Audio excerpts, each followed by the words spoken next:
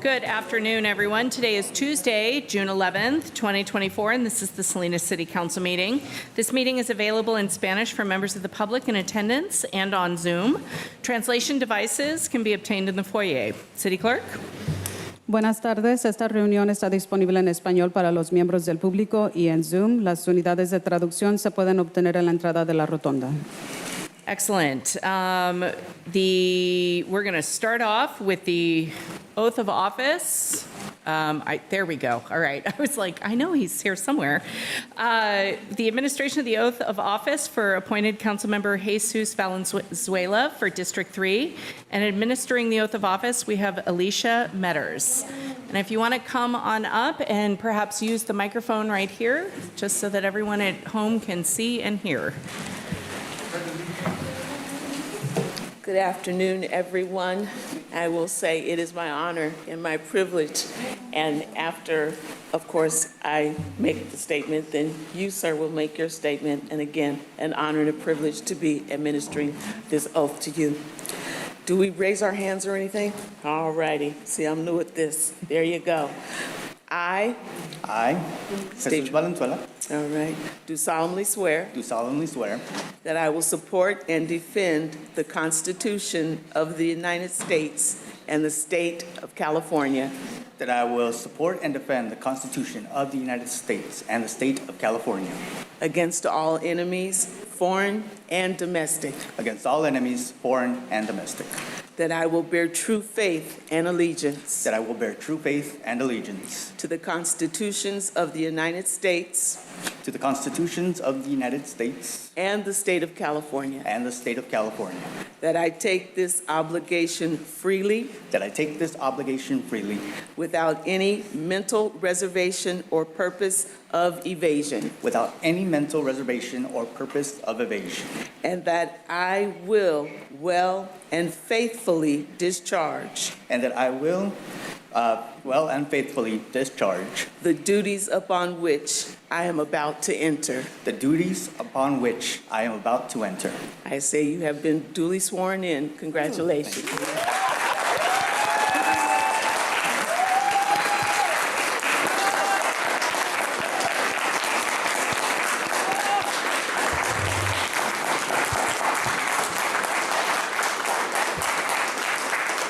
Jesus, I'm going to have you, you get to be up here with us now.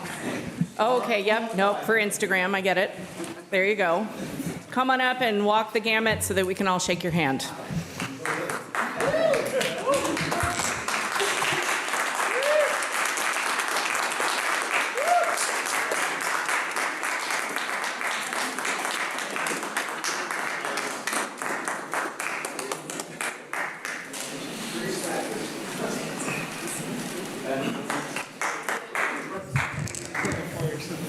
All right, and now if everyone would please join me in standing for the Pledge of Allegiance, and I'm going to have our new Councilmember Valenzuela lead us.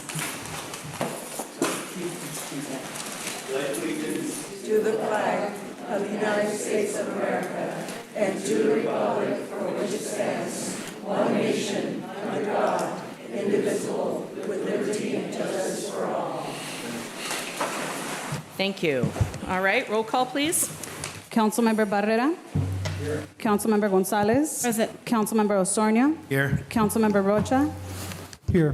Councilmember Sandoval. Here. Councilmember Valenzuela. Here. Mayor Craig. Here. Thank you. Excellent.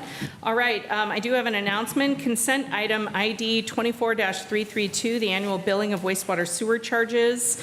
Agreements related to the collection of special taxes, fees, and assessments will be received as a consideration item after the budget report. With that, we'll go on to public comment. If you wish to make a general public comment or comment on a specific agenda item, you're encouraged to attend the City Council meeting in person or attend the Zoom webinar and use the raise hand icon. Email public comments received have been distributed to the mayor, the council, the city clerk, and will be entered into the permanent record. Public comments generally are limited to 2 minutes per speaker. I may further limit the time for public comments depending on the agenda schedule.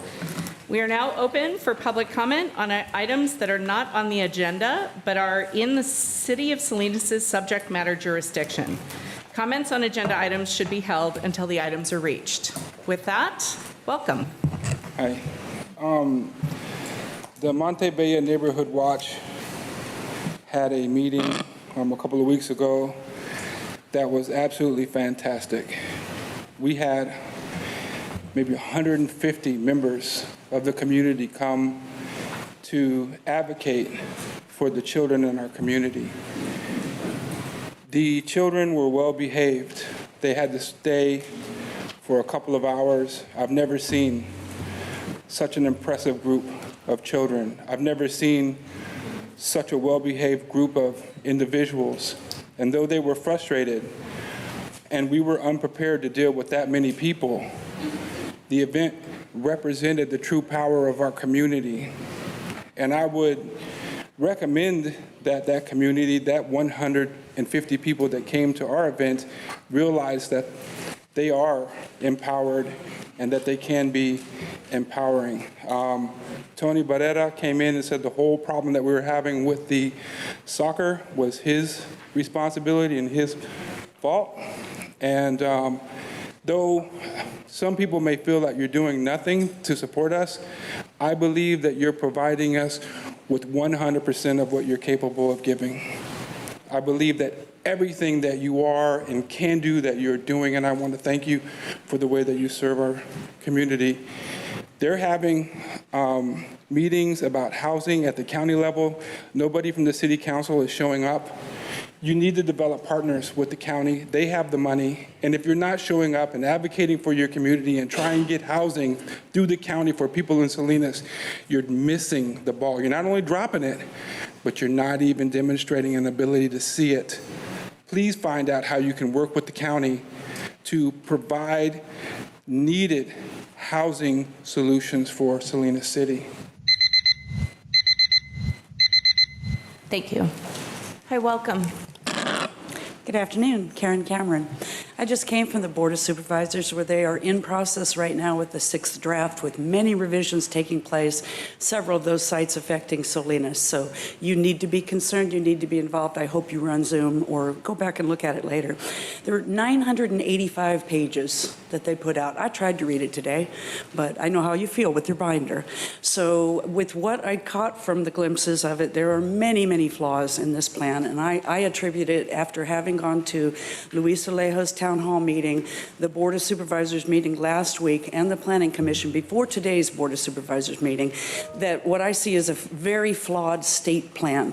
They push down to the county and they're making them with unrealistic deadlines. They're not looking at full environmental constraints. They talk about fire and flood, but that's as far as they go. And if you look in the language, I'm guessing it's probably missing in those 985 pages, nothing being talked about environmental toxins.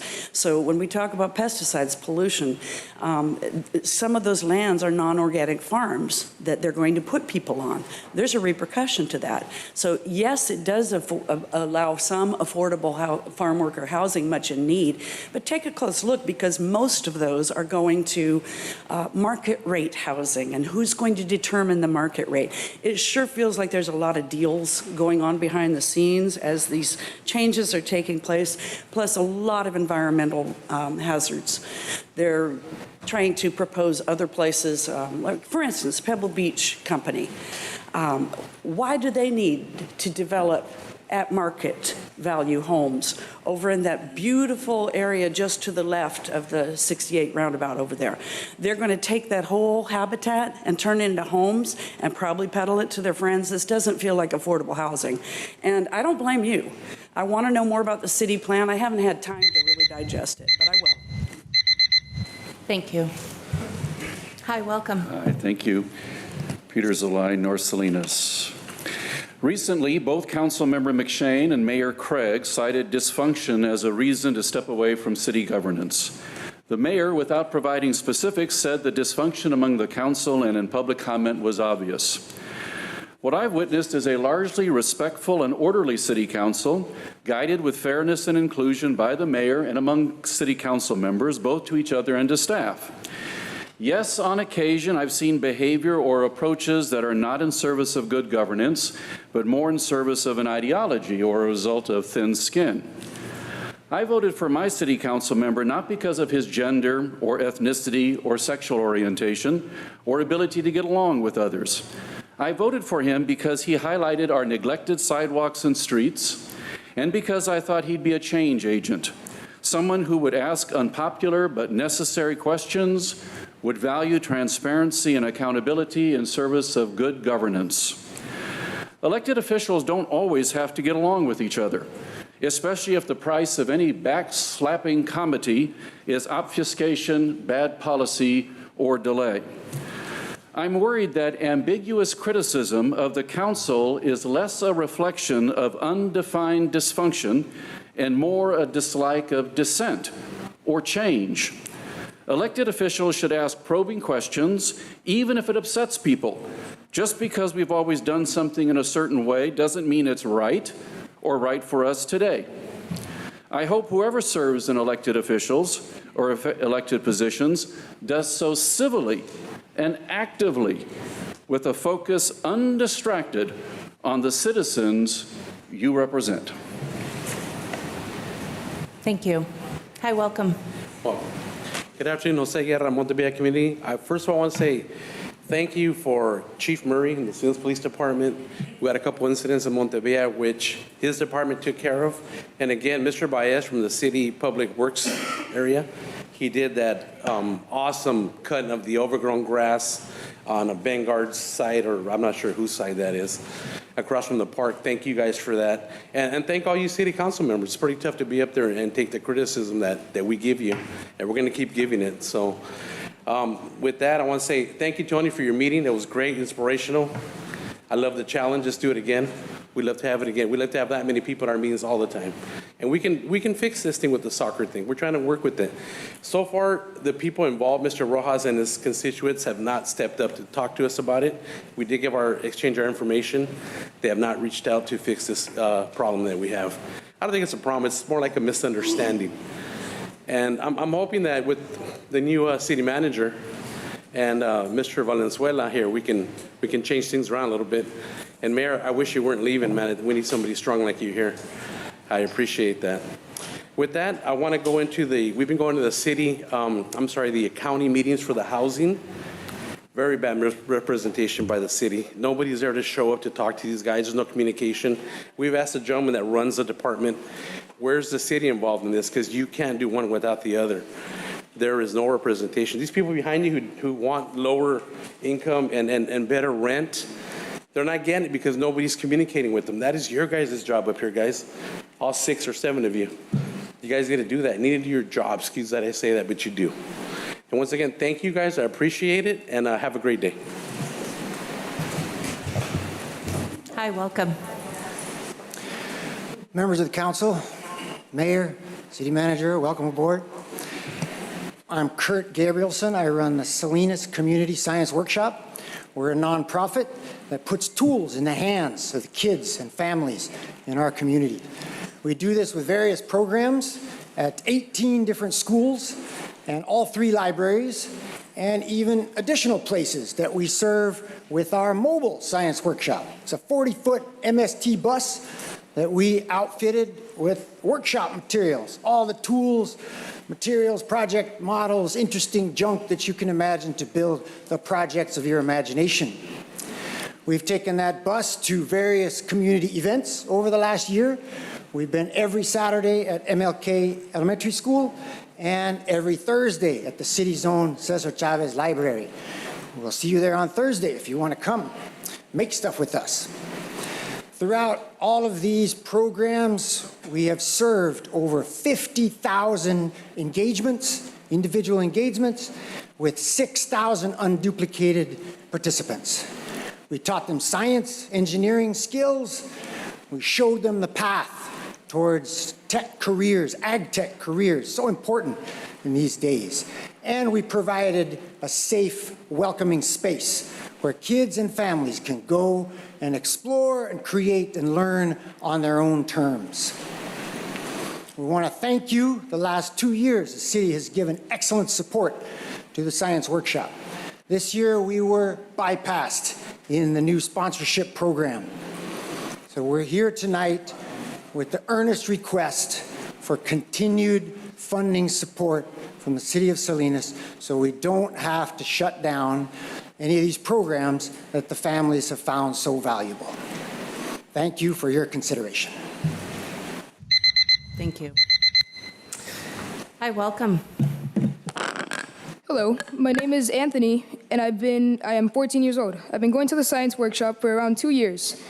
The workshop has helped me further my skills in engineering and now fixing things. So I want to be clear that this is for the budget item, and I recognize I wasn't sure where the gentleman before you was going. I will allow public comment on this item when it comes forward. So if you wouldn't mind holding off, we're just not at the budget yet, but I'd like for you to speak on the budget. That's a budget item. Thank you, I appreciate it.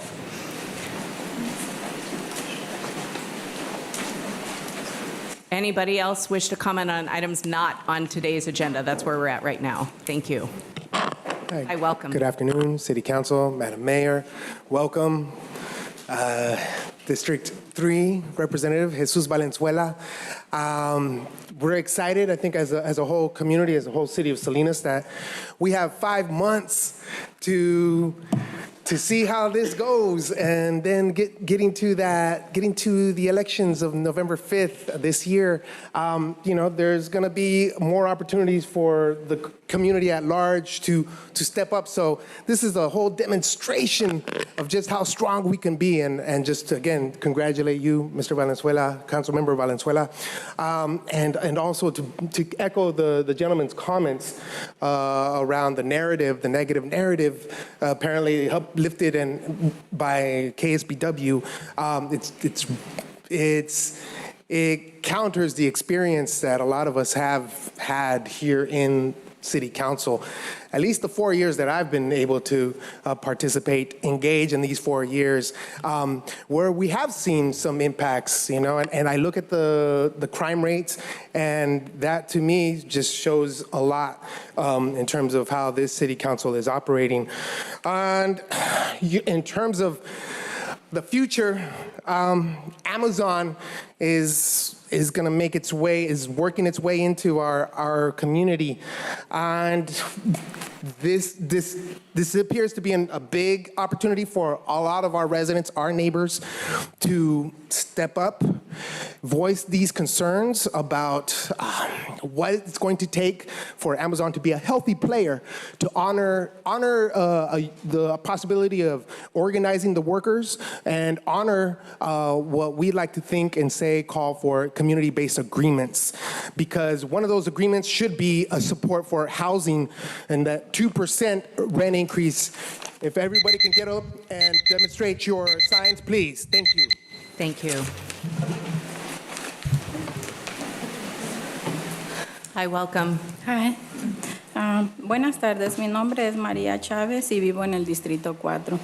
Gracias, concejal Jesús Valenzuela, por aceptar el cargo. Les pido, por favor, que voten por la ordenanza de estabilización de renta, que sea un 2%, ya que estamos sufriendo por los altos incrementos de renta. Por favor, ayúdenos a quitar también la prostitución y tráfico de carros y prostitución obligada a menores en estas calles, Roosevelt, Madeira, King, Kerr. Nuestros hijos están sufriendo viendo todo esto. Estas calles necesitan más alumbrado y vigilancia, ya que en las noches están oscuras y por eso pasan muchas cosas y nos dormimos con mucho miedo. Muchas gracias por el apoyo. Gracias.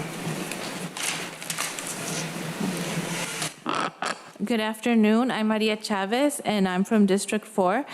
Thank you, Mr. Jesus Valenzuela, for accepting your nomination.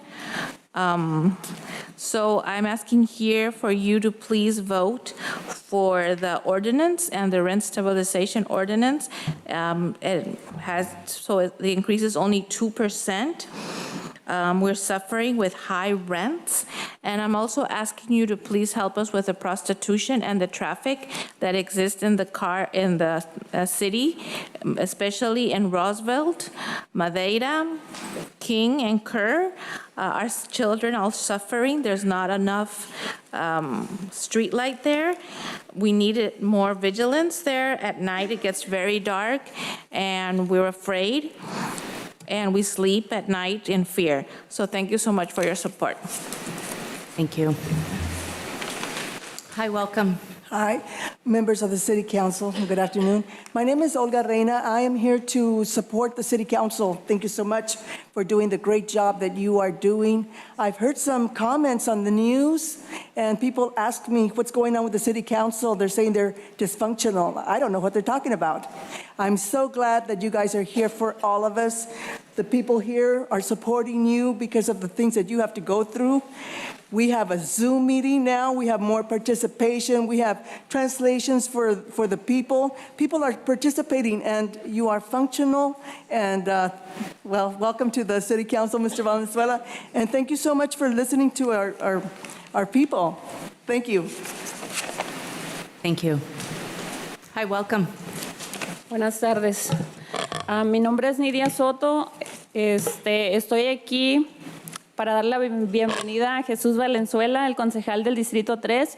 Felicidades, y también quiero felicitar a todo el concilio que han hecho un gran trabajo en unión, todos juntos, colaborando por la comunidad y representar la comunidad lo mejor posible. Les doy gracias, les agradezco por esto, y también quiero hablar sobre la renta, la estabilización de alquiler. ¿Por qué los propietarios ahora se preocupan tanto porque exista una nueva ley? ¿Por qué los propietarios se preocupan tanto de que van a ser juzgados por propietarios que están incumpliendo la ley? Esta ley no impactará a los propietarios que están actualmente cumpliendo la ley. No tienen por qué estar preocupados de esto. Cuando estaban abusando de los altos aumentos de alquiler, ningún propietario vino a decir que estaban abusando a algunos otros propietarios de inquilinos. Nunca se preocuparon por eso. El apoyar el 2% le dará la esperanza al pueblo de en un futuro tener una vivienda, porque los aumentos de salarios son 50 centavos. Los aumentos de alquiler son 500, 1,000, 1,500, abusados continuamente, ¿verdad? Entonces, por eso yo le pido al concilio que considere realmente esta ordenanza el 25 de junio y que considere un 2%, y le pido a los compañeros que están aquí, por favor levanten su sign diciendo y respetando la agenda para apoyar un 2% y pedirles a ustedes que consideren esto. Una vez hicimos este ejercicio para que ustedes escuchen a cada uno de nosotros que estamos aquí, y nosotros respetar a ustedes sabiendo que tienen una agenda muy extensa este día. Gracias. Good afternoon. My name is Nidia Soto, and first of all, I want to welcome the new council member, Jesus Valenzuela from District 3. I also want to congratulate the council members for the great work you're doing. You're all working together. You're all working united in collaboration to help the community the best way possible. And thank you so much for the ordinance and rent stabilization. This is very important, and I'm here because the landlords don't have to worry. If they are complying with the law, they don't have to worry about this new law that is going to come in effect. Because if they're following the law, they should not worry. I never heard before a landlord come here and say that other landlords were abusing the law. So if everybody complies with the law, they shouldn't worry that there's a new law coming. And also, I ask just please support the 2%. This gives hope to the community that they might have a home in the future. If we see the salaries, their increment is 50 cents. And when they increment the rent, it is $500 to $1,500. That is not feasible. So I'm really asking you to please consider approving the ordinance in June 25th and please approve the 2% rent increase. I ask everybody here that is present to please raise the sign. I know that it is very important for you to hear our voice and consider what we have to say. And I know that this agenda is very packed, so we have to respect your time. So we ask each one of you to please raise your sign so you can see that we all approve the 2%. Thank you. Hi, welcome. Good afternoon, Mayor and City Council, and congratulations to Jesus on being appointed on the council, and then also Renee. I hadn't seen you up here, so congratulations as well. My name is Alejandro Chavez. I'm the director of the Salinas United Business Association. I just wanted to say a few words regarding some issues affecting some of our businesses. I wanted to mention that our businesses here, our local businesses, small businesses, contribute significantly to the local economy through their sales tax, their volunteer efforts, their charitable donations, and even as they navigate through the challenges of inflation, increasing operational costs, it is crucial that we support these businesses by ensuring a fair and regulated competitive environment.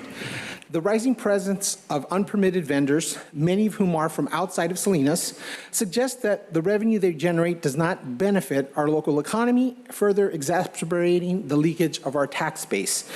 A few of our businesses, along with a few food truck vendors, met this past week with code enforcement and the police department, and we want to thank the police department for assisting us in putting together this meeting. One thing that came out of that meeting was that there is a need to continually meet, to give input, and find ways to be creative. One example that was given by a few of our business owners was to look at ways of shifting hours for our code enforcement officers to work during weekends and evenings, yet at the same time understanding that having teams during those hours would make it safe for personnel. We are committed to fostering discussions with the City of Salinas and our small business community to address these concerns. We are not opposed to entrepreneurship, but seek to ensure it operates within the regulatory framework all other businesses must adhere to. We just are asking for everyone to be on an equal footing. And additionally, some of our businesses understand that there may be contractual services for code enforcement in the future, and we are asking that this City Council support that and look at creative ways to utilize its existing resources. Thank you so much. Thank you. Hi, welcome. Buenas tardes, mi nombre es Angélica Ramos. Soy propietaria de una pequeña empresa. Un momento para traducción. Okay. Gracias.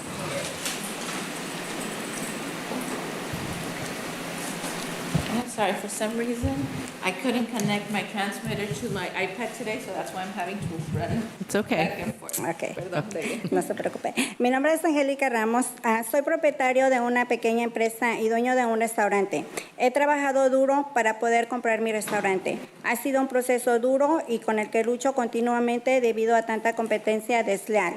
No soy un gran admirador de que la comida se venda en los hogares y de que haya vendedores ilimitados de comida en nuestra ciudad. Creo que es injusto para los restaurantes, pero también para las trocas de comida. Ahora tener vendedores de alimentos no autorizados esparcerá el problema. Cuento con todos los certificados de seguridad alimentaria y sigo todas las normas con seguridad alimenticia en el manejo. También cuento con todos los permisos y licencias comerciales necesarios para seguir las reglas de venta. Todos somos emprendedores y no estoy en contra de la competencia, sin embargo, deben tener la educación y seguir todas las pautas de manipulación segura de alimentos para que los clientes y el público en general no se enfermen. Para muchos de nosotros, cuando vendedores de alimentos fuera de la zona se instalan en nuestra ciudad, se trata de una competencia desleal y en muchos casos rebajan nuestros precios porque no pagan permisos, licencias y otros costos adicionales como los de los trabajadores, compensación o impuestos sobre las ventas. Soy humano, entiendo la necesidad de sobrevivir y la necesidad de intentar tener una vida mejor. Sin embargo, cuando ocurre una competencia desleal, todos sufrimos.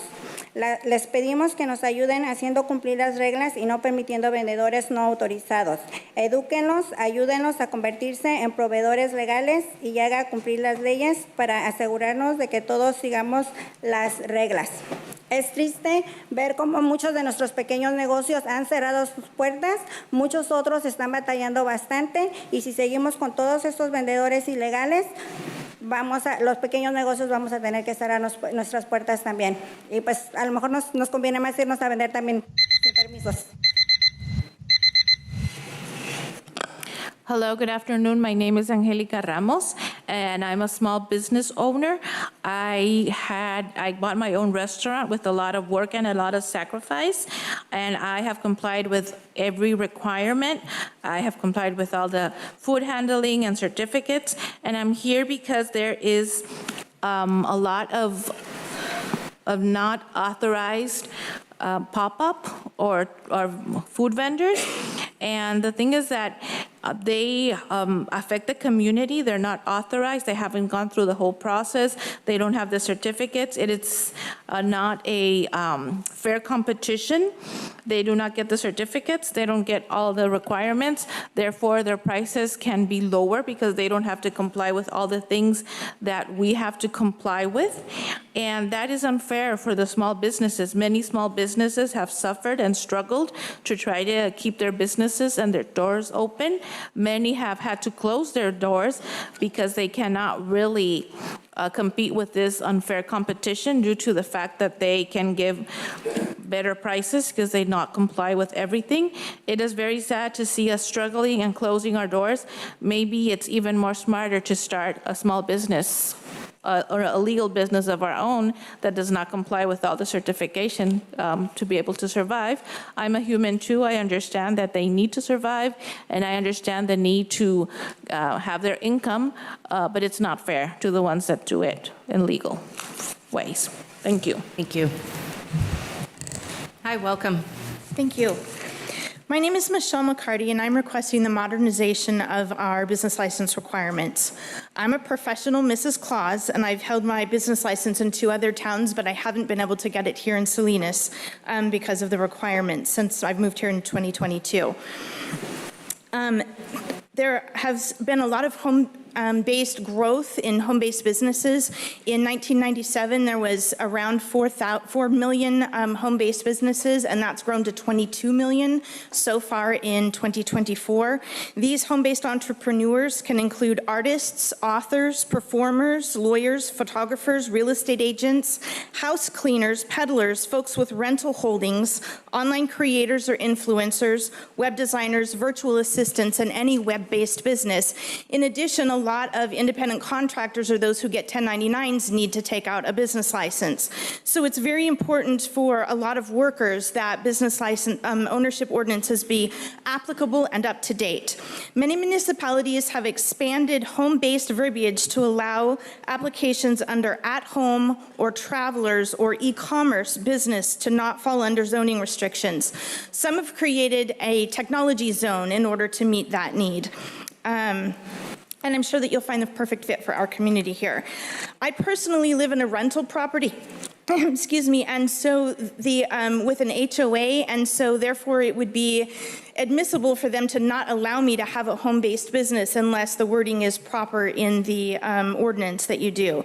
And then sadly, while I lived in another place, again, as Mrs. Claus, I came home one day to a creepy note on my door addressed to Mrs. Claus. So in the proposal that was emailed to all of you, I did request that we be able to take that out under a post office box because it is super important for us to protect our privacy, some of us. Thank you very much for your time and consideration. Thank you. Hi, welcome. Hi, good afternoon. City Council members, Mayor, new City Manager, welcome to Salinas. I've been coming here for about 2.5 years, public comments and asking for the same thing, but I think I speak too loud or I don't speak loud enough because nothing's been done. So I try to follow the protocol that I was told to follow. I addressed Mr. Barrera, then I was told to go to Public Works, then I was told to go to City Manager, been through 2 city managers, and welcome the new one. And none of the situation has been remedied. We've been asking for closing the gates, number 1 in the park, number 2, the maintenance of the park, supervision of the park, to close the gates. So it's 2.5 years now, and We come to public comments every week. I don't know if you guys can hear me. Can you hear me back there? Oh, okay. Because it seems like nobody hears me because nothing's been done. So we want to ask for your help because, like I said, we've been through 2 city managers. The only one that has never returned our calls is the public director of works, Mr. Jacobs. So if we can get some help, greatly appreciate it. Thank you. Thank you. Hi, welcome. Hi, hello. My name is Angelo Raya. I'm 18 years old. And being 18 in this town, especially when it comes to housing, seems a little worrying. Not only because jobs aren't offering, jobs aren't so, even if you go to college or get a job and a diploma and a degree, in your field, there's recently, statistics show that you're not most likely going to get a job with that in the first 2 years of searching for a job. It actually went down around 40% from 40 years ago. So I think that the housing ordinance or the renting ordinance that which would cap the upgrade of the percentage of the rent to 2% is a great idea for people that are young and are trying to find housing, because not everybody that wants to, everybody has to start somewhere. No one can just buy a house. So I think it's very important for people to, realize that renting is something that a lot of people do, and my family has been doing it for 23 years. And luckily, my renter and I have had my landlord has had a great relationship with us, literally living right next to us. So I feel that they are able to understand that. And I feel like if that were the case in some situations where there is a landlord and a renter, they would be able to see each other eye to eye more. And I think that it's a valuable ordinance to understand and truly feel out, especially for young people when it's uncertain for housing in the future. I don't know whether I'm going to be able to live in Salinas because of how much the landscape for buying a house has changed. A lot of people that I know, a lot of my teachers, a lot of people with even degrees and diplomas had to have roommates. And although that is the landscape now and that is the truth, especially for California, I think that it's really important to look at renting as probably the new option for people that are up and coming. And I mean, that's how renting has been, but I just think it's really important to keep it at a 2% for young people like me to be able to live. Thank you. Thank you. Hi, welcome. Thank you. Good evening, Mayor, Council members. My name is Alyssa Rendon. I'm with C Monterey, formerly known as Monterey County Convention and Visitors Bureau. Just here today to share that, 2 years ago, we launched a strategic roadmap aimed at strengthening economic vitality and quality of life for our residents through the sustainable and responsible promotion of our tourism economy. And we're going through an update right now. So this will be part report card and part taking into consideration new opportunities and challenges that have arisen since. And in doing so, we value and ask for our jurisdiction partners' input, our community's input, different stakeholders. So I'll be sharing again with you our resident sentiment survey. Hopefully you can share that with your constituents. Their voice matters. And tomorrow, if anybody in this room or watching online is interested, we're holding a community input forum at Monterey Conference Center at 6 p.m. tomorrow for the community input forum. And just in case, the URL for the resident sentiment survey is tinyurl.com/MCSurvey24. Thank you again. Thank you. Hi, welcome. Hola, muy buenas tardes. Mi nombre es Susana. Estoy en este momento. lugar. Okay. Gracias. ¿Su nombre es, perdón? Susana. Muy buenas tardes, es un gusto estar aquí con ustedes, me alegra mucho que me hayan invitado a este lugar. Mi nombre es Susana, estoy en este lugar para hacerles saber, somos una familia de 5 personas, estamos atravesando por unos momentos muy difíciles a causa de que hemos sido desalojados y a partir del día de domingo estaremos prácticamente sin hogar, a causa de que con nuestro sueldo no nos alcanza para una renta. El motivo es que ahora un departamento de 2 recámaras es un promedio de $2,700 a $3,000 una renta más el depósito. Con el sueldo que tenemos es un poco difícil. Si está buscando una casa es un promedio de $4,700 más $5,000 de depósito. Hemos pagado aplicaciones y hasta el momento solo nos han dicho que no calificamos. Hemos estado pagando por cada una de las aplicaciones y solo nos dicen, lo sentimos, no fueron elegibles. Queremos pedir su ayuda para toda nuestra gente. Somos muchas personas en este lugar que estamos batallando. No soy yo la única persona. Yo tengo un hijo con autismo y por el momento pues estamos sin hogar. ¿Por qué motivo? Tenemos un trabajo, trabajamos honradamente, tenemos un sueldo, pero no nos completamos. Y luego estamos pagando las aplicaciones solamente para que nos digan, lo sentimos, no calificamos. Queremos pedirles atentamente a toda nuestra gente, tenemos necesidad de hogares. No estamos haciendo nada malo, estamos trabajando honradamente. Llevamos un trabajo cada uno recibiendo el sueldo que está basado aquí en California, pero para una renta de tal magnitud, honestamente es imposible pagar. Quisiéramos pedir de alguna manera una protección para nosotros que estamos atravesando por esta situación. No podemos comprar casa porque con un salario con el que recibimos es imposible honestamente para todos nosotros. Pedimos muy atentamente de su ayuda. Toda nuestra gente tiene necesidad de diferentes maneras. Muchas gracias. Good afternoon. My name is Susana, and it's a pleasure for me to be here. Thank you for inviting me. I'm here because my family is a family of 5, and this Sunday we were evicted, so basically we don't have a home. Rents are really, really high, so we really can't afford it. We're talking about paying $2,000 to $2,700 for a 2-room apartment. Up to $3,000, so it's really impossible for us to be able to afford that. If we're talking about renting a home, it's from $4,000 to $4,700, a month, and on top of that, we have to give a $5,000 deposit. So really, this is impossible. We work hard, we are honest workers, and we do what we have to do. We really ask you to help us because even though we have our salary, we both work, it is not possible to have a home. We have a son, he has autism, and basically, we don't have a place to live. And we're not the only ones. There's a lot of people that are going through that problem. We are paying application fees, and all we get is we're sorry, we're not eligible. So we're asking for help. We really need a home to live. With the salary that we make here in California, it is impossible to buy a home, so we have to rent.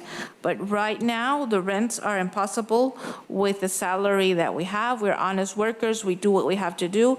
We're not the only ones in this situation. There's many of us that are suffering, so we really ask for your help.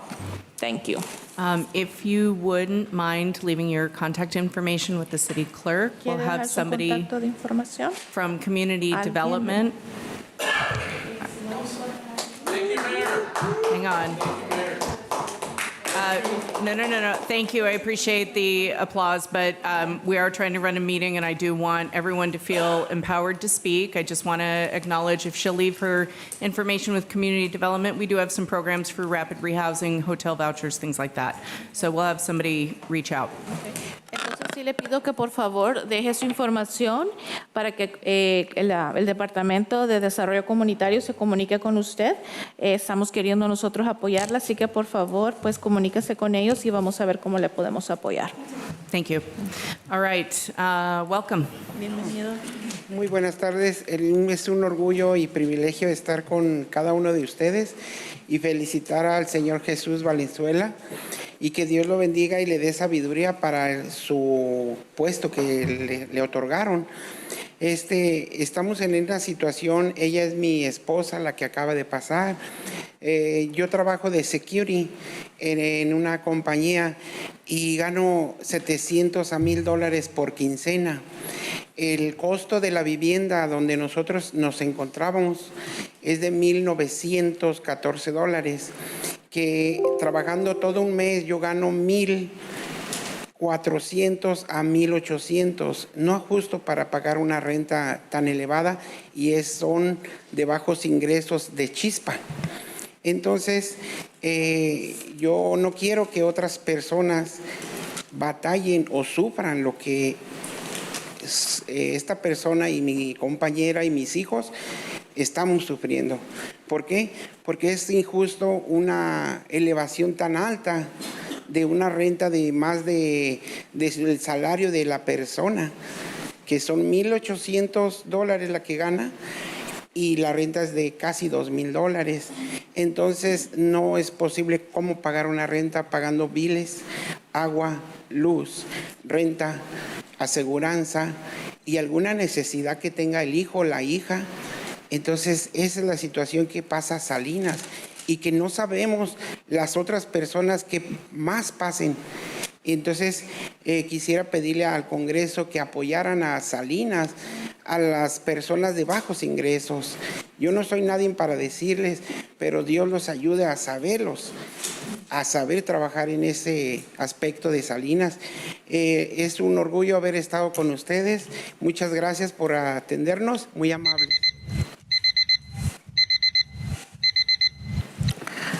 Good afternoon. For me, it's a pleasure and a privilege to be here before you. First of all, I want to congratulate the new council member, Jesus Valencia. May God bless you and give you wisdom to be able to work well in your new position. I am here supporting my wife. My wife was the one that gave the comment before me. I work in a security company. I make from $700 to $1,000 every 15 days. So any given month, I make from $1,800 to $1,914, and our rent used to be $1,800, and we used to live in a low-income home from Chispa. And I'm here to tell my story because I don't want other people to suffer what my wife, my children, and I are suffering. The increase of rent is really unfair. If we have a salary that's $1,800, how can we pay a $2,000 rent? And how are we going to pay our bills, our electricity, our water, insurance, and any other need that our children might have? So I'm not the only one in Salinas that is going through this. And I come here because I don't want other people to suffer what I am suffering. There's a lot of people here that are low income and are suffering what we are suffering. And I am nobody to tell you what to do things, but I do ask God to please help you and give you the knowledge to know what to do, to how to resolve this and make this work. Thank you. Hi, welcome. Good evening. I find it interesting here. Obviously, we have rent problems, and that's attributed really to a Democrat-run city, county, and state for the last 40 years that has completely failed the people. The Democrat Party has absolutely failed us through their leadership here over the last 4 decades. But I also I made an observation tonight that we're a very welcoming city here, and regardless of documentation for residency here, we welcome everybody, and I support that 100%. But the irony in that is people that support that are also coming forward saying you need to have documentation to have a pop-up. And it's quite interesting that you don't need it here, but you got to have it here. And I would just suggest if you have a restaurant, you got a problem with a pop-up, be better than the pop-up. But when it comes to dysfunction in the city, the dysfunction is through action of businesses in our community. And when you see the newest piece of real estate for sale in Old Town, Taylor Fresh, it starts to ring, maybe there's a little bit of dysfunction right here in this council, and how you go about criticizing our businesses. And further than that, you see plans for a mega cooling facility in Dispatch outside of the city limits where they can move their operation, and we arguably lose the biggest employer in the city. So, you know, we can look up here and pat each other on the back, say how good we've done, but our city's broke. We got everybody filing document requests against everybody, and everybody's corrupt. And, you know, I'd have to say 700 forms are pretty interesting up here. And one other observation, a lot of kudos to the new council member here that people have been giving, none of which live in the district. So quite interesting. Have a good night. Thank you. Welcome. Good afternoon or evening. Victor Caraves, Monterey Bay Central Labor Council political organizer. So thank you for the time. Allow me to be here and express a concern. I'll be very brief. I'm talking about the Amazon deal or project, and also regarding its treatment of employees. Amazon has been known for its strong anti-union stance and has actively worked to discourage or prevent unionization efforts among its workers. Amazon has faced criticism for its workers' conditions in its warehouses, with reports of long hours, high-pressure environments, physically demanding work, and limited breaks. Some former employees have described the working conditions as stressful.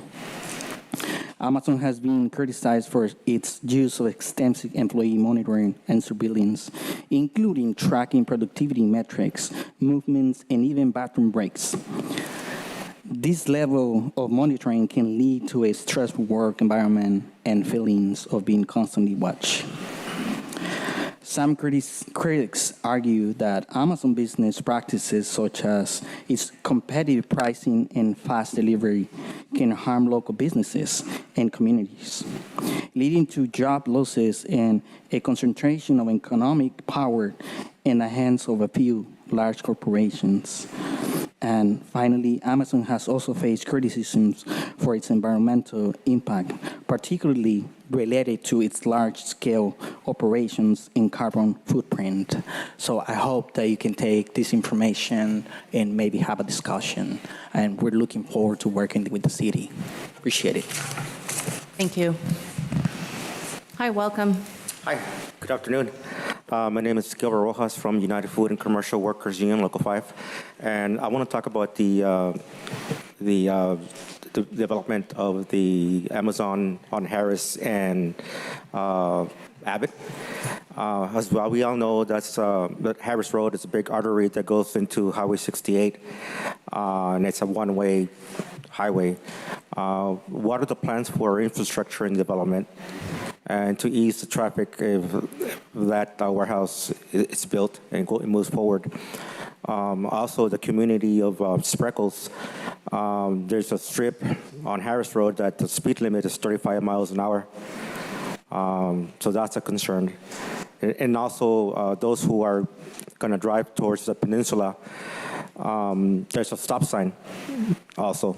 So my questions are, what are the plans for infrastructure and to improve traffic in that area if Amazon is developed? So thank you. Thank you. Hi, welcome. Good afternoon. My name is Eric Peterson. Just two quick items. Today, a friend of mine emailed me this about the Fresno police chief, who's in a bit of hot water right now, with the comment, "Don't hire this guy." Well, we shouldn't hire the Fresno police chief. For that matter, we shouldn't hire the Vallejo police chief. We've got good people here already, and we know them. Internal candidates. It's the long-time practice of Salinas Police Department to promote internally, and that should include the chief, somebody we already know. Secondly, the word dysfunctional has been thrown around an awful lot lately. And as council certainly knows, I've missed 2 meetings this year, once because I was in surgery and they wouldn't let me come, and the other one because I went to see an eclipse. And I have not seen dysfunction in the majority of the city council. On the other hand, I've seen a well-working machine that's part of democracy where people disagree. The mayor is one of those people who has thrown around that word, and I just kind of put things in perspective, though, because I recall that the mayor is the only elected official in Monterey County to have voted against veterans. Go figure. Thank you. Thank you. Hi, welcome. Good afternoon, Mayor Craig, City Council members. My name is Deborah Narvaez. I'm the Vice President with Monterey Bay Central Labor Council and also Executive Representative with SEIU Local 521, representing workers, public sector, private sector workers, all in Monterey, Santa Cruz, and San Benito. Here today to talk about the Amazon and how there was a lack of transparency with the building of this facility and also the purchase of the facility. Anytime there's a non-disclosure agreement in place and nobody can talk about it, there's something that smells of foul in here. The fact that the community has not had a say in it, the fact that the community has not had a say in how this will impact the residents that live there. This is going to be a huge traffic impact, especially with residents that also rely on public transportation to go to a lot of the county facilities that are on that same area on both sides of the highway. It's a disservice to the members that work for the county, for the city, as well as every other agency around there, but also it's a disservice to the residents that this is not being talked about and not being put forward. So we ask this council to really, truly come to the table with your residents. Let us know what's happening. Let us have a say, and let's address these issues, because the last thing we need is another bad employer with anti-union tactics that suppresses workers' wages and rights. Also, I will say congratulations to Council Member Jesus Valenzuela. I do live in your district, and I'm very proud to have you represent us in District 3 and look forward to the great work you do for everyone in the district. Thank you. Thank you. All right, we'll go ahead and close public comment. Didn't you do this to me last time, too? I don't know. I wasn't keeping track. Come on in. I was standing in line behind somebody. So I'd like to say thank you to the new, welcome to the new city manager and the new council member. Welcome for taking this city on. As you see, it's very populated with a lot of people with a lot of very diverse opinions. And I have my opinions as well. But I am happy to see a council that I hope will work together and shut out all the negative dialogue that happens in this city. And you know what I don't want to see?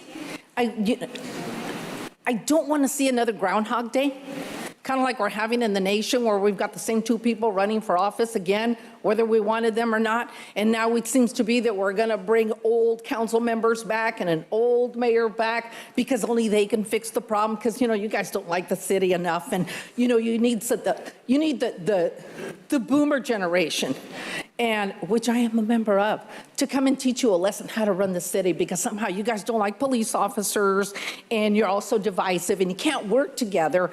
And oh my God, you know. So we're going to get Groundhog's Day all over again. And, you know, I can go through a list of all the things that didn't go so well under those individuals. I hear Taylor Farm is selling. They never should have been in Old Town to begin with, because that was part of Chinatown, but they got the backdoor deal. There's the homeless that have been swept all over the city, and now we have problems over in Creek Bridge. There was the old mayor who tried to put a prison behind Natividad. And the residents of Creek Bridge fought that back. The same mayor and the same council member who tried to put a garbage burning facility in the city of Gonzales. Sorry, I was part of that, and I helped fight that back. And thank goodness the communities in Gonzales and Salinas don't have to put up with burning stacks going all through the city. So I think people need to really pay attention to the history of what's gone on in the city and not think that just bringing back the old is the answer. Thank you. Let's move forward. Thank you. Thank you. All right, we'll go ahead and close public comment, go over to Zoom. Does any member of the public on Zoom wish to comment on general public comment? All right, we'll go ahead and start with the phone number 4436. You have 2 minutes.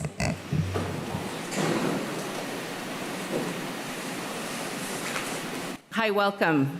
4436, you're unmuted. Hello, this is Eloise Shim. Can you hear my mic okay? I can hear you. Okay, so I just wanted to say that I'm a Salinas District 3 resident, and I've been living in my unit that is project-based voucher going on 2 years now. And I waited 10 years to get my unit, and the project-based voucher doesn't follow you if you leave or are booted out inadvertently. So you have to go back on the list, unlike the choice-based vouchers, which can follow you to your next place. And I just wanted to point this out in case anyone has such a voucher and are coerced to move. It can be daunting to stay in your housing. You have to be active participants and not a sheep following the lead of property managers and housing professionals, because you can end up out of housing and on a waiting list, which can lead to homelessness. So I'm just saying this to anybody who has those vouchers. Be forewarned. Don't be docile or sit back and think that everything's gonna just work out. You have to be very active. Thank you for letting me share. Thank you. All right, we'll go on. We have the Salinas Juneteenth celebration. You can unmute yourself. You have 2 minutes. Welcome. Thank you. My name is Kendra Cabrera, and I would like to thank the City of Salinas and the City Council for their ongoing support of the Salinas Juneteenth celebration. The Salinas Juneteenth Celebration Association and Hartnell College are excited to announce the 4th annual Salinas Juneteenth celebration, set up to take place on Saturday, June 22nd, 2024, from 1 to 5:30 at Hartnell campus. Hartnell College main campus. This year's theme is Participate in Our Freedom. The Hartnell Umoja community and the Hartnell Foundation are sponsoring lunch for the first 200 attendees at this year's Salinas Juneteenth celebration. We will be featuring live music from Djembe Journey presents Tam Tam Secret Ensemble with special guest Singalese master drummer Miburu Faye. We'll be featuring Sedge Miles and Tangelo Green. Pinnacle Oasis featuring Mind's Eye, and jazz by Ayanna Bradley. We also will have a fashion story through time. We will also be hosting a kids zone with a community painting project by Artists Inc., bracelet making activities, interactive inflatables, and book giveaways by the Salinas Public Library. In addition, there will be a drum circle, a community partner fair, as well as food and merchandise vendors. We invite you all to come out and celebrate with us on June 22nd from 1 to 5:30 at Hartnell College. Thank you. Thank you. All right, we have Amy Salmina. Hi, welcome. You have 2 minutes. Good afternoon. I'm Amy Salmina from Coast and Valley Properties, and I'm a lifelong resident here of Salinas. Just wanting to speak on a few things, rent stabilization and the draft ordinance that I know that is in continuance at this time and under discussion. So looking forward to having more of those meetings and hoping that we can work on something that's going to work for both sides, both property owners as well as our residents. But something to think about, or as I'm listening to other people make public comment, is, honestly, who can afford to live here? When you have somebody who states that they make $700 every 15 days, that's less than minimum wage or a part-time job at minimum wage. And again, I'm not sure who can afford to live here on minimum wage.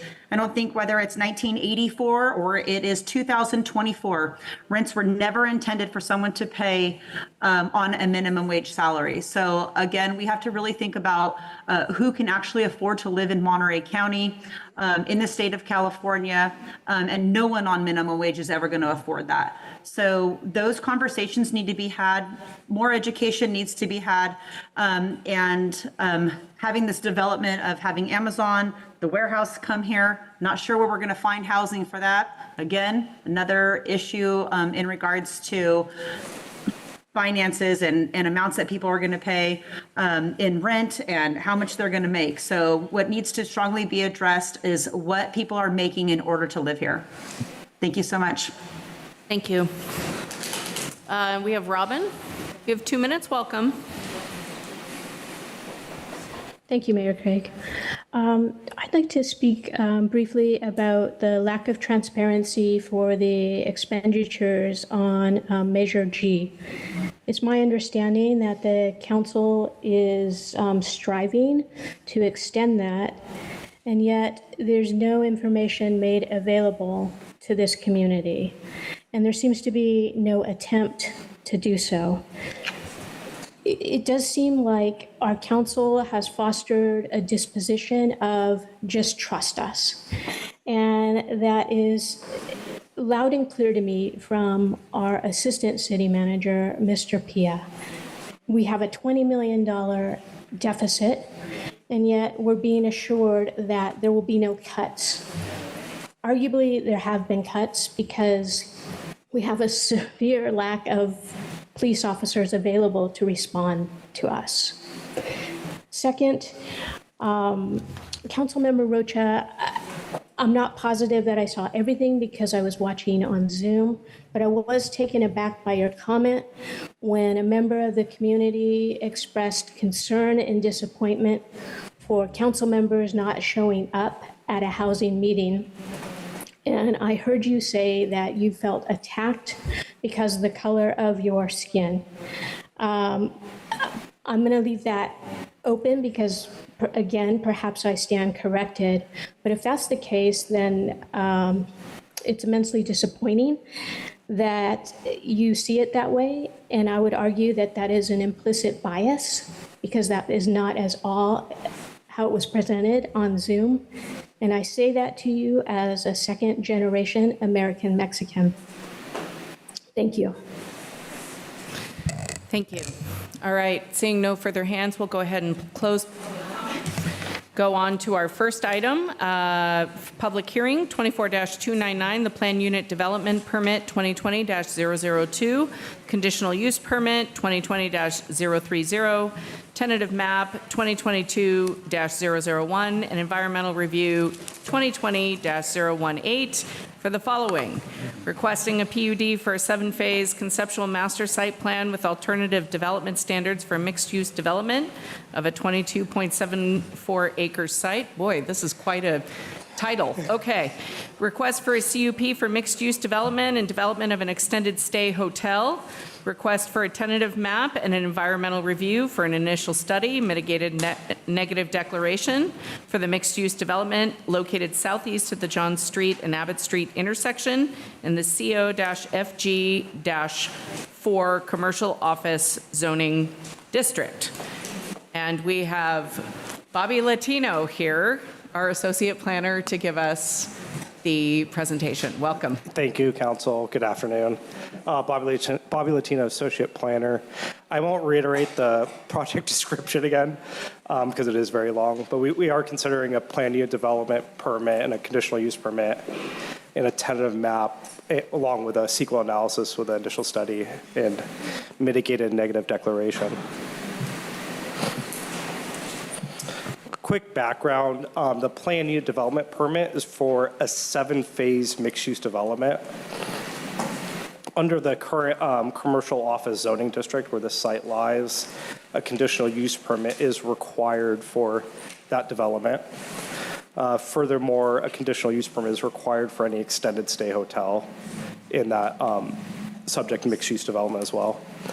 And then to reconfigure the existing 14 lots to make it function with internal private drives, there's a tentative map to reconfigure them into 9 lots. The planned unit development permit that allows for this 7-phased mixed-use development is modifying certain development regulations. Specifically, they are observing the off-street parking requirements for mixed-use building incentives, except for the a hotel. Also observing the usable open space requirement for a mixed-use building incentive, which is 100 square feet per dwelling unit, and also waiving the bedroom mix requirement, the 3 and 4 bedroom mix requirement that is required typically of multifamily dwelling.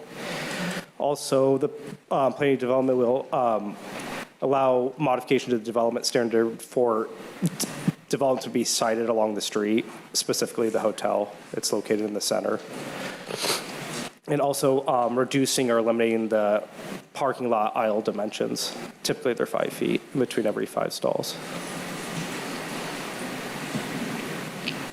There are 7 phases. Phase 1 is centrally located. I'll get into that first. Phase 1 allows for the extended stay hotel development. Part of the conditions of approval are signalizing the Maple Street intersection, creating private drives, also including temporary landscaping improvements along Abbott Street and John Street. The extended stay hotel has site compliance. It's part of actual development with this proposal. Some of the off-site improvements include Abbott Street widening, compliance with MST, bus stop design and location requirements. The hotel itself, extended stay hotel, has to comply with noise standards, being within proximity to railroads and the US 101. There's also extended stay hotel regulations for duration for 10 months and having a kitchen and certain parking requirements as well. All the other subsequent phases 2 through 7, which I'll get into, let me get into the site plan for the extended stay. This is part of the first, this is part of the development being proposed at this current city council hearing. This is the extended stay hotel site plan, providing adequate parking. I think it's 1.25 parking spaces per guest room. It's 111 guest rooms. And compliant site design, trash enclosures and such. Here's the proposed rendering. It's gone through extensive design review in regards to getting compliance with the zoning code. On to the other phases which would be in a different timeline. They all are part of the mixed-use development. Phase 2 does include residential dwelling units. There's approximately 3 buildings. All these subsequent phases are subject to an administrative process called a site plan review. That's conditioned as part of this plan unit development permit. Phase 3 would include a retail and office building. And they're kind of, you could see them located along Abbott Street. Phase 3 is towards the bottom. Phase 4, this is where you get the John Street off-site improvements, which is a raised median. And I should have further clarified, part of phase 1 includes a entrance onto John Street with a right in and right out only, per Caltrans direction. This includes retail uses at this phase. Phase 5, multiple buildings, 2 buildings for retail uses. Phase 6 is where we get into another phase for the residential development. Also along there at this phase, we're a Spicer Street driveway extension to kind of connect into Spicer Street and the Brunken development because of the large 6.5 acres of the site. I think there's close to 128,000 square feet of residential uses, another 51,000 square foot residential use as well. And then the last phase is phase 7. This includes residential development as well. This is currently where the Salinas Valley Memorial Hospital parking lot is. There's a parking lot master plan that includes this. This would have to be modified accordingly once we get to this phase.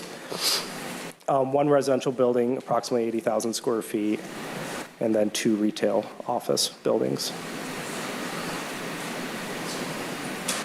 Once again, here are the 7 phases. Phase 1 is the extended stay hotel, which has the private drives and the Abbott Street improvements, and part of this development currently. Tentative map, as mentioned before, just kind of reconfigures the 14 existing lots to accommodate the private drives. There'll be a common area maintenance agreement amongst all the property owners, so ensure that maintenance occurs and infrastructure will be served with the tentative map and such. And then final map has to be recorded in front of you, I think within 30 or 60 days after this hearing. Further analysis, it is consistent with the general plan, mostly with the land use policies, also with the zoning code. The commercial office allows for mixed residential uses in retail and office. And being in an overlay, focused growth overlay, it is a highly potential underutilized site located here. Current density on the lot is 10 dwelling units per net acre. So with a developable, the net acre that would be allowed would be 197 dwelling units. However, when we did the CEQA analysis, we analyzed for up to 242 dwelling units, knowing that the general plan is going to be updated in the near future, and we didn't want to have to possibly reopen the CEQA analysis at a further date. One of the things with this development is affordable housing plan. Once you have 10 dwelling units, an inclusionary housing ordinance gets triggered and an affordable housing plan. With that, the applicant committed to providing the appropriate amount of Section 8 vouchers, 8% very low, 4% lower income, distributed across the phases 2, 6, and 7. The applicant's also paying a rental housing impact fee, which is for production of off-site affordable units as well. No deed restriction is required with this affordable housing plan. As mentioned before, all the environmental impacts have been analyzed through CEQA, through the initial study, mitigated negative declaration process. This was circulated back in February of 2023, had several comments from MST, the Air Quality District, and we believe they've been addressed accordingly. And a mitigation monitoring reporting program was prepared, mitigating those significant effects. This was also heard shortly after the circulation ended of that neg deck. The traffic impact analysis was approved by Traffic and Transportation Commission in March of 2023. A couple weeks ago, Planning Commission considered this and recommended this for approval on May 29th through a special hearing. And subsequently, Housing and Land Use Committee, some of the council members here, recommended City Council approval as well on June 4th. So with that being said, City staff recommends a motion for City Council to adopt a resolution affirming the findings, adopt the proposed mitigated negative declaration and mitigation monitoring reporting program pursuant to CEQA, approve planned unit development permit for the 7-phase master site plan, and approve the conditional use permit for the mixed-use development, the extended stay hotel, and the subsequent tentative map to reconfigure the lots as well. With that concludes it, the presentation. Is there any questions of staff at this moment? I don't know. I'll find out for you. All right, we'll go to my right. Councilmember Gonzalez, do you have questions on this? Yes, thank you. Just a few quick questions. What was the reception of the project? I don't know what the extent of outreach was done to residents on Maple Street, given that there is going to be some infrastructure changes near their residences. Did city staff reach out to them? It went through public noticing, which is typically a 300-foot buffer from the subject 14 lots, but there wasn't any separate hearings for it. So typical public noticing for this project through the CEQA process and Planning Commission and City Council. They were noticed multiple times. So it would have been what was shared on the last slide, right? That it was posted and mailed, and then that it was published in the Monterey County Weekly. That was the extent of the outreach and the noticing? No, and there's a public noticing requirement. It's a flyer that we generate, to the 300-foot buffer on the subject site. Okay, thank you. Yeah. Councilmember Barrera, questions? Mr. Latino, good to see you. I haven't seen you in a while. Yeah, it's been a while. With the question about the community, as you heard, maybe you were here in the public, we're constantly challenged by transparency. Whether we're transparent enough or we're not, whether we notify people that are going to be physically impacted by projects. Just stating whatever guidelines we do that's legal versus do you think we did our due diligence as far as community outreach? I mean, I like the projects, but, you know, a lot of times it's disheartening when something's being built and then people that live within the neighborhood start asking, well, what is that? I mean, do you think we've done our due diligence as far as community outreach? I'm sorry, I didn't hear the last question. Yeah, as far as notifying people. Just through public noticing. Yeah. And Mr. Mendez, that's, I think that's been one of our biggest concerns. Sometimes, you know, whatever issues are, we need to be able to notify individuals as best as we can. You know, there's also, this council received the Monterey Salinas Transit letter. I know you mentioned MST in your report. Did you get that letter also, Mr. Latino? Yeah, I got it this today, and it kind of reiterates their CEQA comments and their tentative map comments about appropriate bus stop design and appropriate location of the bus stop, because it needs to be sited a certain distance from intersections for bus turning radii, yeah. So you feel we will have a good working relationship with MST, make sure that we're doing... Yes, actually, yeah, and I've had phone calls with them and correspondence with them since Planning Commission with them. Thank you. Yeah. Councilmember Sornio, questions? Yes, my question is going to be, will this, I know that there's several phases to this, but I got contacted by a constituent and they were asking, will this item be coming back to the city council or the housing and land use committee in the future as it goes phase by phase? With this project, it would allow for the subsequent phases to be developed with an administrative site plan review process. So this would be the only time it'd be brought forth between the Housing and Land Use Committee and City Council, unless there's a major amendment that occurs. Okay, well, thank you for letting me know that, because I know that folks were just concerned about will this project fall under the inclusionary house? This will fall under inclusionary housing ordinance, is that right?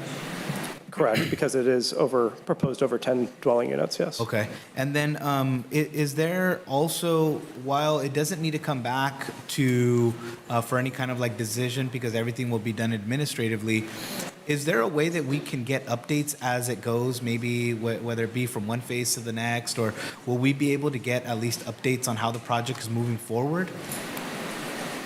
Yeah, I think there's a timeline set out in the initial study. Yes, we can make it apparent, but they will be administrative reviews.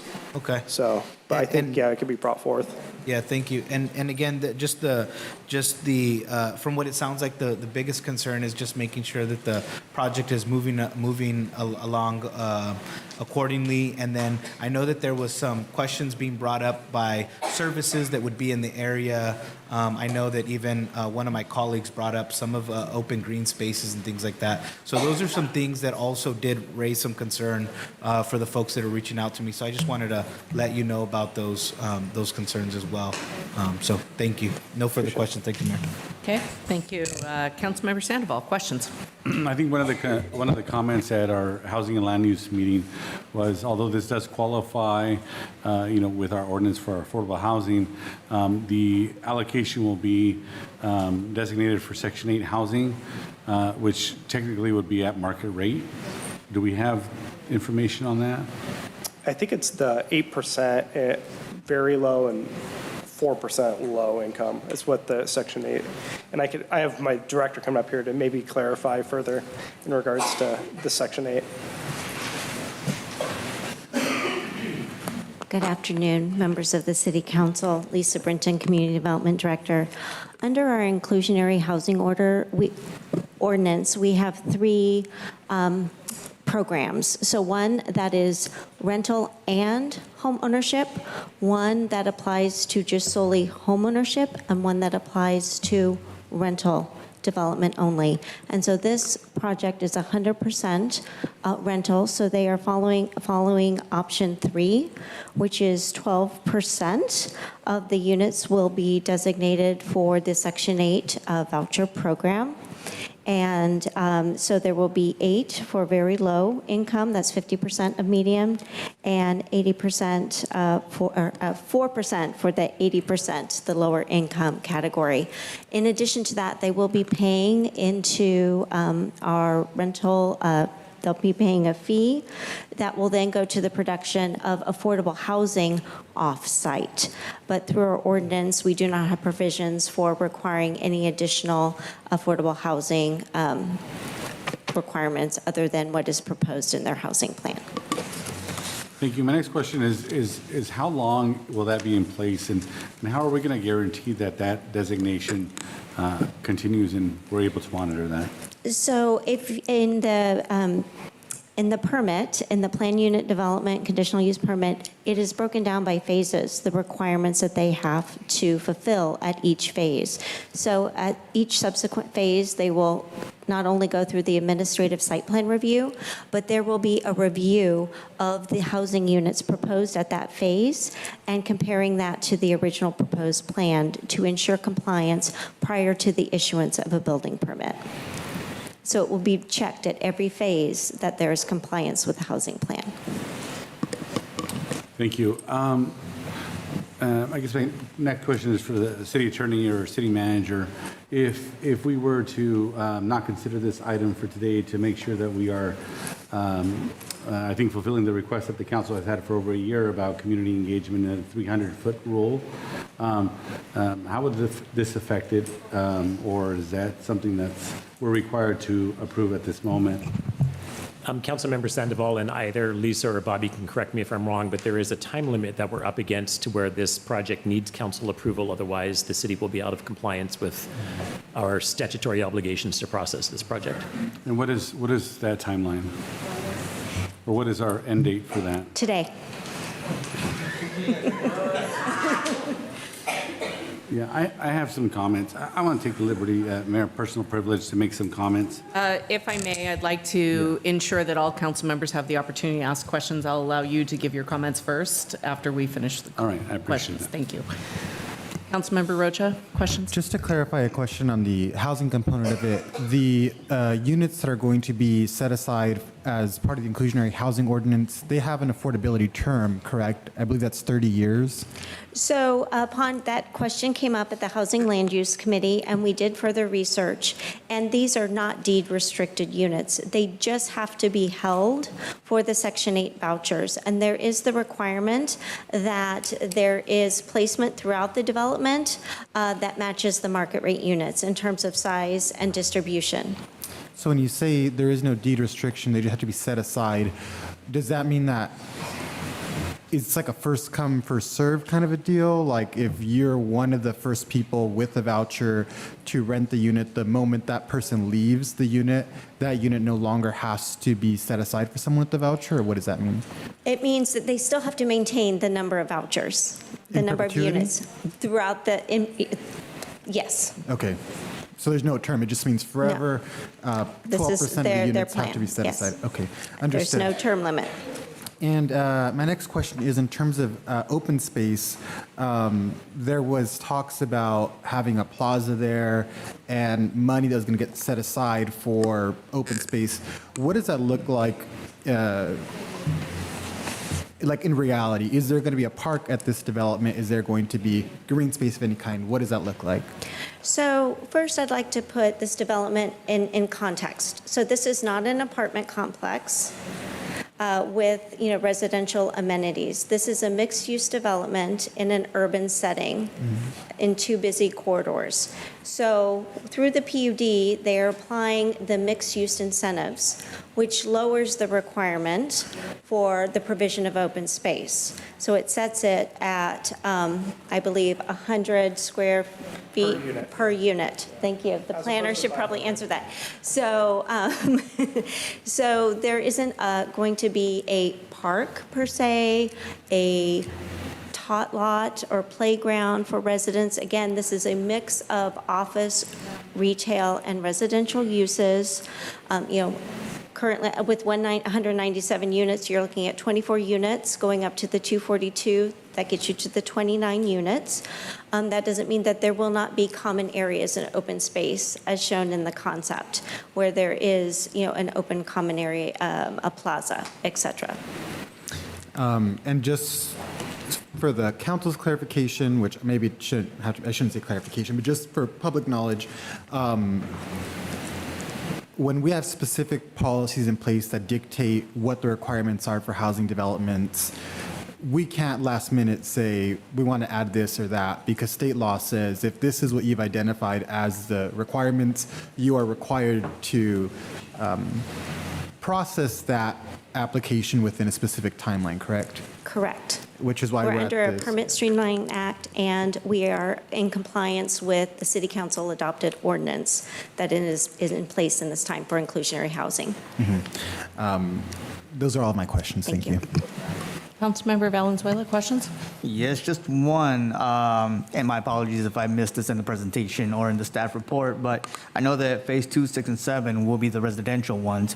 Now, are the affordable housing units going to be built in each one of those phases, or is there one phase that's going to have the affordable housing units? They're supposed to just be distributed throughout the certain phases. It'll be per the density at the time of the submittal of that application. Perfect. No further questions. Just, if outreach is done to inform those residents, I want to make myself available to support that. All right, we'll go out to the public for comments on this item. Hi, welcome.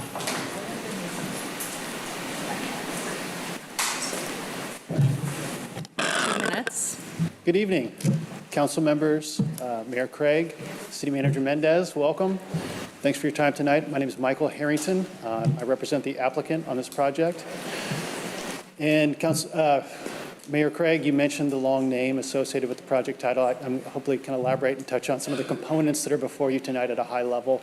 The first number that jumps out is 2020. So with respect to your questions about transparency, the application for this project was submitted in 2020.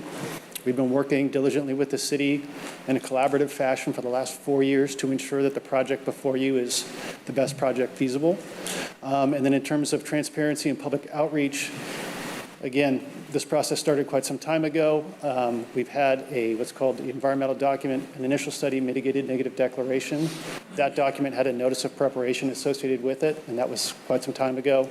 This project's also been through 3 subcommittees, all of whom approved it unanimously.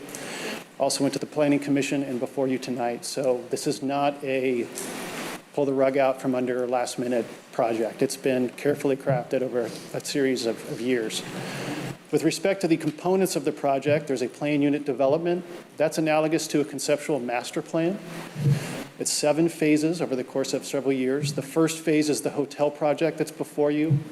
So that would be approved with a site plan review and a conditional use permit. The subsequent phases, as Mr. Latino discussed, are subject to discretionary action by the city. They'll have to come back for site plan review. The first phase, that hotel project, has a disproportionate share of the infrastructure, the Maple Street extension, the Spicer extension, and we think that that's going to generate development in a hurry. So in terms of your questions about time, having that disproportionate share of the infrastructure quickly is beneficial to the city. And the city is a partner in this. We're going to be working together with you guys over the course of the next few years with respect to each development phase. And then Sorry, 2 minutes. Thank you. even for the applicant. Oh, okay. Even for the applicant, if you want to submit your comments to the city council, you can give them to the city clerk. And Thank just you. to request, if you guys have any questions of the applicant team, we have Cadius Partners, Unico Partners have owned the property since 1982. Thank you. Hi, welcome. Hi, my name's David Masonev, and a couple of you heard me this earlier. It kind of sounds like you're on a deadline here, so I'm not seeing that a whole lot is going to be able to be changed. But my major concerns are support facilities for this project, as far as restaurants, grocery stores, things of that nature. I went over there. It's kind of in the middle of nothing. So if you wanted to walk to any place, because you're talking about a hotel, you're talking about, people who just like want to get out, there's no place within a 10-minute walk that's going to really work for that. I think the commercial use idea is a little, we've seen it already in the city where we've been building luxury apartments with the commercial underneath. They're vacant. They're not getting filled. That's happening a lot in the city that I've noticed anyway. Enough parking? I don't know if it was to scale, but the parking amount in there looked pretty slim to me. If it wasn't to scale, then I apologize. But I'm thinking of the off of Davis Road, where you have the farm housing. They've got gobs of parking, gobs of open space, and they have a lot of units. And it's a very pleasant place to look at. I haven't been in it, but it looks nice. Who owns the property? Because you can sell the property. If you sell the property, what happens to the Section 8? Does it go away? Does it stay? Those kinds of things. Yeah, and it seems like 29 units for low to moderate income doesn't seem like enough. We have an awful lot of people hurting. Thank you. Thank you. Hi, welcome. Hi, thank you. Jose Guerra, Montebello Community. I know it is a housing issue we're dealing with. I just don't understand how 12% of 144 units will be for, I guess, low income or whatever he might have said. I'm not sure I got all the information right. Talked a lot. That's 17 units at 144. That's nothing.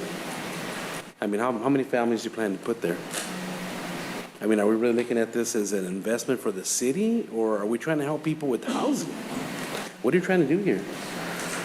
The parking, of course, is ridiculous. I saw that too. I didn't agree with that. Sorry about that. But I think the problem we really have is not really that we don't have housing. I think Section 8 is just paying out too much to some constituents, to people that have rentals. They're driving up the price of the rent, because you can get a house, you know, and you apply for Section 8, and they'll pay you. I'm not correct on this, but I did a little bit of research. $2,000, $2,200 in some families, and then I guess you pay the difference of that. So when renters see that, they see an opportunity to make money, and that's what America's about, to make money. We're here to make money. So I think we're looking at the whole issue differently. We need to readjust, you know, the rent issue, which is going to be what I just talked about. We need to go back to the table and not give people everything. I mean, when you're given everything, you don't appreciate what you earn. You have to understand that. When you go to college and you suffer, you go to college and you don't have money for this and that, you learn how to be humble. And that makes you a better person. When you give everybody everything, especially people who might qualify, you know what? Hey, you qualified, your time's up. You know, you have a good job, it's time to move on. Let someone else get an opportunity. That's all I'm saying. We need to go back to the table and fix that. Thank you. Hi, welcome. Yeah, this is the second time in the last couple of months that this board has been put up against unnecessary time limits. When you have city council people asking fundamental questions about a project, like, was the community informed? And not knowing the answer, like, what is the deadline for this project? Then you are demonstrating to me what I consider to be something that's completely dysfunctional. If you manage your time properly, you wouldn't be asking questions minutes before you have to vote. If you would plan out your processes and really focus on transparency, and Mr. Latino, I really appreciate the fact that your answer is that we did what was in the law, because that demonstrates a complete lack of compassion of the community that wasn't communicated to. If the question is, what did you do? And you say we're within the law, and you don't say. I'm going to ask that you focus your comments to the council, please, and not to staff. Again, there's no reason to have last-minute votes if you can organize your time. And to have questions and need to vote the same day, I believe is pretty dysfunctional. All right.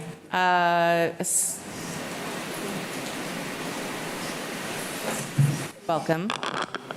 So first of all, I think I'm not real sure about this project. It does seem that there's a lot of questions, time constraint, when it comes to the Section 8, there's a lot of problems with Section 8.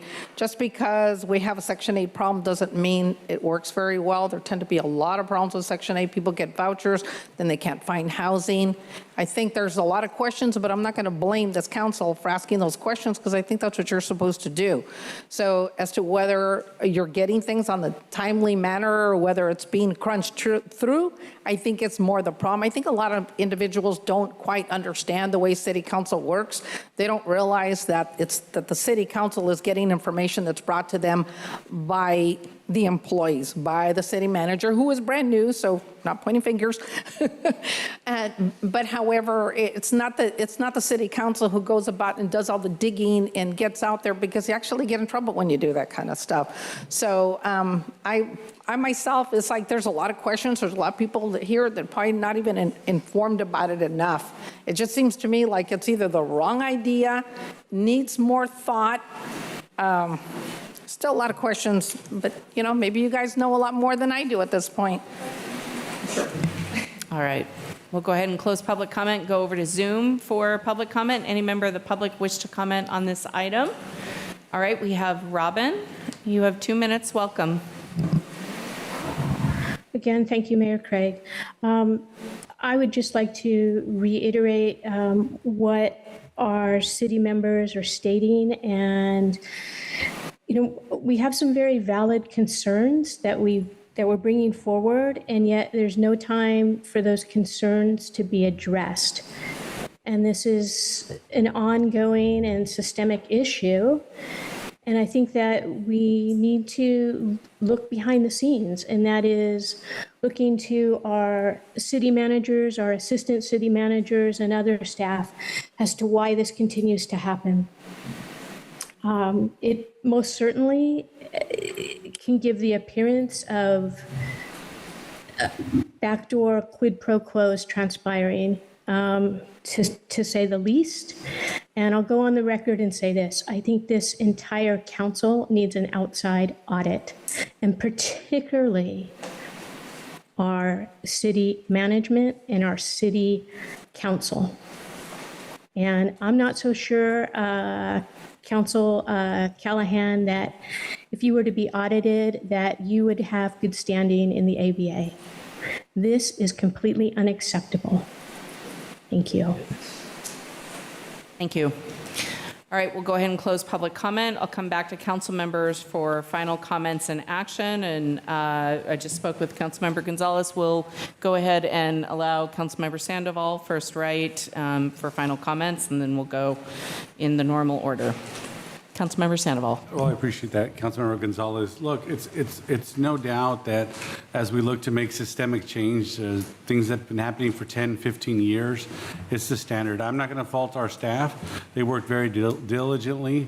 I'm going to appreciate investment coming to our city and the applicants who have, I'm sure, done a lot of groundwork and collaboration with our staff. Like I said, some of these are systemic changes that I can assure you, and I'm going to own it because you're right. We need to do better outreach. It's something that this council, since I came on, has requested as well, that we need to come up with a communication strategy. We've done it for many, you have to understand, this is the same conversation that councils have had for many years. I'm very optimistic with new leadership of our city manager that we'll start addressing some of these issues. I just want to let you know, it's not acceptable. I think each council member can speak for themselves, but I know it's not the type of outreach we want to have. So as we make some of these systemic changes that I said have been in place for a long time, I'm just letting you know, I own it, and we're going to do better. And I'll look to our city manager and update as these new communication strategies come into place. I'm confident that we'll do better. And to the applicant, you know, I know it was a long journey, and I'm sure you put a lot of time into it. I also recognize that some of the guidelines about Section 8, those are decisions that that were in place also prior to, I think, most of us here on the council, as allowing that as a affordable piece of it that doesn't necessarily provide affordable housing, but provides people with low income the opportunity. Because ultimately, the public comment is right. Maybe it is market rate housing, or maybe it's even more expensive. So I know we're going to be revisiting some of these ordinances, including the inclusionary housing ordinance, and you know, I'm committed to making sure that we do better. Thank you. All right, Councilmember Gonzalez, final comments? Thank you for the presentation, Mr. Latino, and for answering our questions here up from the dais. I will just say that when we talk about projects that are going to have the impact as significant as this, where neighborhoods will be directly affected, residents' daily comings and goings will be directly affected, traffic flow, infrastructure. I would say that the legal standard for outreach we should think of as the minimum, not necessarily the target of where we want to be when it comes to resident engagement. You know, I understand that this has been a project that has been 4 years in the works, and that there has been subcommittees, and there have been, you know, all sorts of documentation submitted, and I'm sure that every process has been followed to the law. That being said, much of those conversations are internal conversations. A lot of the language around this is technical, and there does need to be more access when it comes to residents and their ability to comment on this. I can appreciate that there was the flyers given out to the residents of Maple Street, but I'm just going off our last slide where it says public noticing, you know, posted and mailed on May 31st of this year, published in the Monterey County Weekly. I don't know if there was any other publications in Spanish language print, if there was any usage of social media, if there was any radio advertisements, things like that. So I just wanted to reiterate that I think the legal requirement we should see as the minimum, not necessarily our target for what it is that we want to reach. You know, we have residents that are rightfully so asking for more and more transparency and accountability, and it's not a new conversation on our end either. So just wanted to highlight that. Thank you. Councilmember Barrera, final comments. Yes, thank you. I'm going to ask the city clerk if you could put this slide on the three groups that approved this, please. The Traffic Commission, the Land Use Committee, I believe. I think, well, Mr. Latino, thank you for that, and I'm very hopeful, and as transparency is critical, and to the gentleman that spoke on being transparent, it's been a 4-year project. I think this is great. This is huge investment in our community, and I want to thank the folks that are making this happen. I appreciate that there's going to be green space, and I believe as far as outreach, we're going to continue getting better at it. And I do appreciate all these hardworking people, volunteers. The Traffic Transportation Commission approved it. The Planning Commission approved it. All these are great community folks that invest their time, and I'm sure they've asked questions. Also, our colleagues up here from the Housing Landing Committee approved it. So with that, I want to make a motion to approve. Second. This project. Okay, motion made by Councilmember Barrera, seconded by Councilmember Osornio. We'll go on for final comments. Councilmember Osornio. Yeah, and again, thank you, city staff, for the presentation. I did get a chance to hear it at the Housing and Land Use Committee meeting. And this is a big investment, so thank you for that, and thank you for addressing some of those concerns.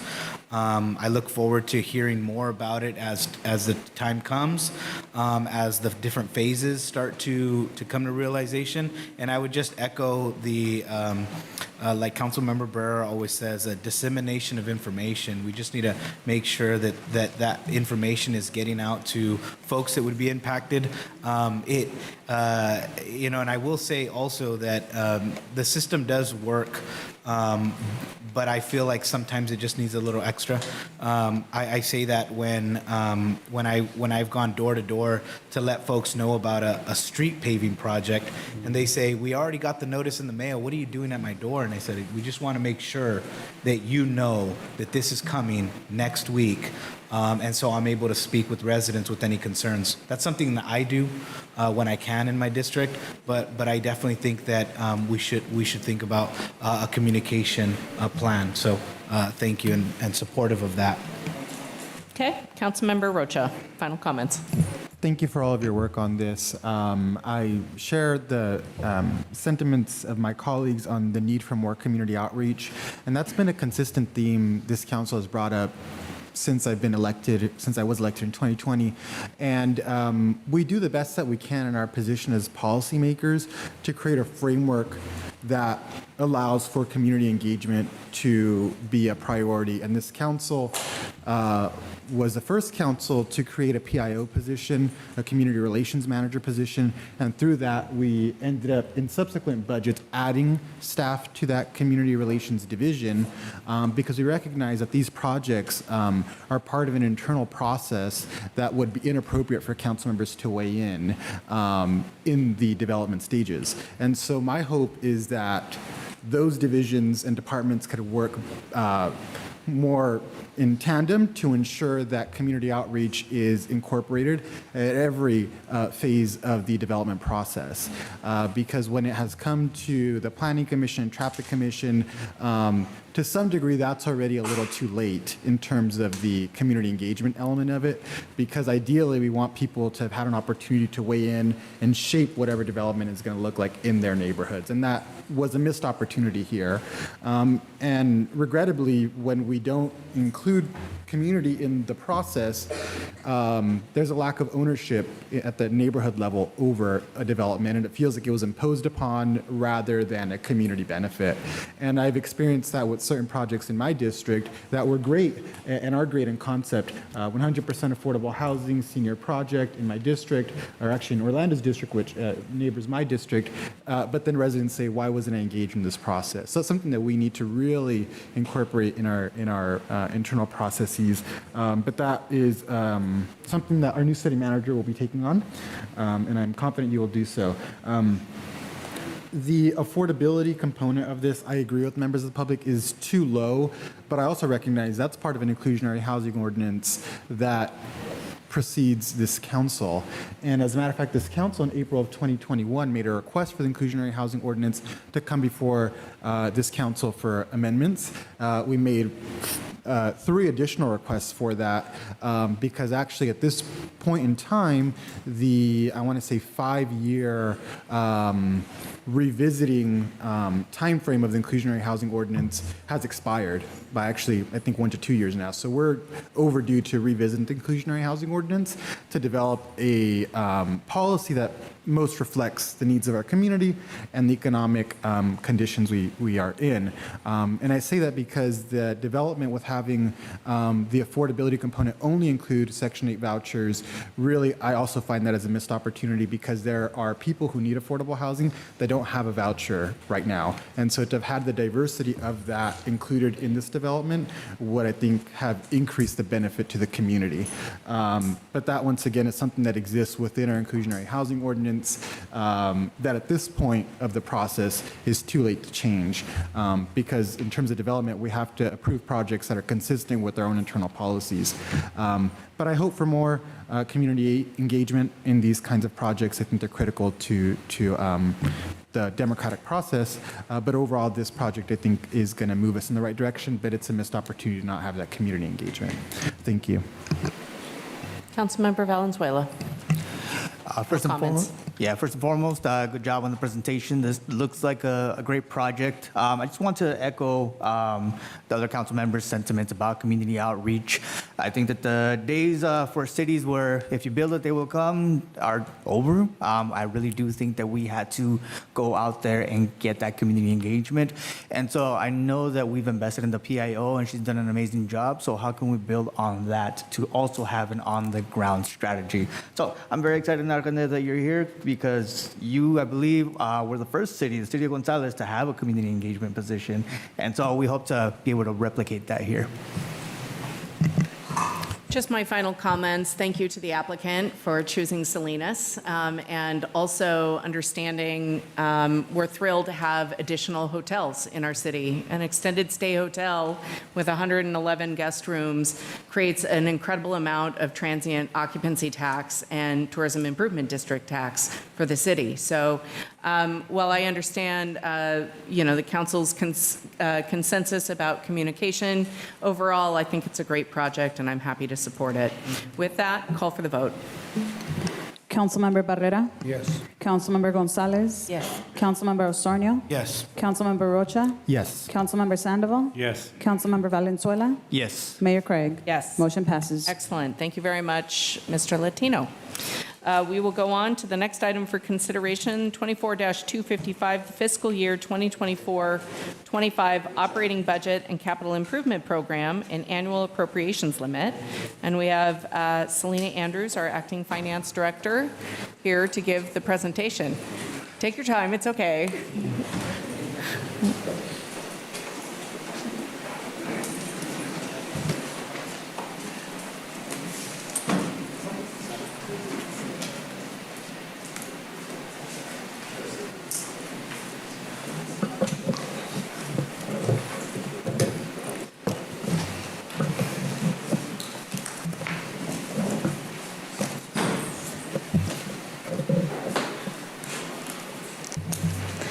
Good Welcome. afternoon, Mayor and council members. Selena Andrews, Acting Finance Director. It's a pleasure to be here today.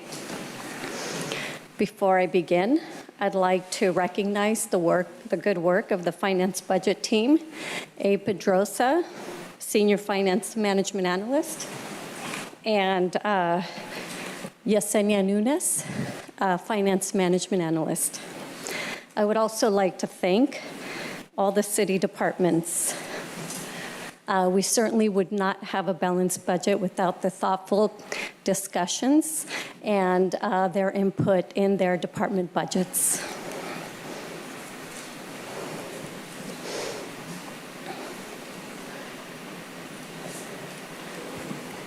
So the budget, the fiscal year 24-25 budget message was guided was developed by the City Council Strategic Plan, community and City Council input, the Salinas Plan, and the 5-year forecast. However, during the process, we did recognize and are continuing to recognize ongoing city liabilities. We need to focus on long-term sustainability, prepare for and address city liabilities, and identify opportunities to enhance revenues.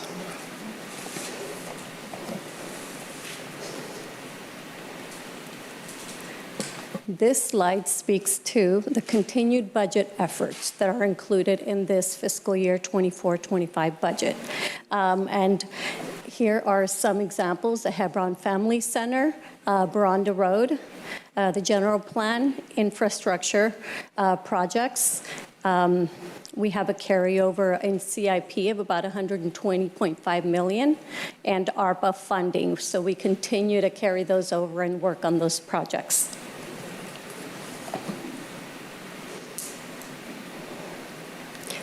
We previously mentioned having to recognize city liabilities during the budget development process.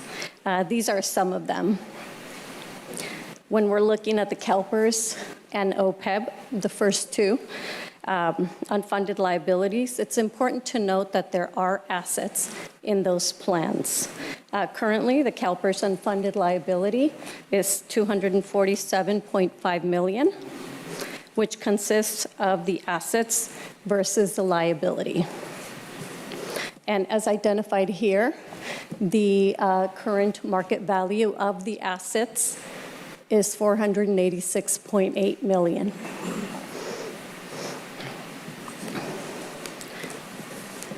The last actuarial report showed that the OPEB unfunded liability was $15.5 million.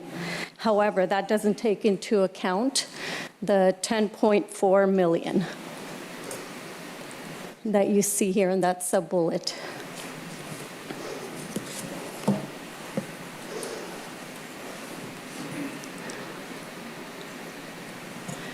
As requested, staff has identified changes from the May 1st budget study session.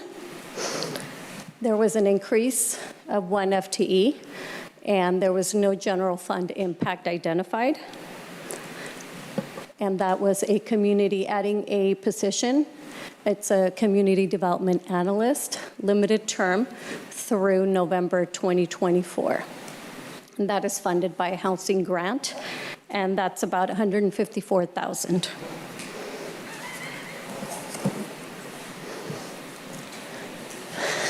This slide pertains to the community sponsorships. The following are the recommendations made by the city manager through the policy and process that was recently adopted by City Council.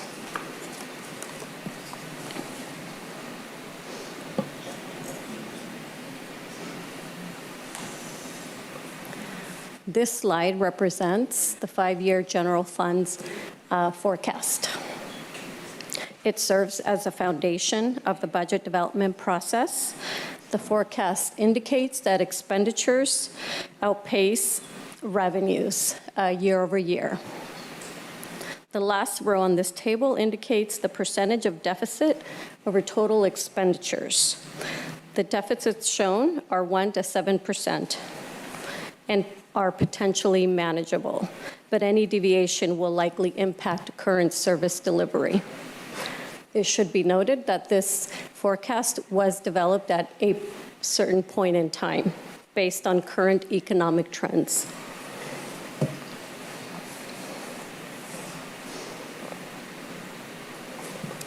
As you can see here in the citywide proposed revenue budget, it is $227 million. The predominant revenue is sales tax, followed by property tax.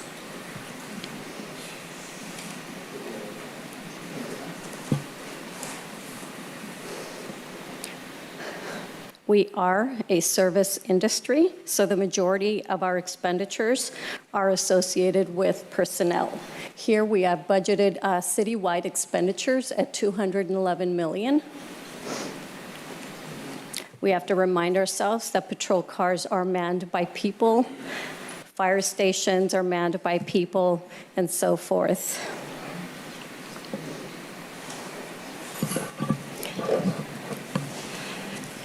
My colleague A. Pedrosa is going to finish the presentation on the general fund.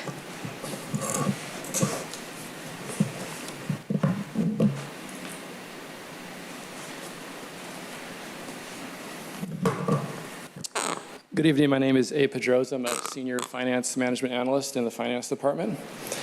The next few slides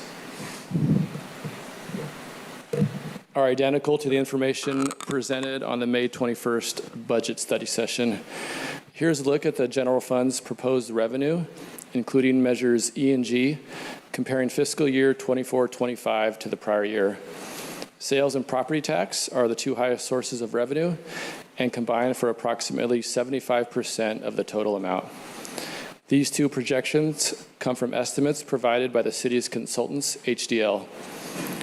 The other revenues category includes TOT, cannabis, investment earnings, charges for services, and more.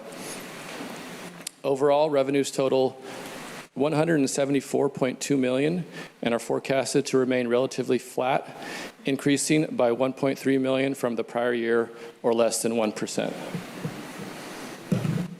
Next, we have the general fund's proposed operating expenditures totaling $173 million. Public safety equals $89.4 million, or 52% of the total operating budget. Public works and library and community services are approximately 8% each and range from $13.8 to $14.6 million. Non-departmental amounts to $11.1 million, or 6%. Included in this total is the Animal Services JPA, the 911 Emergency Services Contract, elections budget, city manager contingency account, community sponsorships, and additional expenditures. Operating transfers out are $22.5 million, or 13%, and include funding for various debt obligations, municipal art, internal services, and more. Here is that same operating budget comparing fiscal year 24-25 to the prior year. Community development decreased by $1 million due to an allocation for the mobile crisis unit that occurred in the prior year. Finance increased by $550,000 due to an abnormally high vacancy factor in the prior year. Non-departmental increased by $2.8 million due to the reallocation of the animal services contract from police. Therefore, the police budget would have increased by $3.1 million had we not made this adjustment. Operating transfers out decreased by $2.3 million due to a one-time transfer to the local housing trust fund that occurred in the prior year. Overall, the general fund's operating budget increased by $1.1 million, or less than 1%.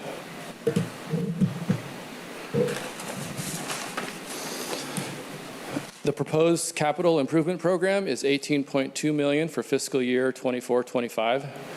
$7 million is allocated to streets and sidewalks, while $2.6 million address housing and homelessness.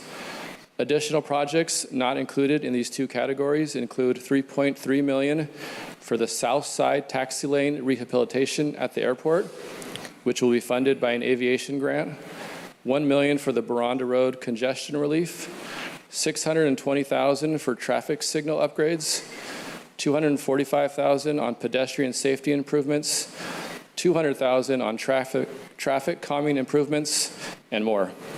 As previously mentioned, this only represents new money and does not include the remaining ARPA funding nor the CIP carryover from prior years. At this time, staff recommends City Council approve the following resolutions. Adopt the fiscal year 24-25 proposed operating budget for the City of Salinas and the successor agency to the former Salinas Redevelopment Agency. Adopt the fiscal year 24-25 capital improvement program for the City of Salinas and establish the appropriations limit for fiscal year 24-25 of $324,459,809. That concludes our presentation. Staff is available for questions. Thank you. Thank you. All right, we will start to my right. Councilmember Gonzalez, questions? Yes, thank you. You know, this is our second time at this, so I don't expect too many surprises. It didn't seem much that really jumped out at me, but I did have a few questions. Looking big picture at our ARPA funding allocations and our project timelines, I just want to make sure, you know, there's been, this is a while back now, maybe 6 months ago, that I had heard there was some concern as to projects that had money allocated to them, but we weren't getting contracts out and so weren't sure that they would be completed in time. I just wanted to get sort of a status update as to where we are with ARPA funding and if we are set to meet deadlines. Thank you for the question, Councilmember Gonzalez. I don't see the, thank you. I'm going to need some assistance on this. No problem. By Mr. Pia. Thank you, Jim. Thank you, and thank you, Selena, for the question. So you saw some numbers up here today that I'm encouraged by, and that's the $17 million left for the balance of this fiscal year that we need to encumber, and another $12 million that are in process. So that leaves us about 22 already spent, already done. So I'm confident we'll get there, although in talking with the city manager, we are going to have that time, probably coming back in August, where we say, are there chances of projects not being fulfilled, and can we switch money to a different already existing project? Like you have already acted in certain action to increase the money for the City Hall project, for example. So we're ready to do that, and so far, so good. Okay. City manager wants to weigh in. Yeah, just real briefly, thanks, Jim and Selena stuff. Yeah, we've discussed it, so we will, if we have to come back to you, we'll come back to you in August, because clearly you approved the plan already, so any changes to the plan will be brought before you. Okay, perfect. Thank you all. And then I just wanted to pull up take a look at the CIP budget. Second here. Project number 9093, which is the Permit Center technology update. If I could get some specifics, because I recognize that some of it is hardware, but it seems like this is largely software purchasing, and the total project cost is $4 million. That is some very expensive software. I'm looking at $4,504,852. In terms of fund balance.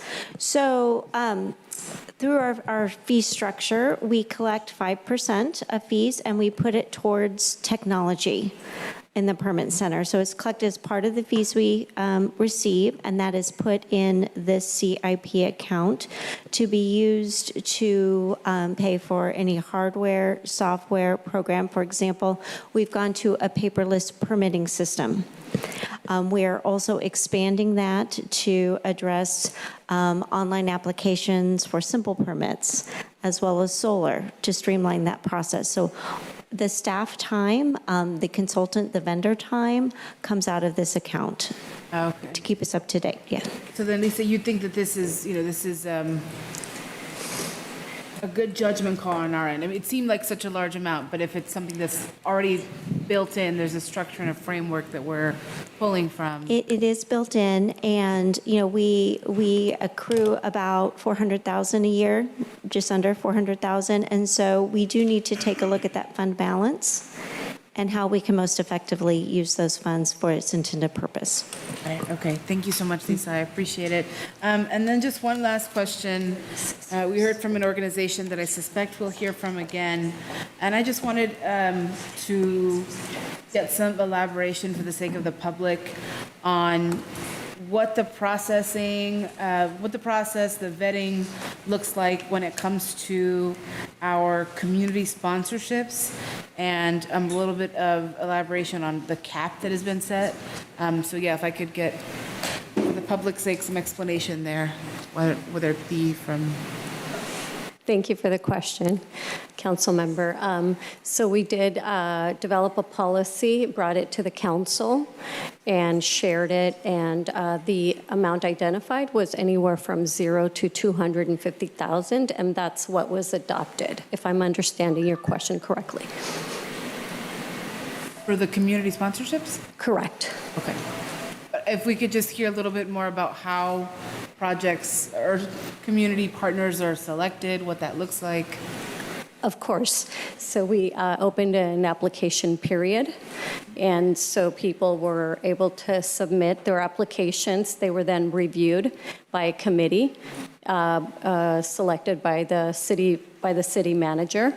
Various people, not just staff from the city manager's office. So we reviewed the application. Staff reviewed the applications and made selections. Okay, and were there certain metrics or? Yes. What exactly, when we say, well, you got the funding this year, you didn't, what do you think sets this organization apart? Those that did get the funding, and perhaps for those that are looking for funding next year, and things like that. Correct. So one of the specifications was community community engagement, right? How many people were going to be affected in the community. So that was one of them. That's all my questions. Thank you. Thank you. Councilmember Barrera, questions? You know what? I appreciate all the technology and everything that we're doing, and I think we're going in the right direction, being paperless, but being that we're a customer service agency, and I know we are short-staffed, you know, and we're all working hard, but the people that still have difficulty with technology and they just want to do something to their property or come to the permit center, how's the access there? I mean, is it, I still I hear people say they have a difficult time with getting something done.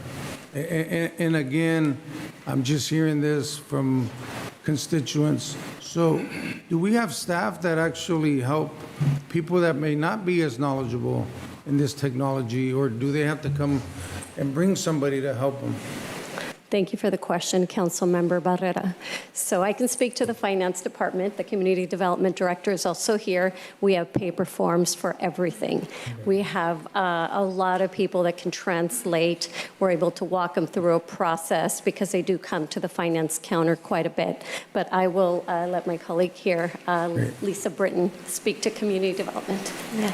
I like when Lisa's smiling. I like that. Hello. So in terms of customer service, we are shifting to an online platform. However, that being said, we also have bilingual staff that can assist customers when they come into the permit center. I'm very pleased to say, as I shared at the last council meeting, we have hired 2 full-time permit clerks that are staffing the counter that are able to provide a higher level of customer service, as well as part-time permit clerks as well to really help facilitate that process. We also reclassified a position, so now we have a permit analyst, which is really dedicated to helping permit center flow and identifying when applicants are having those challenges so that they can help them move forward and give them any extra assistance that's needed. Well, thank you. Thank you very much, Ms. Britton.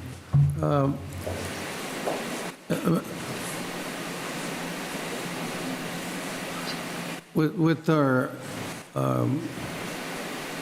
Mr. City Manager, with our community projects, you know, these sponsorships, as we're all concerned about.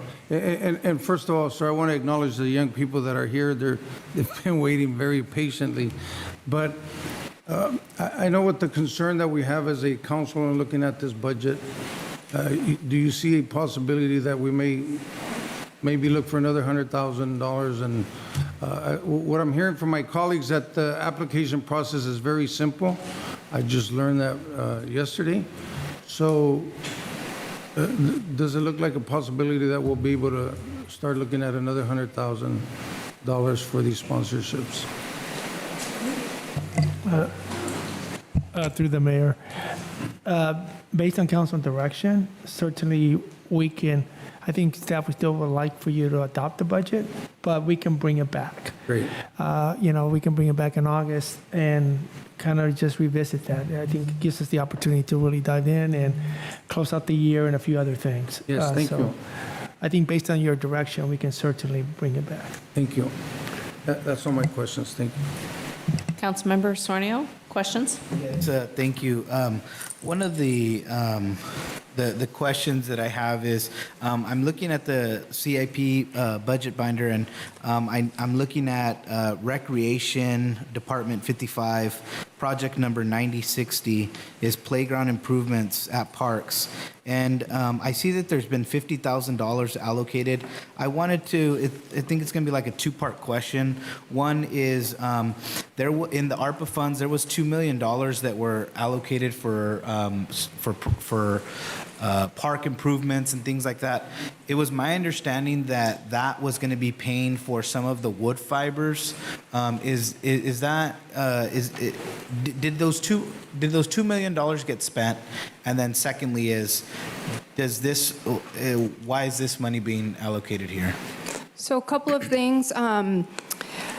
All of the $2 million of ARPA for playground improvements, benches, and barbecue pits, that is all accounted for. It isn't quite spent yet, but it's going to, as you mentioned, it did include all of the engineered wood fiber installation across the system. It's paid for significant repairs across the system. It's helping to support 4 new playgrounds, Steinbeck Park, Natividad Park, and 2 universal playgrounds at Williams Ranch and Northgate Park as well. And also we'll be supporting some of the Closter Park playground stuff as well. We see ongoing repairs that are needed. So while that $2 million was a significant investment, it's not enough to keep sustaining the effort. So we need additional funds to help pay for repairs that come up on a regular basis. Okay, and so this would just be making sure that, you know, as we make those repairs, that there's money to be able to have the levels. Okay, thank you for that. And I guess my follow-up question to that would be, as it relates to park irrigation, there was $5 million, I believe, that was set aside for park irrigation from the ARPA funds. Being that there's a current park, Cesar Chavez Park, that has some issues with irrigation, is some of that, have those funds already been spent as well? So no, not the full $5 million. We have transferred $1 million to the Hebron project. You may recall that action that was done a couple months ago. We have a couple of other action items that'll be coming before you next week that will include funding, utilizing those funds for future projects. And we have been utilizing it to work on repairs that are needed across the system, to include Cesar Chavez Park. There was a lot of work done there, and we have some more work to be done. Okay. Do you have, and just because, you know, so much work has been done since, I remember on my first meeting bringing up the Cesar Chavez Park in 2020. And I know that with these funds, that would be able to help with the irrigation systems there.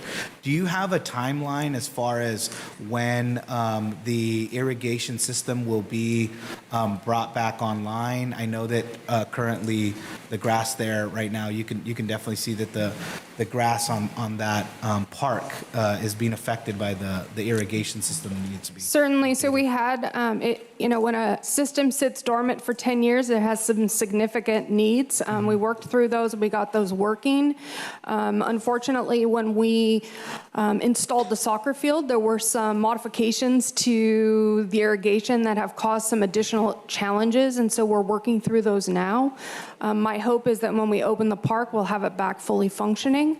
Right now, as you know, a portion of that park is closed due for the establishment period of the plants, and so that we're expecting that to be completed in August, and so that's our goal. Okay, thank you. And then I just had 2 follow-up questions for 2 items that are in Public Works. One of the items is going to be project number 9267. It's a street light installation that outlines Kern Street, Market, Pearl, and Alisal. And I just wanted to know, I know that the amount is $50,000 that's been allocated to that. Do we have like is it just for analyzing the lighting, or what will actually be added as with this $50,000? I'm not 100% sure on that, but I believe the 50,000 is basically for the design of the system. Okay. And once we have the engineering design and the lighting studies necessary, then we can move into a more detailed engineering estimate on how much it would cost to actually install those lights. Okay. And then this may be a question for City Manager. City Manager, just because of the activity that has been going on on Kern Street, King Street, and those neighborhoods, there's been residents that have come to City Council to ask about better lighting there, just because of some of the crime and activity that goes on in the night. Is there, even after we get this study back, do you know what the process would be to being able to actually start seeing some some improvements in the light there. Would we have to wait for another budget cycle to be able to? Typically, but I think a lot of it depends on the engineering and the cost and everything and the timing of that. Okay. Clearly, I think, the mid-year or the next year budget, we'll start working on that way before your next year's budget. Okay. But a lot of it depends on the timing on when the actual information is presented and the engineering is done, so we actually know how much it would cost.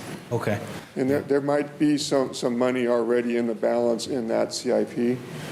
So in prior years, we've probably been putting some money away. So we ask for a little bit every year so that when we do get around to having it ready to start, we're not going to come to the council and say, we need a large amount of money. Hopefully it's just a small amount. And Mr. Jacobs, I think that you're right. I believe that I was looking at last year's CIP budget, and there was a line item that was outlining the Pearl Street, Roosevelt Street, King, Kern, and Madera. So we constantly try to put money in those CIPs so that in future years we have money to do the construction. Okay, thank you. I just wanted to pull that item and show the importance. And then the last item is, and it's maybe just for a clarification, because there's two items on pedestrian safety improvements. And then there's traffic signal installations. The reason that I bring up these two items is because it looks like there's, with both of these items, and I know that they're two separate items, but there's just a little under $1 million that's allocated. One of them reading traffic signal installation and upgrades, and it talks about LED beacons. Are those funds able to be are those items able to be spent on walking, like crosswalks with the blinky lights?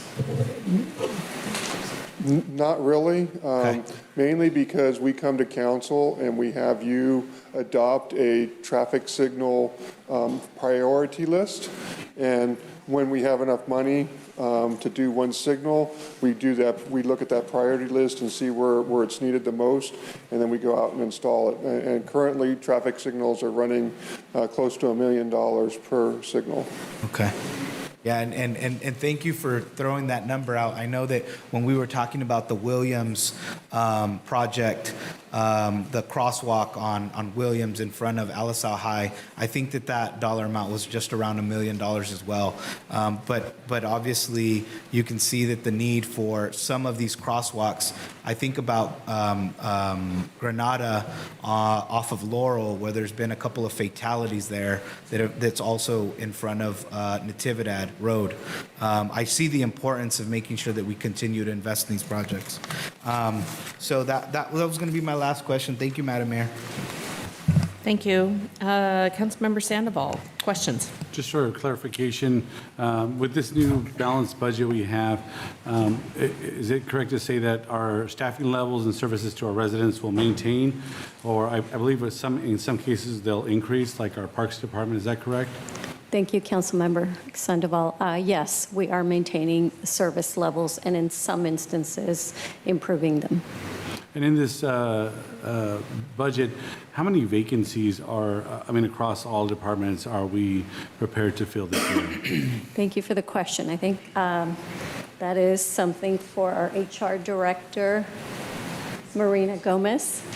I'm sorry, Marina Ortega. Horta Gallegos. How about I introduce her, Marina Horta Gallegos? That would be me. Yes. I'm sorry, I missed the question, but I did hear vacancies. Yes. How many, across our departments, and I don't need the specifics on each department, but how many vacancies are we prepared to fill? Or are we funding with this budget? We're moving forward with approximately 85 vacancies. Every day we're interviewing and filling positions, and in a lot of instances we've had promotions, so we've had to go back and backfill for employees that have promoted. Thank you. And my next question will probably be for Mr. Pierre, the city manager. I saw a reduction in the franchise fees. When was the last time we revisited franchise fees, whether they be for our towing companies or any other franchise fees we're collecting? So the largest one, I believe, is Republic Services for their franchise fee. And I didn't note a reduction, although how we capture some fees were changed based on best practice, court cases, and some other things. I know we shifted in that particular case alone, not just a franchise fee, but an obligation to support other revenue streams for example, for the public and streets and those types of things. But that's the big one. Okay, thank you. Those are all my questions. Councilmember Rocha, questions? Thank you. Is David Jacobs, our Public Works Director, here?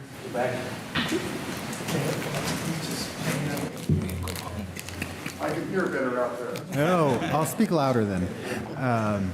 So my question is for the $1 million allocation for the Baranda Road Congestion Relief Project, is that for Phase 1 or Phase 2? That's for Phase 1. Okay. And we are trying to award that at the next council meeting. Okay. And we're actually going to be transferring more money out of the traffic impact fee into it to fully fund that Phase 1. Okay, thank you. That was my only question for you. I appreciate that. My next question is for the city manager. We have several frozen positions that will be eliminated in the budget.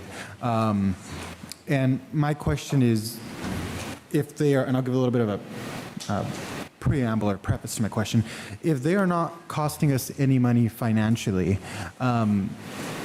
what is the benefit to eliminating those positions as opposed to keeping them frozen? And the reason I bring up that point is because I think that our department directors have, and along with our city staff and our bargaining units, have worked really hard to advocate for those positions to be included in their respective department budgets and organizational structures. And I feel that to eliminate them as opposed to freezing them sends the message, not intentionally, but I think it does send the message that we're not going to intend to fill those positions in the future. And right now we are having serious staffing level issues. And so I would wonder if keeping them frozen as opposed to eliminating them would be a good faith effort to show our employees that we are trying our best to address the staffing level concerns in our city.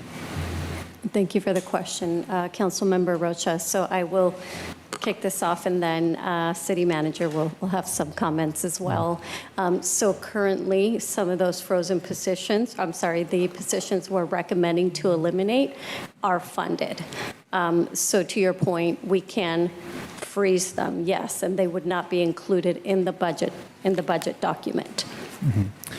Okay, so that's another great point, is if they are funded and are intended to be eliminated, freezing them would keep them there on the books, not funded, right? But in the event that we have the revenue, then we could just reactivate those positions, correct? That is correct. Okay. Mr. City Manager, do you want to comment on anything? No, I mean, I think Selena hit it right on the spot. There was some efficiency why you have frozen positions. It's not uncommon to freeze positions. Holding positions frozen for a number of years becomes problematic if they're not funded from a system perspective, efficiency perspective, and I think that's why we're recommending that. But clearly, it's council's prerogative, and we can certainly, based on direction, adjust and maintain them. And so it's really up to the council. Departments always have the ability to work through the system and bring requests back to the council for positions. I'm sure they happen regularly as needed. So it's really just how you want to move forward from an efficiency perspective, system perspective. After a number of years, you have a frozen position. It's in the authorized strength. And, a budget the size of Selena is 160,000 people, 250 million plus. 3 or 4 years down the line, it might get lost. So there's sort of the similar argument on the other end from an efficiency perspective. But I do understand that a lot of the positions are not approved lightly. So maintaining them visually on the budget might also just to identify them. So there's a record of that. It's also really up to the council's direction. And Mayor, if it's okay, I want to provide a little bit of comment to my question, still maintaining it as a question. I just want to give context to our new city manager. The reason I bring up that question is because during my time on council, I have consistently heard, especially like in park maintenance and other divisions within the city, that were at one point a lot higher staffing levels. Then throughout time, they were reduced, and only recently we're starting to make traction towards increasing the staffing levels of that. And so my fear in terms of eliminating them completely is that I feel like it's a step backwards, because then we're having to advocate for those positions to be re-included in the budget in the future, which may or may not be as easy as it was the first time. So from your perspective as a... We're communicating back and forth. Go ahead. Do you have a question? Yes. So from your perspective as the city manager, would you feel comfortable if those positions were frozen instead of eliminated? I want to support you in your role as a city manager, and would that be too much of a deviance from your presentation? I think it's a nuance. I mean, I think obviously council sets policy, it's a nuance. The other thing I think is important here is we have, as our HR director, we have 80 plus vacancies. I think it's a different question if we had 2 or 3 from a frozen position, right? But we have 80 vacancies. Yesterday, I mean, I learned today, there was 20 onboarding it was very busy in HR yesterday, either promoting, onboarding, but what that means when you promote, then you have to backfill. I think the other nuance here is that we have so many vacancies that we're working really hard to fill those vacancies. So please, the frozen positions are not funded. Yes. But it's really a nuanced thing from the council. And, cities, this is a decision by you. It works either way. We can identify them. It's really what you're trying to convey. Okay, thank you. And I appreciate that it is a matter of what we're trying to convey. My next question for you is, you've been a city manager in other cities, and looking at our reserves at 12%, would you like for us, and do you have a plan for us in the foreseeable future to increase that reserve level? So the technical, absolutely conservative budget perspective is, yes, we would like a higher reserve. The bottom line for cities and the community is there's services that we need to provide as well. So it's a balancing act. I've had some preliminary conversations with both Jim and Marina about, let's see if we can develop a plan over time with targets to increase our reserves. One of the challenges today is trying to maintain the current level of service, still maintain a little bit of adequate reserve, but absolutely we would like to increase that reserve, but not at the expense of some of the community services that are needed by our community, right? Thank you. And so I think that's the balancing act, but the short answer is yes. Thank you. And in the 5-year financial projection, there is an anticipated deficit starting next year. Obviously, you're a few weeks on the job, first council meeting, so I don't want to give you the $100 million question to answer today, but do you have any idea of the path you want to set us forward moving for these next 5 years to address that immediate deficit in the next fiscal year? I think staff's been doing a remarkable job on here. It's my short tenure here and researching for the position too. But I think the Salinas plan, the 5-year plan, just bringing that back. Looking at Lisa did talk, Salinas did talk about revenue. How do we look for other revenues? Looking at other development growth opportunities the city has. Today I've heard, hey, we need to do a better job with community outreach and transparency. So that's also part of all that. But the short answer to the question is we have to come back and look at the Salinas plan, look at all the growth plans that the city has. Some of them, you approved one today. Others are coming in the near future. Fiscally, what does that mean? And how do we adjust and arrange? So it's looking at both the expenditure and the revenue side. But I know you've heard this before, but it's part of just sitting down and, I talked to the mayor a little bit about, a study session, just to kind of, kick things around. I think those are important to have. Clearly, it's a real busy city, so the timing of that, working with their clerk and everything, but just having a study session and just kind of rolling up our sleeves. When I met with you before you officially started the role, one of the things we talked about is the city of Salinas' budget is largely sales tax and property tax, and the sales tax element of it is more volatile, which really leaves us at the whim of the economic trends.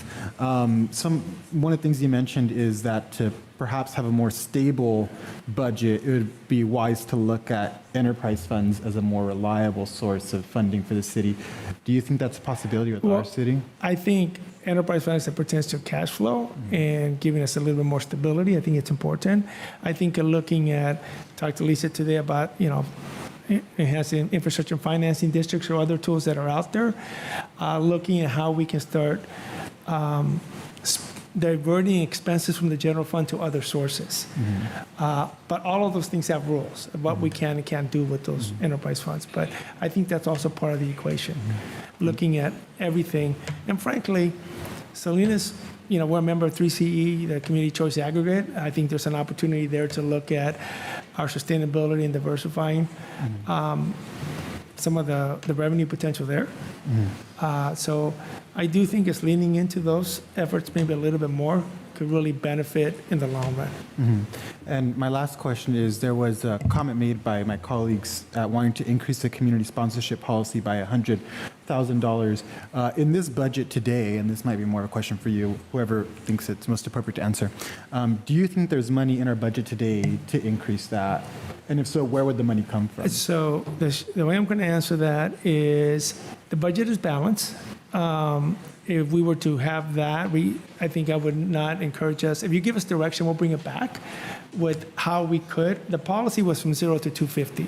To balance this budget, staff did incredible work to get it at 100,000 and all the applications that came back. If you want us to look at can we increase that, I would like opportunity to bring that back and give I'll ask for a time certain. I think it's important to balance the budget. And allow us to kind of work through how we can maybe make some adjustments and bring it back. The thing with the budgets is they're fiscal roadmaps. So, tomorrow something's going to change, right? And all of a sudden the budget is a little sort of different. We might have more revenues or less expenditure, more expenditures, less revenues. So it's a roadmap, it's direction. If you give us that direction, we'll bring it back. But I can't, I'm not, I think it's not wise for us to kind of reduce and cut on the spot. If you give us direction from the council, then we can bring it back. Thank you, understood. Those are all of my questions. Councilmember Valenzuela, questions? No, good job to all the staff. I think the fact that the budget is balanced and I'm coming in at the stage of the game, no questions for me. Okay. Okay, all right. And I have no questions I'll reserve for comment. We'll go out to the public. I do want to give the youngins an opportunity to speak. They get extra credit for waiting patiently, and I very much appreciate the patience of young people in a city council meeting. So, yeah, I would like to speak towards the program. If you'll give me just one quick moment, we'll let people assemble and then, okay, great. All right, with that, we'll go to public comment on this item. You have 2 minutes, welcome. Yeah, you have to excuse me, my phone is losing power. I'm reading from the Pew Research Center where it says that STEM jobs see uneven progress in increasing gender, racial, and ethnic diversity. I see several different reports where it shows that blacks and Latinos together make up probably less than 30% of the people that are going into technical fields, math and sciences. I think that as we look towards keeping the kids out of gangs and all the justifications that have been brought forward for the soccer team, I believe that the intellectualization of this community is equally important. As a person of color, I would much rather my child study math, sciences, how to use tools, than I care about them doing other types of activities that don't allow for them to grow professionally, intellectually, economically. We do want these kids to be out of gangs, and this program that this man described is a perfect opportunity for a community that is traditionally marginalized from these type of experiences. Not funding this program just continues to create that gap between people who have and people who don't. And in terms of STEM, you're talking about people of color and people who are not of color. And if we represent a community of color, taking away intellectual avenues for growth and development is a real disservice to this community. So if you can find funds, I would do this, because the idea that a child is going to be a professional athlete is almost 0 in a million.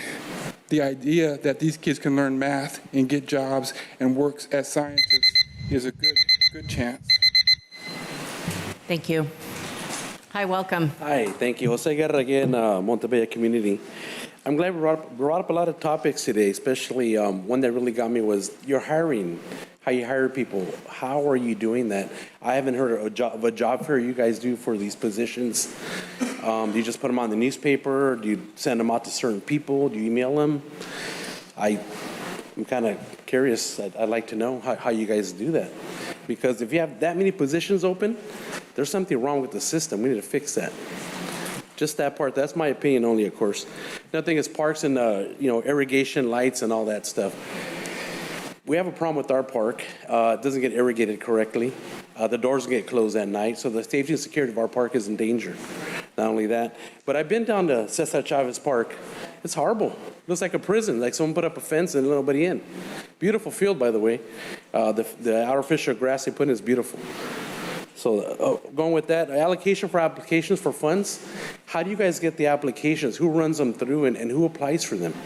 And what's the criteria? I haven't seen anything on the internet. I'm on the public website. Nothing said, hey, Mr. Guerra, you can, if you have a certain project, you can apply for this this fund or this, what they call it, sponsorship support, excuse me. My last one is the traffic lights, very well needed. Good point Mr. Osorio made about the place by Granada Avenue. Someone got killed, I believe, last year or the beginning of this year, and that is really sad. We need those in Montebello too, and I'm sure everywhere else, Sanborn, a lot of places need these lights.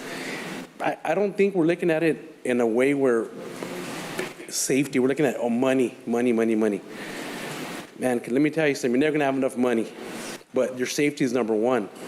And please support the police department. They do a lot for us. And for all you guys that don't like police law enforcement, I'm sorry, man, but these people take care of you. Thank you. Have a good night. Thank you. Hi there. Hello, my name is Anthony Cruz. I'm 14 years old, and I'm with the Science Workshop. I've been going to the Science Workshop for around 2 years now, and it has helped me further my skills in science, engineering, making, and repairing things in general. All throughout middle school, I've been going to it, and I've built many projects. Right now, my current one was a motorized car, and their helpers have helped me greatly on working on it. The Science Workshop has quite literally put tools in my hands and let me run loose in their workshop and build whatever I want. From dumb little gadgets, knickknacks, and to functional projects like desks and bookshelves. With these tools, I've been able to create anything. Anything that I could imagine, I could create it there.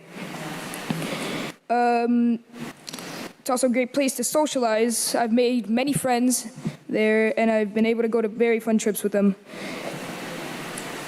Without them, I'd be spending time at home doing nothing productive.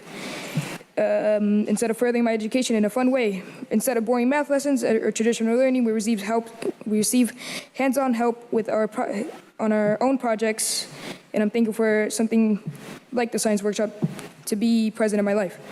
Thank you for your time. Thank you. Thanks for coming to City Council.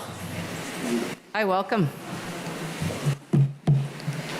Hi, my name is Brent Sumiking, and I'm 14, and I've been going to the Science Workshop for around 2 years now. I've learned many things over there, such as how to use power tools and how to work with wood. And it's important to me because I go there like every day, and I've made a ton of new friends over there. And I also go there to work on my school projects and like some projects that I like want to work on to have at home. And The science workshop serves as like a little community where people can like make friends and work on projects, and it also serves as a safe place to stay at if they can't be picked up immediately after school. And it's valuable for the workshop to have a mobile unit because it allows kids who cannot go all the way to our school to have a workshop that is closer for them. And thank you for your time. Thank you. Hi, welcome. Greetings, Council. My name is Ellen Gonzalez.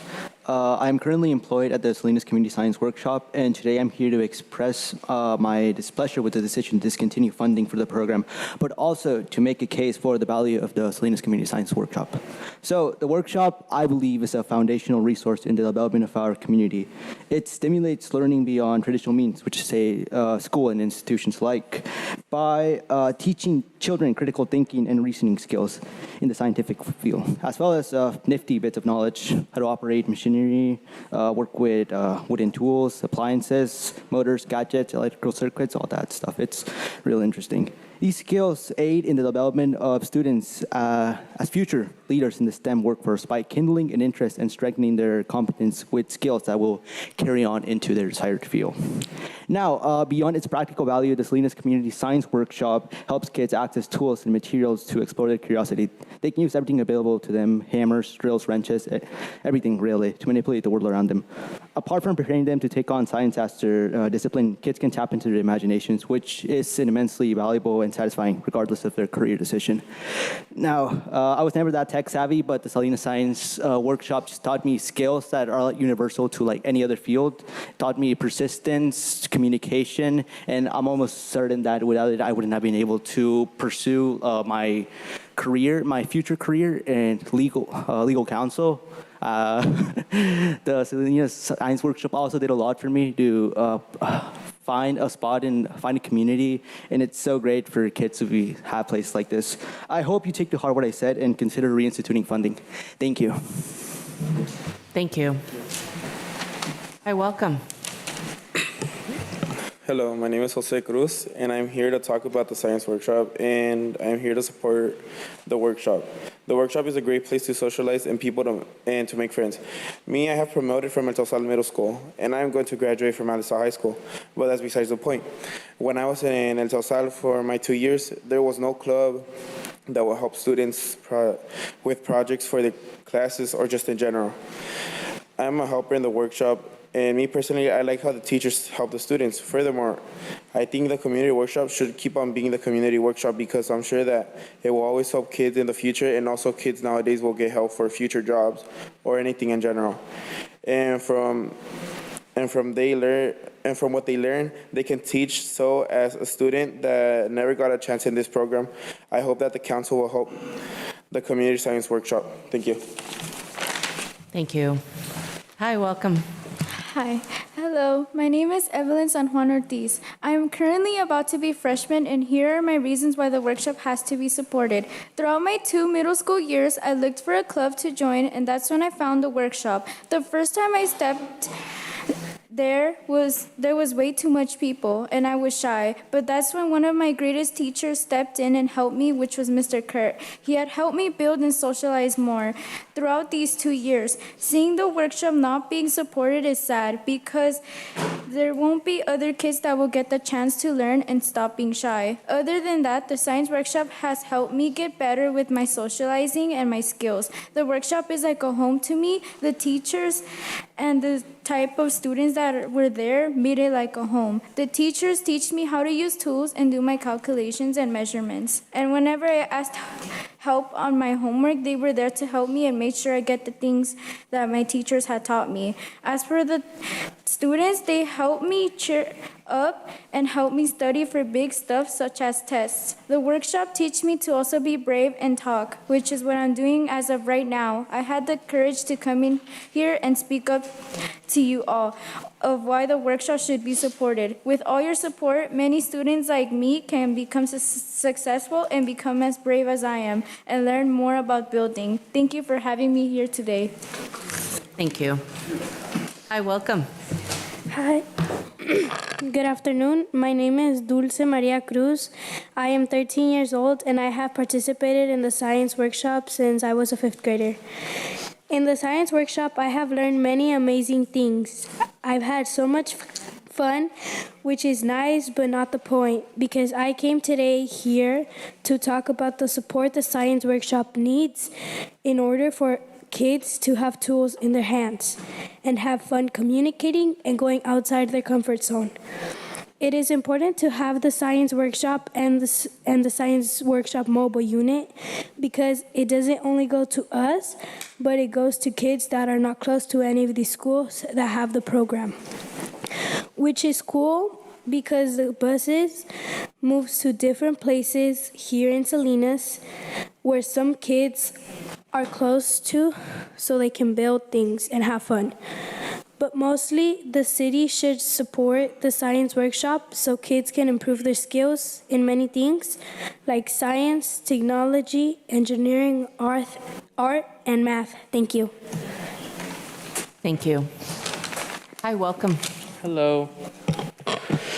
Good afternoon, everyone in attendance, and thank you for being here. My name is Diego O, and I'm entering my sophomore year of high school. Without the science workshop, many of my most valuable memories of 7th and 8th grade and now my freshman year of high school would not exist.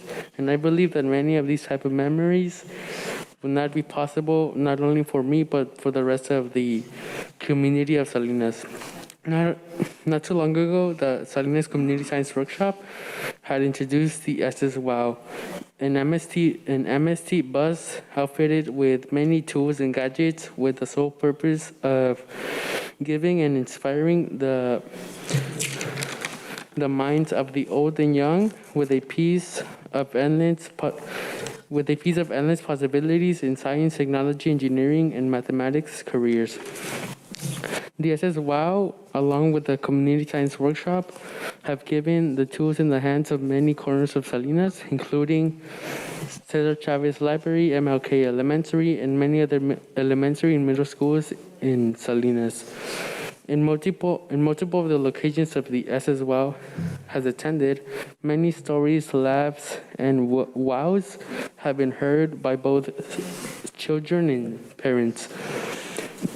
This year's SSWOW budget has been halted and may not be provided, and I'm afraid that the community will not have a place to laugh, socialize, express, and learn about the world, and most importantly, get away from their screens that now dominate their actions, emotions, and most probably their futures in society as a whole.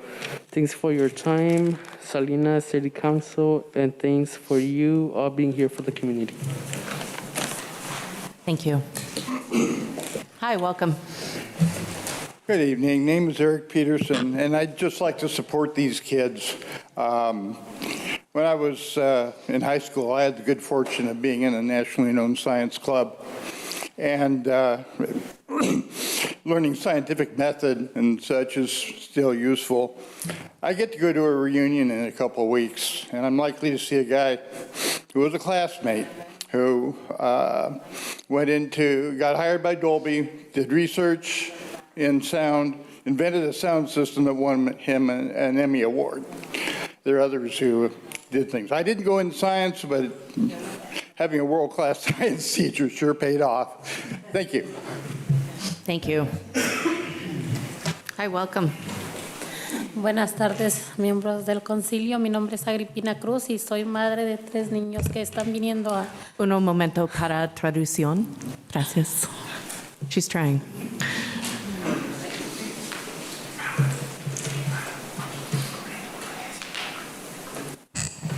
Gracias.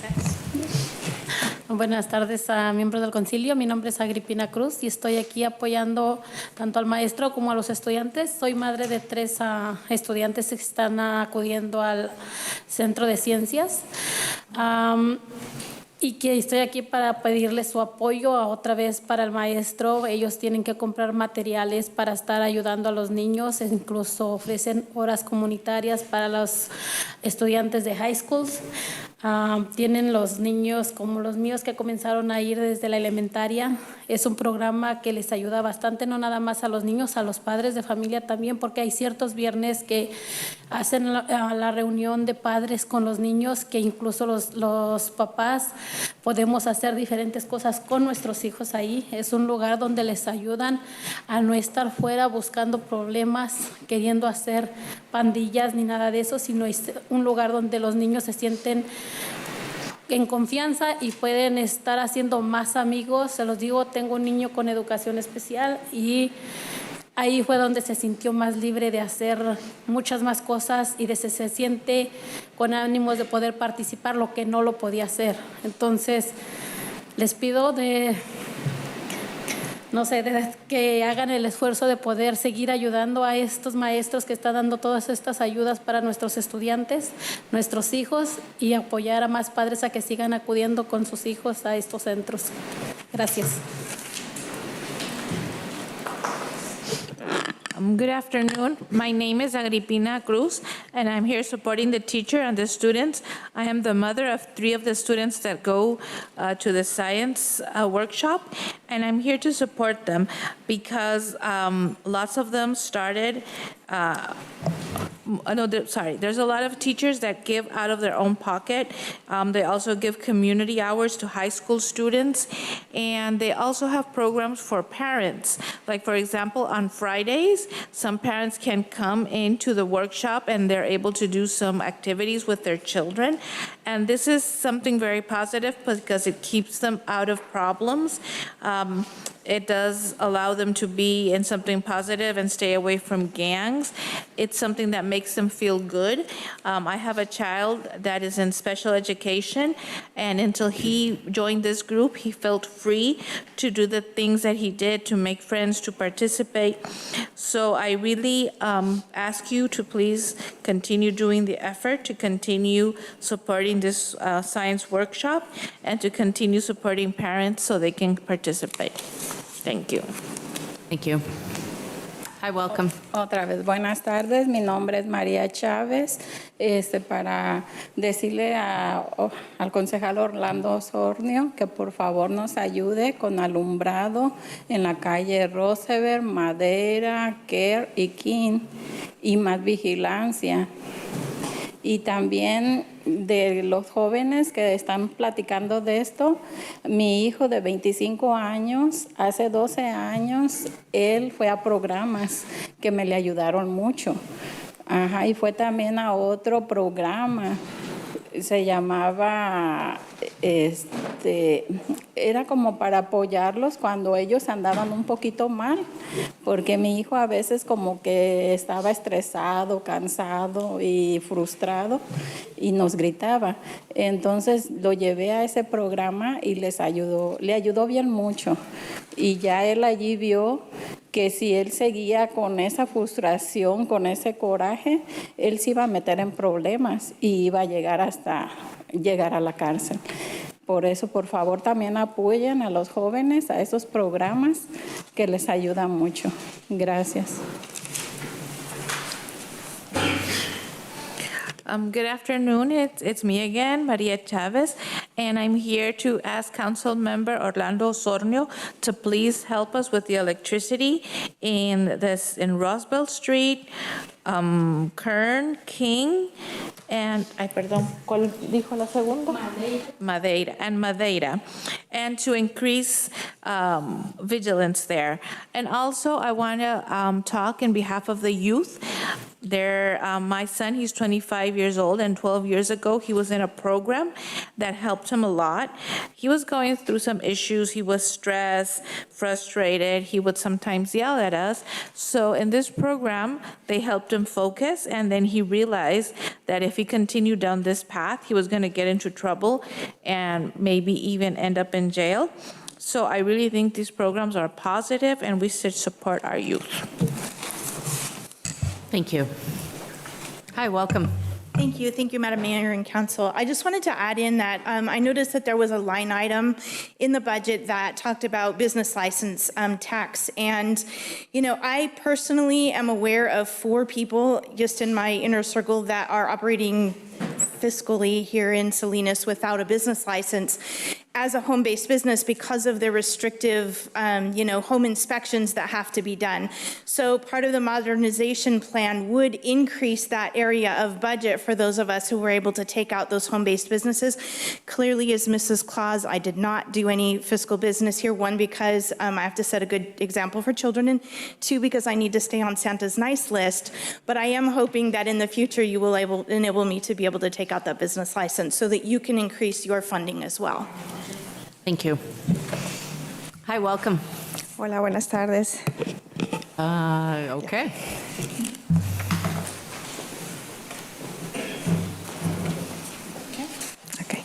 Mi nombre es Juanita Aguilar, residente del Distrito 1. Gracias a todos por permitirnos este espacio. Y solamente quiero traer a la mesa un comentario acerca del presupuesto y es acerca de las encuestas comunitarias. Hicimos un gran impacto el año pasado al hacer las encuestas, al hacer los talleres y realmente Desarrollo Comunitario cambió la forma de hacer estas encuestas. El año pasado tuvimos 4 talleres, este año solamente tuvimos 2 sesiones comunitarias. Tengo los números, en el año 22 hubo 1,366 encuestas. En el año 22-23 hubo 4,077, lo cual estábamos todo el mundo contentos, ¿verdad? Porque la gente estaba participando más. En el 23-24 hubo únicamente 2,507. Es un impacto grandísimo y eso realmente es por la forma y el cambio que hizo Desarrollo Comunitario de poder llevar más este presupuesto a la comunidad. Entonces, como VHC, Vecindarios Prósperos, hemos tenido un buen acercamiento y aceptación con la gente y nos gustaría seguir colaborando si Desarrollo Comunitario nos lo permite, ¿verdad? Seguir trabajando en conjunto. ¿Para qué? Porque a la final de cuentas el presupuesto es para la ciudad y para los residentes. Entonces estamos tratando como de excluir en esta parte a todos los residentes para que participen más. Esa es únicamente mi invitación, ¿verdad? Para que sea tomado en cuenta el liderazgo comunitario que hemos estado haciendo. Gracias. Good afternoon. My name is Juanita Aguilar, and I'm from District 1. Thank you so much for allowing this space. And I'm basically here to do a comment about the budget and about the community surveys. These have a great impact and all the workshops. And we can see that really these workshops and these community surveys have had a lot of impact with what is like, for example, I have here the numbers. In year 21-22, we had 1,366 surveys. In year 22-23, we had 4,077. And in year 23-24, we had 2,507. With the community development, really changed the way we're participating. And we can see the increase in these numbers. And like, for example, with BHC, and thriving communities and community development, we can really work together, work united. The budget is for you and for the community, so we really want you to continue having all these community meetings. Thank you. Thank you.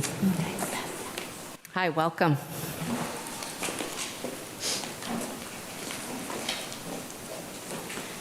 Nice to invite you to be on our city government now, so I hope you enjoy being here.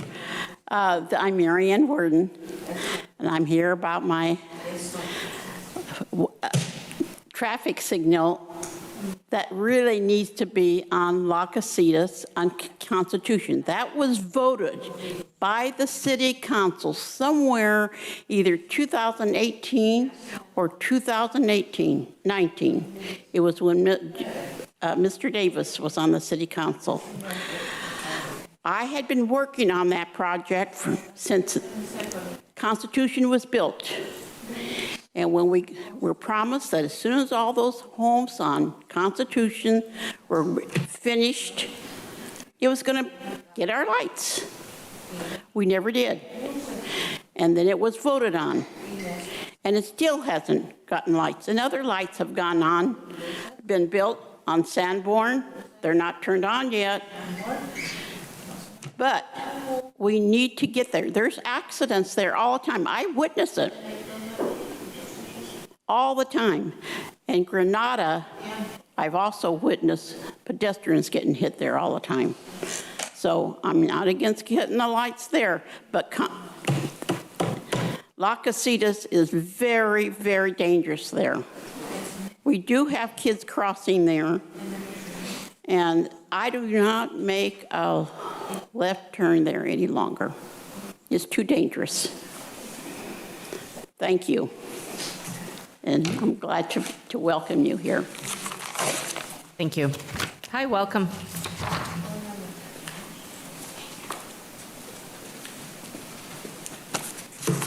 Margaret Sidna Benetti for the record. I wanted to address the vacancies, and I wanted to state that a lot of these vacancies have been there for a long time, and it's only been building, and it's been building under prior council. So this isn't anything new, but it's also a problem at the county level, and it's a problem with the state level, because the governor just wiped out a whole bunch of positions statewide because they're just sitting there vacant. So this isn't a Salinas problem. It's a problem that, quite honestly, it's out of your hands, but thank you for trying to address it. And I'm just kind of wondering, is there an algorithm doing the hiring? Sometimes that's a problem too. I wanted to also address the police department and the fact that it's been brought up more than once that you're not supportive of the police department. I don't believe that. I don't see that. And, after 2014, when there were a multitude of shootings that happened in the city of Salinas, the Department of Justice came in at the request by people like myself. Yes, DOJ, please take a look at our police department. Police department, like any other agency, has to be willing to critique itself, to take a look. And sometimes when you're in the bubble, you don't see what the problem is.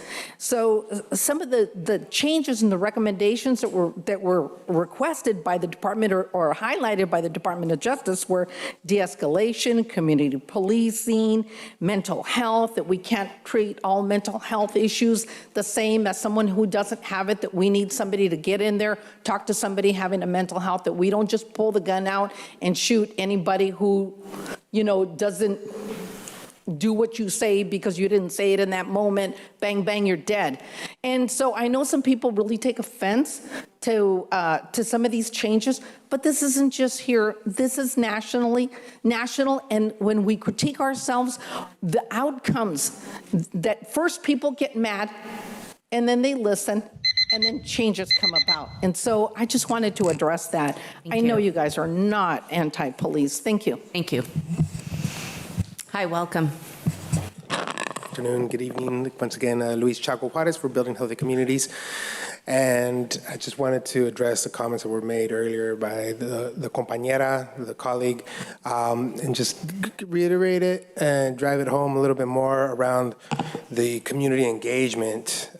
So seeing these numbers, there were about the previous year, those who were engaged about 4,077, and then now this year, 2,507, really is an indicator. I do recall hearing comments around potential increase of that engagement, getting more and more of our residents involved.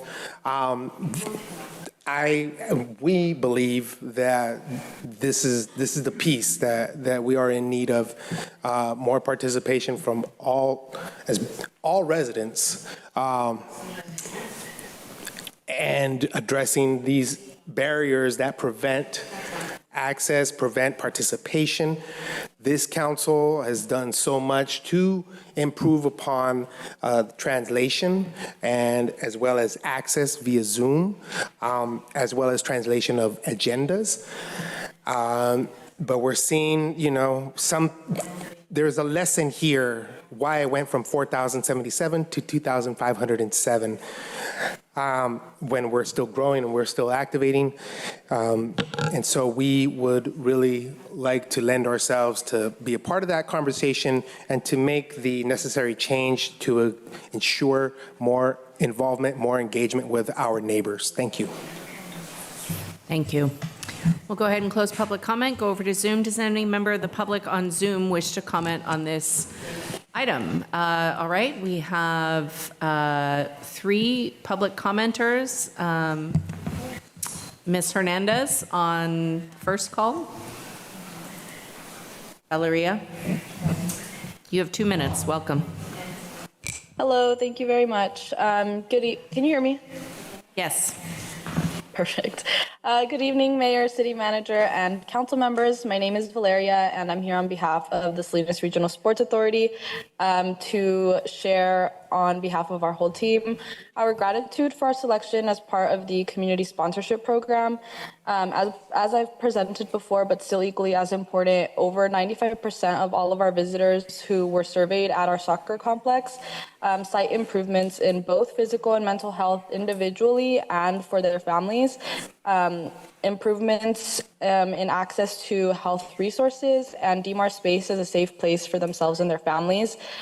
So I'm excited and I'm eager to come back in the future and let you all know how your support through the community sponsorship program will further impact our services, and thank you for your continued support.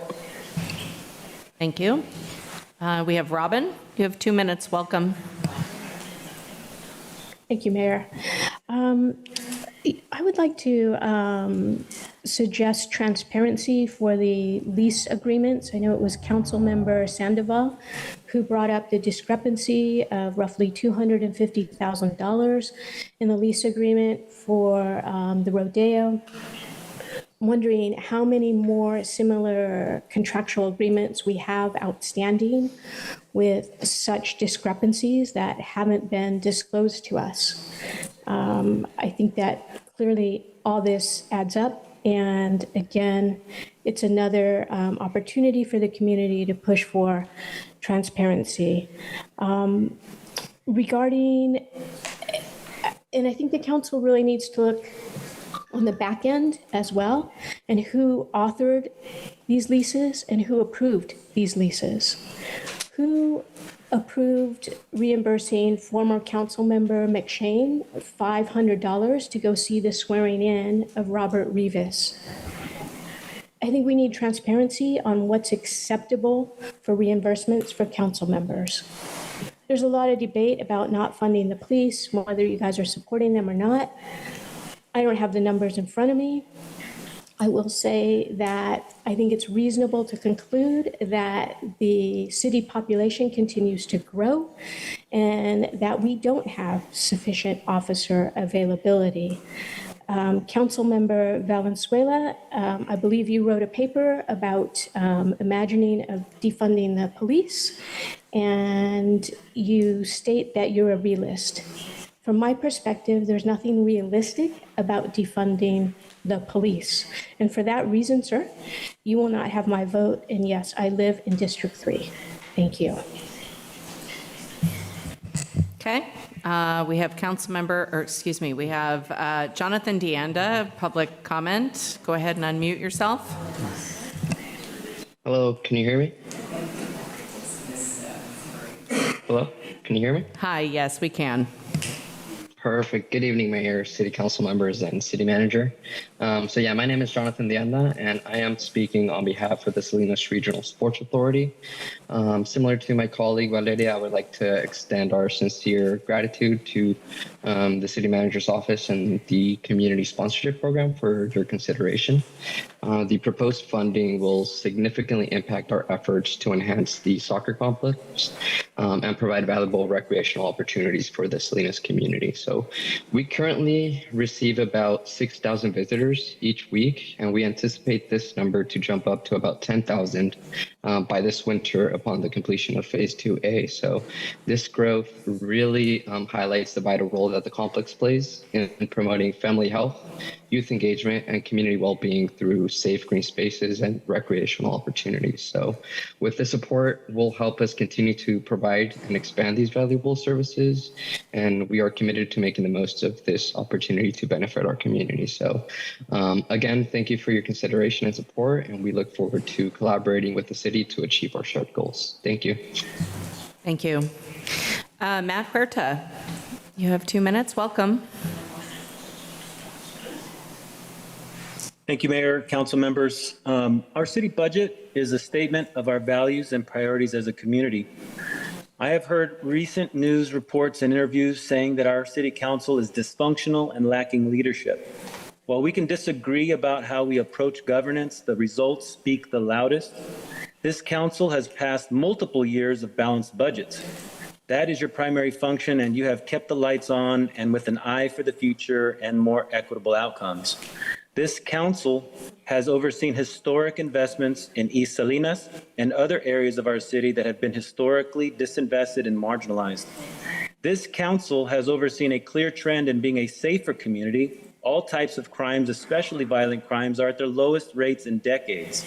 This has been achieved through a more broad strategy of public safety by investing in prevention services, especially for our youth, by improving parks and recreation, more affordable housing, and improving traffic safety. This has improved relationships with Salinas Police Department, who are solving crimes and doing the hard work of keeping us all safe. This council is on the right track. People who disagree with this are ignoring the facts. This council has a lot of work left to do. Many of our plans, downtown vibrancy, Alisal vibrancy, parks master plan, economic development element, and the list goes on, need to be implemented and invested further. I look forward to working with you all who are willing to stay and continue the hard work. Thank you for your leadership. Thank you. All right, we'll go ahead and close public comment. We'll come back to council members for final comment and direction. I'll start to my right. Councilmember Gonzalez. Madam Mayor, I wanted to thank our city staff, not just our finance team, but our administrative team here, department directors. You know, it's never easy to be asked, what can you cut and what can you go without? So I appreciate everyone's efforts in making sure that we do have a balanced budget. I understand that it is a more conservative budget given the deficit, and with all due respect to future budget forecasting, so I'm happy to see that we were able to dot our I's and cross our T's there. Very excited about the improvements to lighting, hopefully the continuation of the Baranda project, as well as the changes that are coming to Williams Road, though I did express some concern when it comes to Williams Road about the loss of one of the lanes there, and just wanted to make sure that we are planning effectively for traffic control and traffic mitigation. Would like to echo the comments given by our residents here about outreach efforts.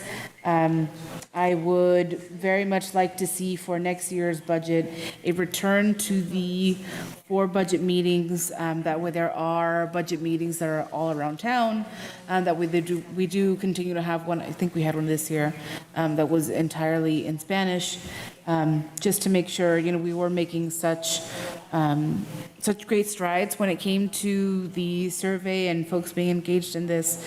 So definitely want to make sure that our budgets are community responsive as always.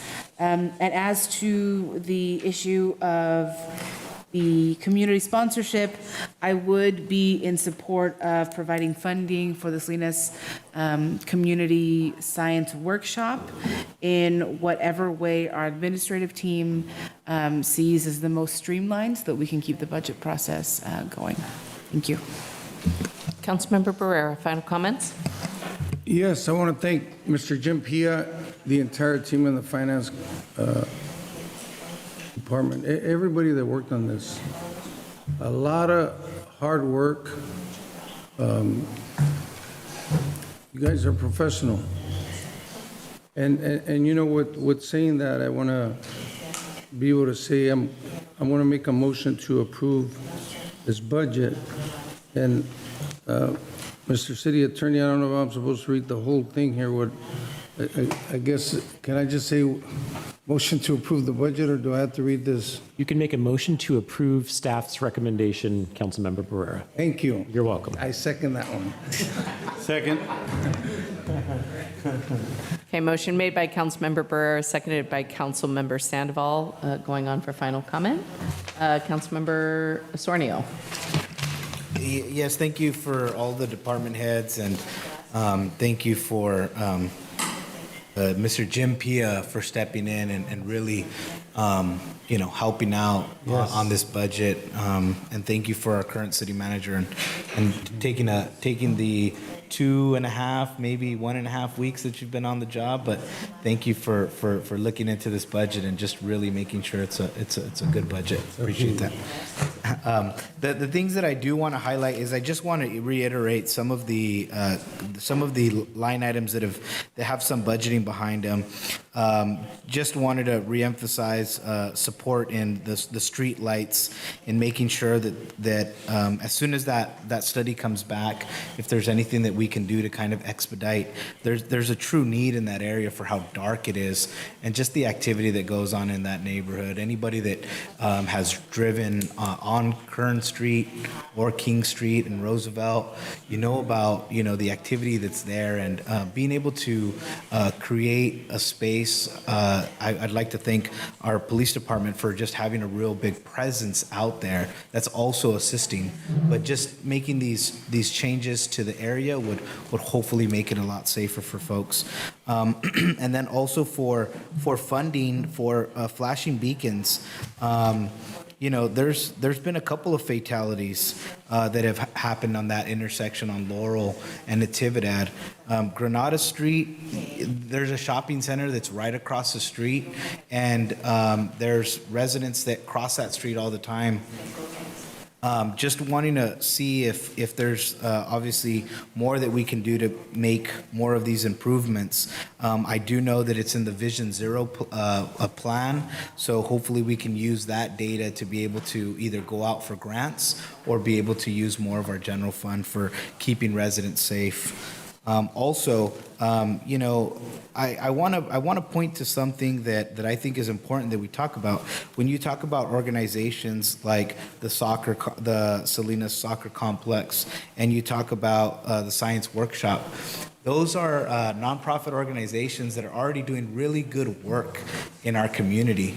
Work that maybe us as the city might even look to folks in their field on seeing how we can provide services. But we already have somebody that's providing those services.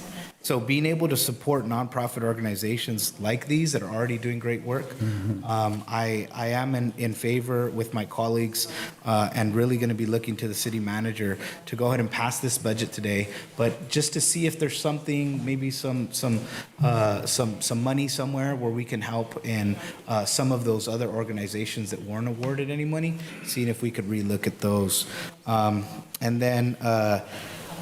And again, you literally have a science workshop on wheels that we can even drive into the Hebron Center area where there's just a neighborhood like Fremont Street, Terrace, some of these neighborhoods that to be able to have something like Science Workshop, it'd just be great. Just wanted to make a plug for District 4.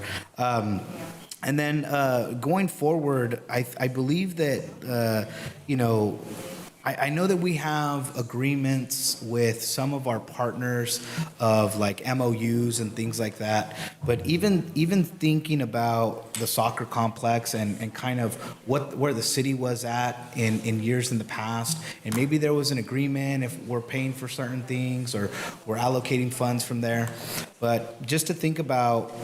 And I would hope that my colleagues would also think about this, but creating something that is kind of a bigger relationship, a longer standing relationship where it's not just $20,000 a year, but maybe it's a greater investment because the thousands of kids that are there on any given weekend, and just to think about what they may be able to do with that type of funding, I would really encourage my colleagues to see how we can better support an organization like this that really sees thousands of people every single weekend. So just wanted to throw that out there, but I have no further comments, and thank you, Madam Mayor. Thank you. Councilmember Sandoval, final comments. Yeah, as we talk about the community sponsorship program, I think as we develop that, it would be great to have a scoring system and a criteria that the community can see. It'll just increase transparency. And, you know, sometimes people aren't involved in all our council meetings and get to see them, but before this year, which, by the way, this policy was passed unanimously by this council, there was not a process. It was who you knew and who you had the year of, and it was an inappropriate process. So I'm really excited at some of these things that we're doing. There's always going to be room for improvement, and I wish I could fund a lot of these organizations. You know, to the science workshop, I will help out with any fundraiser they have. There are just so many great agencies and organizations that apply. $1.7 million, I think, was our request. And so I know the staff did a great job of vetting these and bringing us something that gives us, you know, diversity in what we're sponsoring. I wish we could do more. I think that's clear from the council. I'm excited that this year we have more investment in our parks.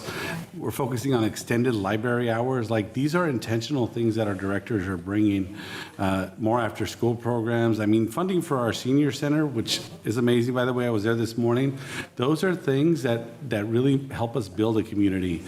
We're doing more streets and sidewalks. I mean, across our city, people are like, wow. I think Councilmember Barrera said, you guys are doing like a lot of work, like too much, or, you know, it might be affecting traffic, and, you know, but it's just because people are not used to the historic move in addressing our streets across our city. Our fire chief is doing a great job with the master plan and making progress where we can in certain budgets that he sees fit to make us a safer city.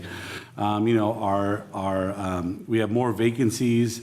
I mean, we have more funding for vacancies in both, I think, both fire and police. You know, unfortunately, look, it's election season. There's a lot of false narratives being pushed, but I just want to highlight some of the things this year, or since I've been on council. This year, we unanimously approved an increase for our officers. This year, we increased base pay for our recruits. This year, we doubled the incentives to encourage officers and laterals to come to work for the city of Salinas. I can say we are a safer community. The crime data shows that. You know, I appreciate our police chief saying we are going to be responsive to calls that traditionally maybe we put a halt on responding to. But of course, there's a prioritization list, just like anything we address in the city. But we want to make sure residents know that we are working hard, and our police department is working hard to make sure that we're addressing these. You know, we have more investment in community development to help support more small businesses. We want to address vacant buildings in our city, as well as support businesses and make sure that we're moving forward with projects. Our permit center is making huge strides that haven't been seen in many years. I mean, Lisa's doing fantastic. I see the LSL vibrancy plan, that we're actually making an investment that these areas have historically been ignored.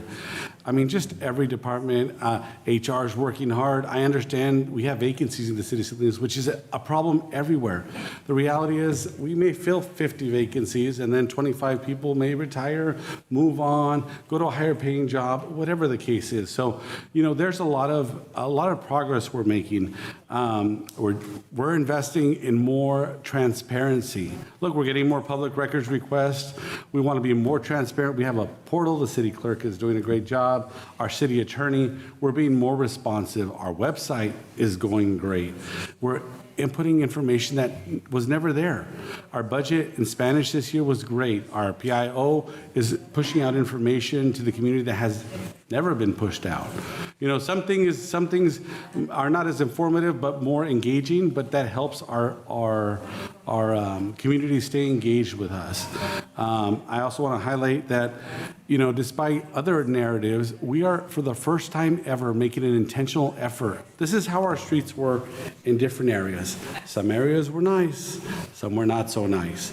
So what we're doing, and I understand, you know, the news and the media has things, but we want to do this. We want to make it even. We want the entire city to look great. And so some of my colleagues have pushed for making sure each district gets allocation. But at the end of the day, we want good quality road repair, but for the entire city. And that's what we're doing. So I want to commend Mr. Pia, who's sitting in the back. We are definitely doing better. I am optimistic. I am very optimistic and confident that our new city manager, Mr. Mendez, will lead us in a positive direction.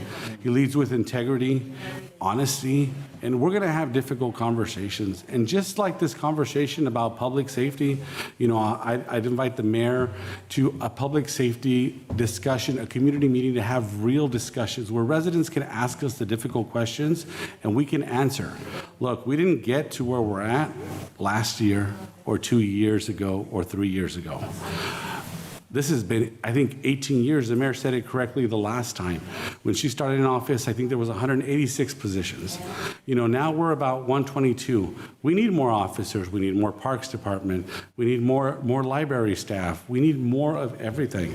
And I think this year we're committed to making sure we're getting more businesses. We want to support businesses. Some of these issues we can resolve with updates to things. And by increasing the support for business will generate more revenue, which will then give us more money to invest back into our community. So I just want to commend all the staff, our city attorney, city manager, interim finance director, and assistant finance director, and all our frontline staff, because I know this, we say a lot of directors, but I could give kudos to our directors who also highlight some of the work of our different staff members that really come together to make this work. So thank you very much. And to the community, I thank you for all the engagement. Councilmember Rocha, final comments. I also want to share my gratitude to every city staff member that contributed to this budget process, and specifically to you, the finance team, and to our assistant city manager, Jim Pia. We started off with what was projected to be a deficit, and today we are presenting a balanced budget that maintains investments in our community and builds upon the progress that we have made. I'm excited that we're going to continue to invest in the Baronda Road expansion project, continue to support our mobile crisis unit, supporting not only our community sponsorship policy program, but also our prevention and wellness grants, which are critical to maintaining community safety and supporting the great work of nonprofits in our community. This budget builds upon the need for staffing in some departments and maintains staffing levels in other departments. I also want to commend the fact that we are supporting our internal reserve policy, which is critical as we navigate the next 5 years and the projected financial future for us in that regard. My request would be in an friendly amendment to the motion, if possible, to instead of eliminating those positions, freeze the positions. My hope is that we could revisit those positions in the future without having to eliminate them entirely from the budget. They're frozen and unfunded within the budget. That would be my request, if that's okay in a friendly amendment. It's a friendly amendment to the maker of the motion, Councilmember Barrera. Is this on the budget? So the positions are going to be eliminated to have them be frozen instead of eliminated. They won't be funded, but not take them off the Well, I want to books. respect that, but I heard the city manager said he would like the, Mr. Nate, can you, I think the question before was, it's really up to how you want to reflect it in the budget. They're not funded anyway. Okay. So right now, they're frozen, not funded. That's the past. Staff's recommending them to be eliminated. But if you want to maintain them, we would simply be maintaining what you've done. in the with past. that, with that said, I'm going to look to the city attorney I want to be supportive of that, but the budget passes with no serious issues. I just want to make sure. Yeah, so that may be a question also for the city manager to respond to, but it would be consistent with your motion and consistent with your past practice to do what Councilmember Rocha is asking, and as the city manager has said, is entirely within this council's discretion. But even if you were to accept that friendly amendment, the budget would move forward tonight. And no fiscal impact. Yes, sir. Thank you, I appreciate that. Future Vice Mayor. That being said, again, thank you, everyone, and I'm excited for the future of the city. We're making critical investments in every part of our community. Thank you so much, and thank you to this council for your collaborative approach through this budgeting process. And welcome aboard to our city manager. Those are all my comments. Councilmember Valenzuela, comments? No, I think my only comment is, what was mentioned over here by the folks at Building Healthy Communities. If it is not already being done, aside from increasing our investment in outreach for the budget workshops, I would also like to request a post-budget review to see if what the community asked for in those surveys is in fact what went into the budget. And at the same time, some educational workshops. One of the things is I don't want to give false hope to community that they can decide 100% of the budget. There are certain things that by law we have to keep. And so maybe just having some more of those educational workshops before we go ask for their opinion about what they want to see in the budget, maybe during the summer, just have the, those civic academies. So that's it. Final comments on my end. Certainly a wide range of things to talk about. It's our annual budget. I do want to just acknowledge I'm grateful for the fact that we are growing our economic development department. We had 0 people allotted in 2022, have had 2 for the last couple of years. I see that we've increased to 3. I think one's part-time temp, but we'll take it for the time being.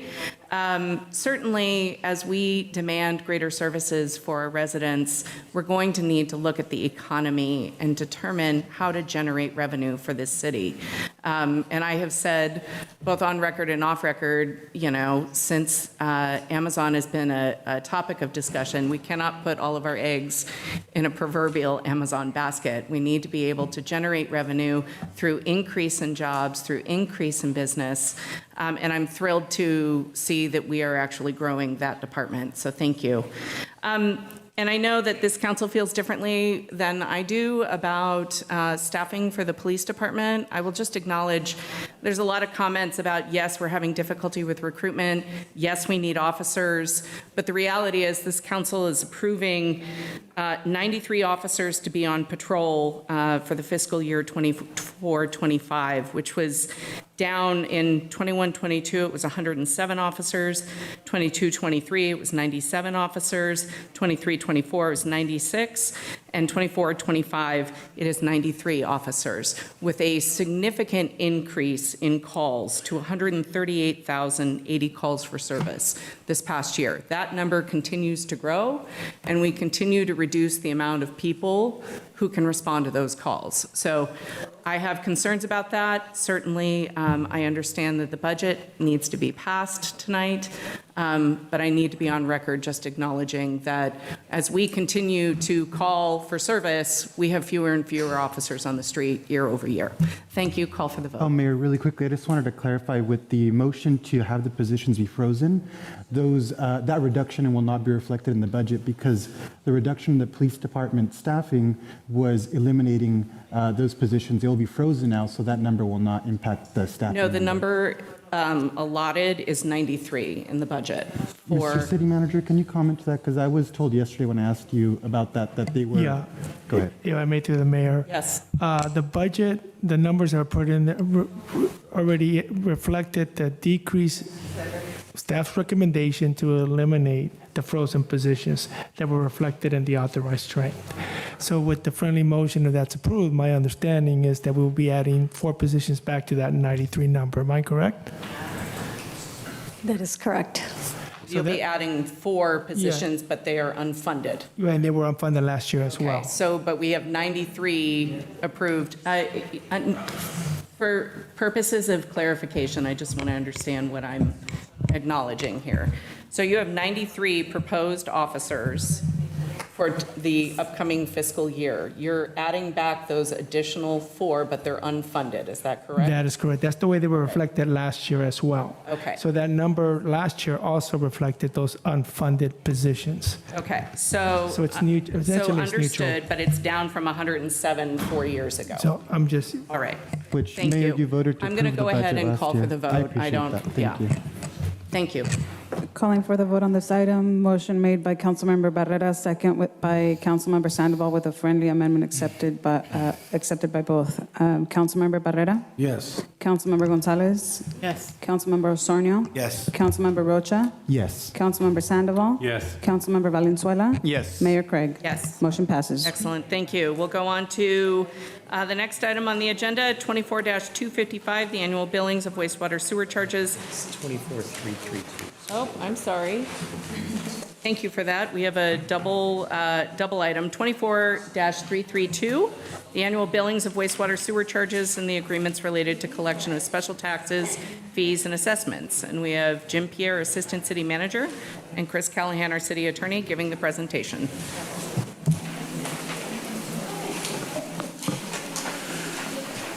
Thank you, Mayor.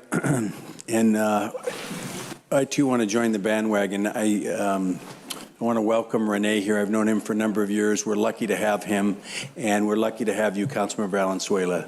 I live in your district, so welcome.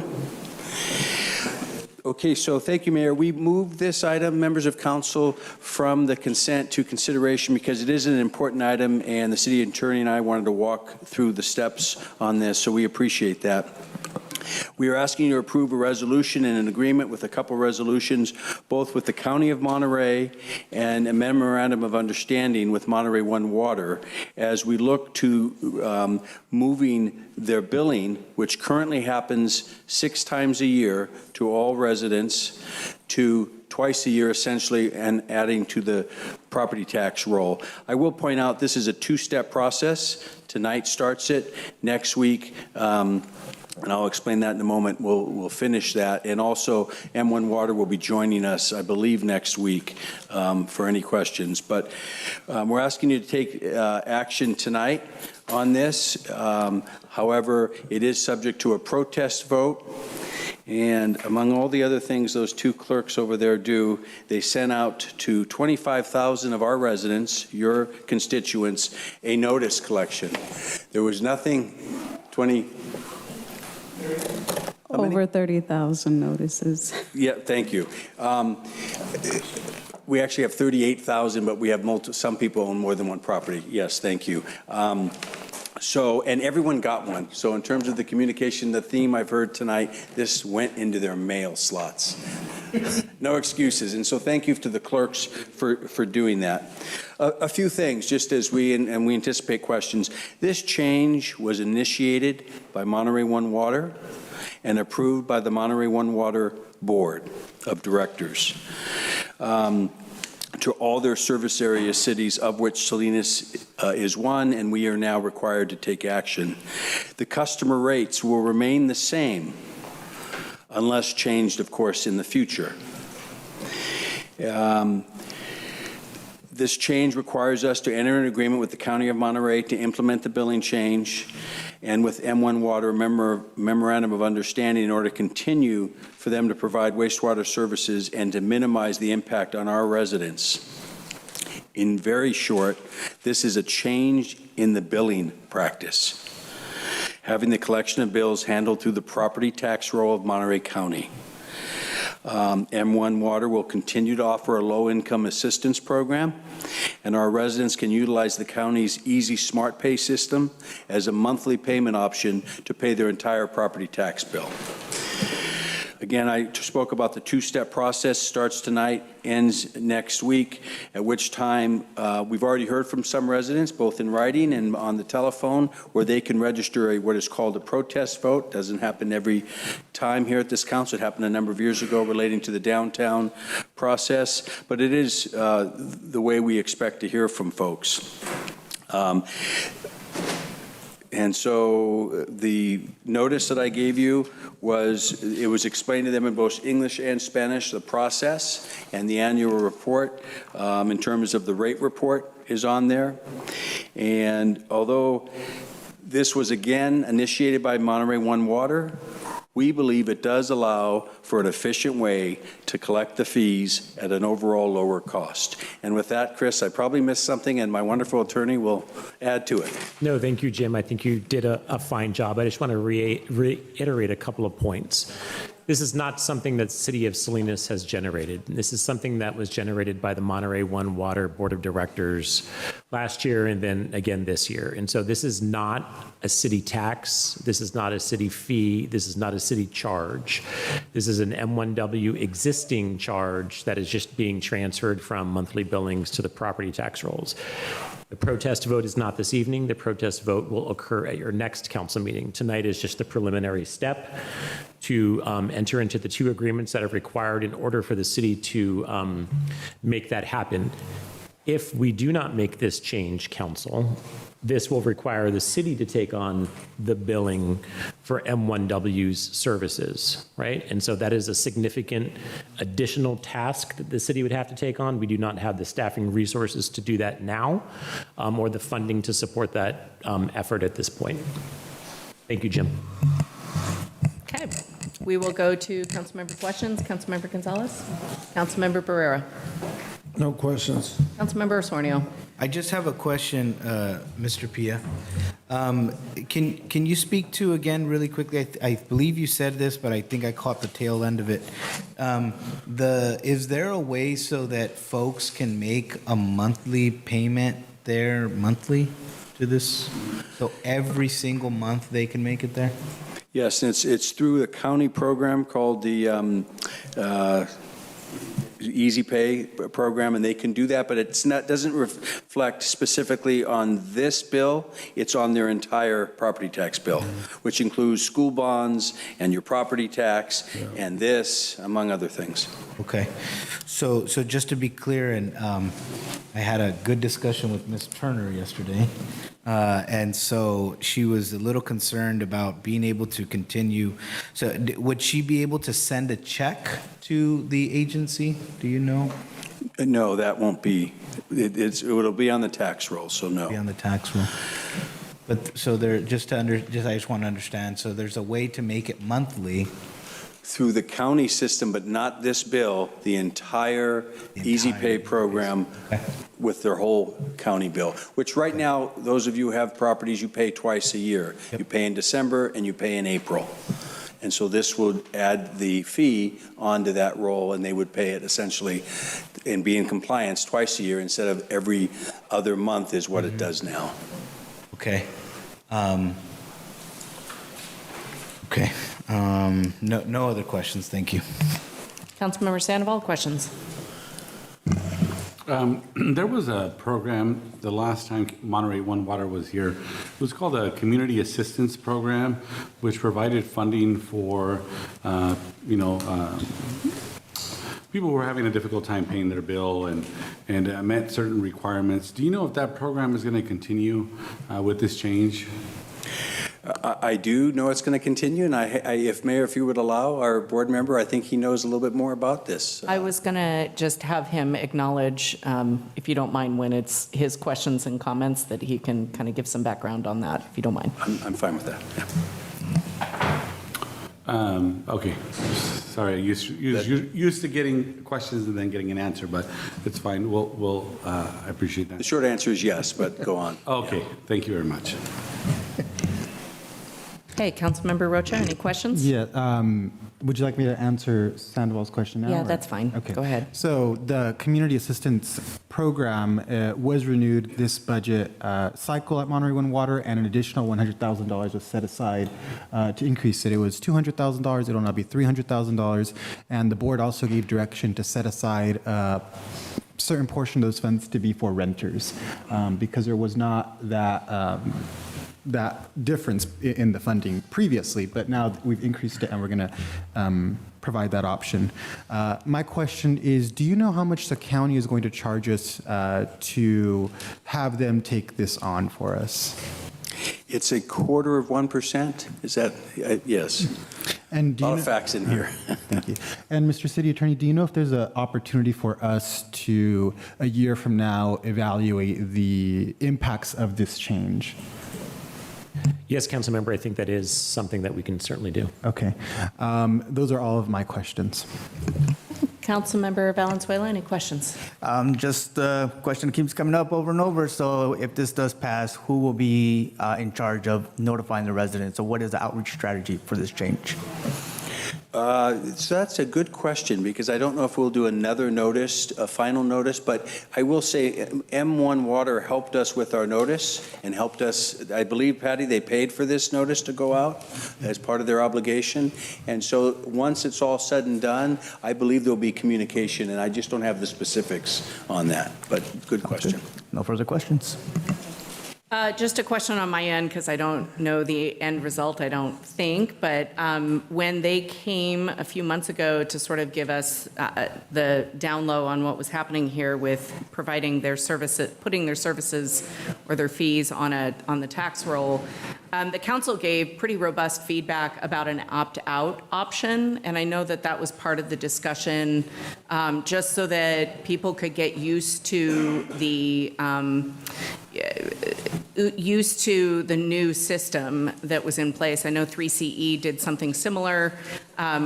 When I was on M1W, we took an incredible amount of public comment about asking for an opt-out option, and I think this council had also sort of given direction. I just wondered if there was an opt-out option for that. So there is not one now, and one of the ways they looked at that is they said, okay, of all the cities, they looked at options, including opt-out. But one of those was, okay, is everyone ready to take on the billing for our service? And as City Attorney just said, Salinas, we're not prepared to do that in any way, shape, or form. So the opt-out is not an option, but there were other options that the board discussed as ways to handle the billing problem. So the opt-out option, if I remember correctly, would have been taken on by M1W, and it was up to 3%, if I'm not mistaken, like, you know, based on sort of the necessary average of people that would opt out. And so it wouldn't be the city's responsibility to collect if there was an opt-out option. It would have been M1W's responsibility to bill the ones who opt out. So as I understand, this opt-out is not a final product of this. Okay. Councilmember Rocha, if you're going to respond, yeah, go ahead. So, thank you for your advocacy on the opt-out program. My first board meeting, that was the discussion on that, and I was advocating for the opt-out program myself. What was realized through that discussion is that only about 2,000 customers of Monterey Wind Water were going to be able to be within the opt-out program, and they serve over 100,000 people. They also let the board know that the opt-out program would only exist potentially for 1 year. It was going to cost the agency $100,000 and potentially $40,000 to operate the program, to which Monterey Wind Water said you could either charge someone $75 to enroll in this opt-out program, or we could take the money out of the community assistance program. At the time, the community assistance program was only $200,000, so to take $150,000 out of it to facilitate this program felt like a disservice to constituents who couldn't pay that. At the time, it was presented to the board that they could choose to do the monthly program instead. So the board was not interested in pursuing the opt-out program because it would not be more than 1 year. It would only serve 2,000 people. And you're either going to charge someone $75 or it's going to come out of the community assistance program. So there was some discussion, just as a follow-up, and thank you for that robust answer, but there was some discussion about taking it out of the reserves rather than taking it out of the community impact availability. Did that ever surface? I mean, I know that was sort of the direction that was going. It was like, hey, if it's only going to be around 1, 2, or 3 years, and I know that was up for debate, let's take it out of reserves just so that we can get people acclimated. And we heard a lot from Salinas residents, but we also heard from elderly people across all of Monterey Wind Water's service area that was going to be difficult for them to have it put on the tax roll and have a big, large chunk, you know. Yeah, and at the next meeting, Monterey Wind Water representatives could give more in-depth answers if this isn't sufficient. But as I recall the conversation, there was an interest in taking out of reserves because we wanted to take potentially out of reserves more money to fund the community assistance program. So altogether, there was just no interest in the board whatsoever with pursuing the opt-out program. I advocated for it. I supported, even taking some out of reserves. But in the end, when the program was presented, the biggest concern was it was going to cause more confusion because it was opt-out for 1 year, opt-in to opt-out for 1 year, and then it's not going to exist the next year, and it's only going to serve 2,000 people. And as a city rep, I said, well, there's no even guarantee that any of them will be Salinas residents, and we would have to reject thousands others from this opt-out program. So that was not something the board was interested in pursuing. Okay, thank you for the robust answer. Appreciate it. We'll go out to the public. Does any member of the public wish to comment on this item? All right, seeing none, we'll go to Zoom. Does any member of the public on Zoom wish to comment on this item? All right, seeing none, we'll go ahead and close public comment. We'll go to council members for final comment, and we're no action, right? It's Yes, action tonight. I'm sorry, Mayor. I don't have a apologize. Sorry PowerPoint about ready. that. Thank you. Councilmember Gonzalez. I just wanted to thank city staff for getting this process to be understandable for us and for Councilmembers Rocha's representation on the board. Yes, by no means do I expect that we have the capacity to take on billing like this, given already present constraints. So happy to support the item, given that there will be no change to customer cost. Correct. Councilmember Barrera. Yes, I don't like these, but I'm going to make a motion to approve, or is this an action item? Yes, thank you. Motion to approve, and also I want to thank Councilmember Rocha for his knowledge on this, and not only being on this board, but on the State Water Board. That one too. One of the things about these, especially when it's about money, like Ms. Turner, a longtime resident in the Alisal, people get confused, and this is costly, and I think we just have to be able to be prepared to educate people on this. So thank you. Thank you, Mr. Pia. Councilmember Sandoval. Well, thank you, Mr. Pia. Oh, I'm sorry. I wasn't sure. I apologize. No, Councilmember Sornio went out of order. We look alike. Thank you. No, thank you for the brief, going into this discussion. I do look forward to being able to get more information. Yes, Ms. Turner, unfortunately her husband passed, Mr. Bill Turner. But when I was speaking with her, there was this sense of anxiety, not knowing if this was an additional fee that was going on. And she let me know it was about $97 or so. But obviously that's something would be a big change if it was. So I look forward to being able to get that information that we have at our next meeting and putting it on social media, and anybody that I can get that information to would be very helpful. So thank you. Okay, now it's Councilmember Sandoval's turn. Sorry about that. Thank you. Well, first I want to thank M1 Water staff. I think his name is Mike. I received many calls about this for months. Very involved residents, a lot of concerns. Even with the great, robust outreach, there was still confusion. But M1 Water, I think every single resident, I know every single resident that I referred to them, they followed up with, provided them information. And so I really appreciate that. Change is hard. This is difficult. It's going to save the agency a lot of money. I know that there is some hesitancy or some confusion still to this day. I received a message, I think, yesterday. What is the benefit to the city of Salinas? Are we going to soak up the savings? And well, my answer is no, we're not going to soak up the savings. But in turn, if we don't do this, we're going to be collecting a lot of water that we can't, I don't know the analogy, excuse me. But at the end of the day, this is going to cost us a lot of money. And Councilmember Barrera likes cost savings, and we don't want to have additional expenditures. So I support this. And thank you to you, Mr. Villa, and appreciate your time. Councilmember Rocha. Thank you. I want to thank the mayor for her representation of the city on Monterey One Water the year before I was on there. She was integral in advocating against this change and voted against this change, if I recall correctly. This is something that is very concerning. I certainly don't support the change. I recognize the action we have to take today, but the change overall, I think, is one that is going to provide unnecessary burden to our constituents, especially Salinas residents. I'm concerned about the potential for those who cannot pay this fee on time, the potential for the penalties to add up and the balance to continue to grow and the inability to pay that balance, and what that could mean for those property owners that are senior citizens or low income and cannot pay that. So that's why I would ask this council to a year from now, do an analysis on what this change has meant for our communities. Have people faced significant financial hardship because of this change? Because we always have the opportunity as individual board members to request items to come back to the board for reconsideration. And if, in my opinion, there is a considerable impact negatively to our community, that is enough reason to have a discussion about reconsideration of it.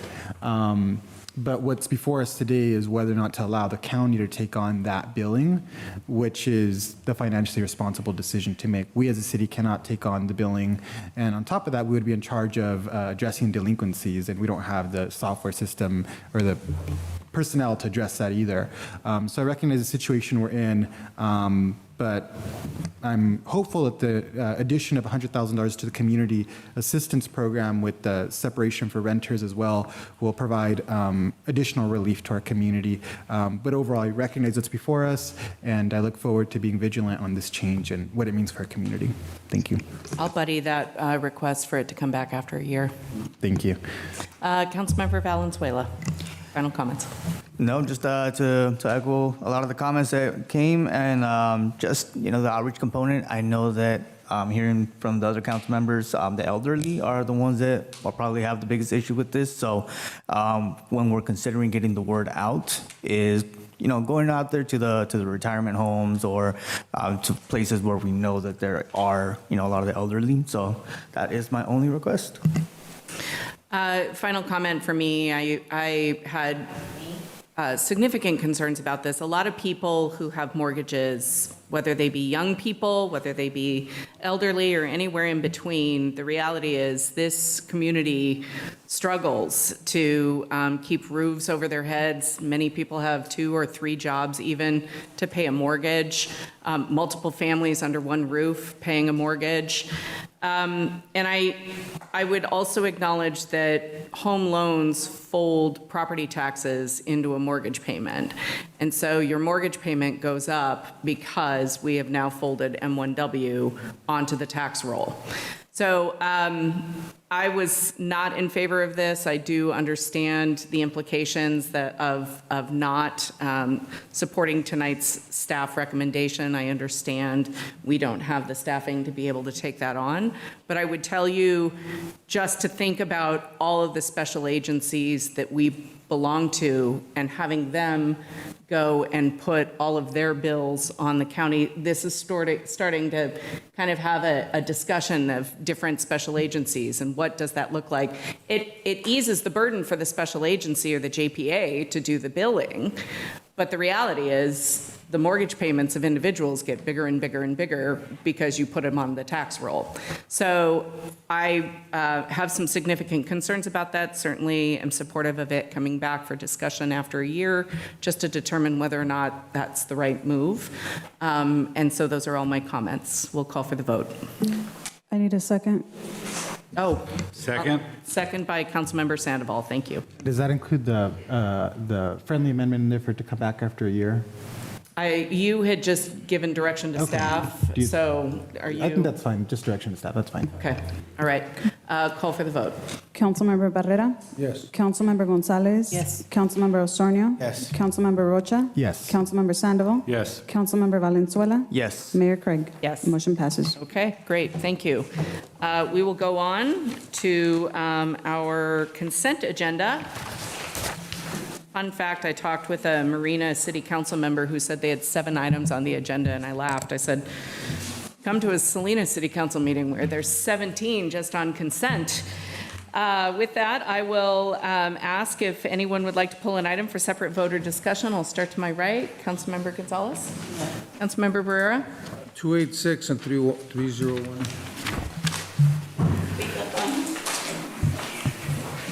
Okay. Councilmember Osornio. Okay. Councilmember Sandoval. Sorry, I lost my place. Give me 1 second, Mayor. I'll come back to you. Councilmember Rocha. No. Okay. Councilmember Valenzuela. No. All right. I'm back to Sandoval. Wow, that was quick. Thank you, Sorry. Mayor. No worries. Please.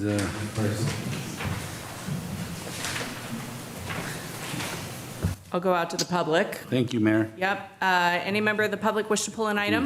Item 325. 325. Okay. Anyone else? All right. I will go to anyone on Zoom. Anybody on Zoom wish to pull an item? We have 4436. Which item would you like to pull? We'll go ahead and unmute you.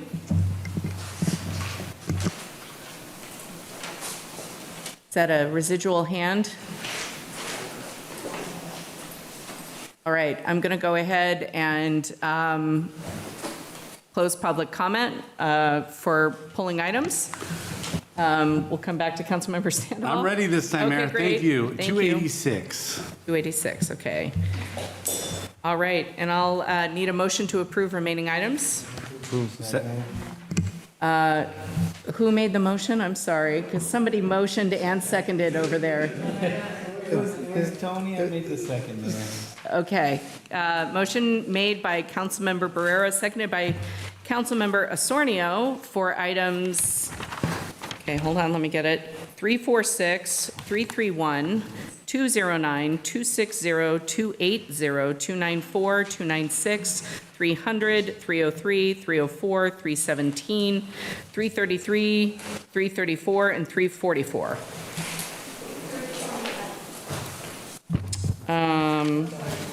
It was pulled, right? 325 was the, yeah. I'm right. Got it. Call for the vote. Councilmember Barrera? Yes. Councilmember Gonzalez? Yes. Councilmember Osornio? Yes. Councilmember Rocha? Yes. Councilmember Sandoval? Yes. Councilmember Valenzuela? Yes. Mayor Craig? Yes. Motion passes. Excellent, thank you. All right, we will go to item 286, the agreements for professional services for permit and code enforcement services. Councilmember Barrera, you pulled this item. Ms. Brenton, I read this report, but could you just explain, I was a little bit confused, just if you can just share what this will do with the approval of this Of course, council. Councilmember Barrera. We are cramming a lot of motions into this one staff report. So the first action that we're asking council to take is to approve an on-call list for services, for permit services, inspection services, code enforcement, plan check. So we went through a RFP process to establish a list of qualified providers. Given unanticipated volume, it can increase, it can decrease. It's important to have a broad bench of services. And so that's the first, is establishing that on-call list. We're recommending 6 consultants that we have listed here. And then second, we're asking to enter into professional agreements for set amounts, for $150 per contract amount for permit services for the identified companies of True North, Wilden Engineering, Shums, and Ford Leaf. And that's for the next 2 fiscal years. We're only funding this fiscal year. All this is within the proposed budget that was just adopted, which is an enterprise fund, not general fund.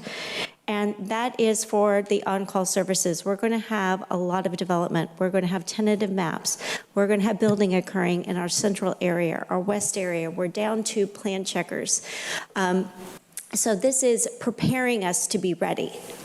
And keep in mind that this is based on fee for service. As we take in applications, we collect fees. Those fees are then passed through and used for the services that we need to be efficient and effective in our processing.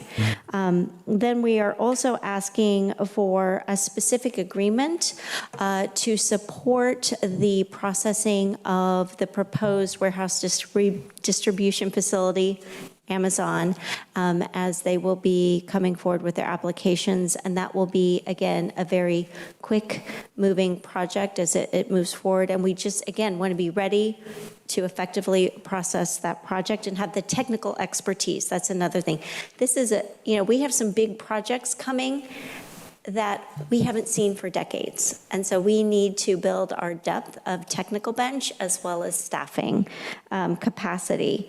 We are also asking for that agreement with, it's with the fourth one, TRB, is specifically, again, tied to the Amazon project to give us the flexibility we need for those quick changes that we anticipate they're going to ask us to make. Now, that contract is going to be offset by the last motion, which is authorizing the city attorney and city manager to negotiate a funding agreement with the applicant. So that would offset the costs for that agreement. So we have a lot of moving parts. We are trying to be efficient and put it all in one report. But this is really to give the permit center the flexibility it needs to maintain a high level of service and processing. So, Ms. Brinton, to echo our mayor, so with all these projects, all this thing happening, economic development is coming up, huh? Yes, we're looking, you just approved John and Abbott, so they're going to be going through the process. So we need the capacity to quickly process that development so we can actually see it occurring and then the fruition of a hotel being built in terms of sales tax and TOT that would be generated from the project. So yes, this does translate into economic development. I love it. Love it. Well, thank you. Of course. All right, Councilmember Sandoval, you pulled this item. Yeah, thank you. I'm very excited too. I appreciate you taking this proactive approach. I know the council had expressed some concerns about the capacity to address, new maps and new development, and also support for businesses, trying to apply and get those permits. So of course, this will give us more support for those folks, but also generate, as Councilmember Barrera said, economic development. Would some of these on-call resources be able to address some of the concerns we've been heard today in public comment about unlicensed vendors? Yes. And then my constituents, well, I'll let you answer that question first. Yes, so thank you for bringing that to my attention. That is another one of the contracts that we're asking to be approved, up to $250,000, specifically to support augment code enforcement services, focusing on, to give us the bandwidth to focus on those weekend and evening hours for unpermitted vending. Wow, Christmas came early. That's great news. So, well, we thank you for approving the budget because Christmas would go away. The Grinch would come. Yes, Christmas was early. Yes, and thank you. My only other question, or maybe it's more of a comment, is, I know that code enforcement is very busy and there's a lot of stuff, and for many years we've been just reactive to things. Mm-hmm. Will this at least possibly give us that opportunity to be a little proactive and maybe allocate code enforcement equally across our district? I know it's a big ask. It is a big ask, and I think we'll need to, in that direction? With the approval of this contract, we can then sit down with Willdan, who we're going to be contracting with, and really refine the scope in terms of, because I think for what we're hearing, a priority is addressing the unpermitted vending. So we want to address that first, come up with a schedule, a strategy to address that, and then based on remaining budget, scope of work, then see how we can also address other areas of the city. But we're anticipating by having contract services focus on the unpermitted vendors, we can then free up time for staff to focus on other areas of the city. So I will be working with our Assistant Director, David Gonzalez, and code enforcement team to really effectively use this contract. Yeah, and I'm very appreciative of that. I know we need to do something now, and I think that was the message from the council a couple months ago. I do want to reiterate, as we increase our as we continue our recruiting efforts.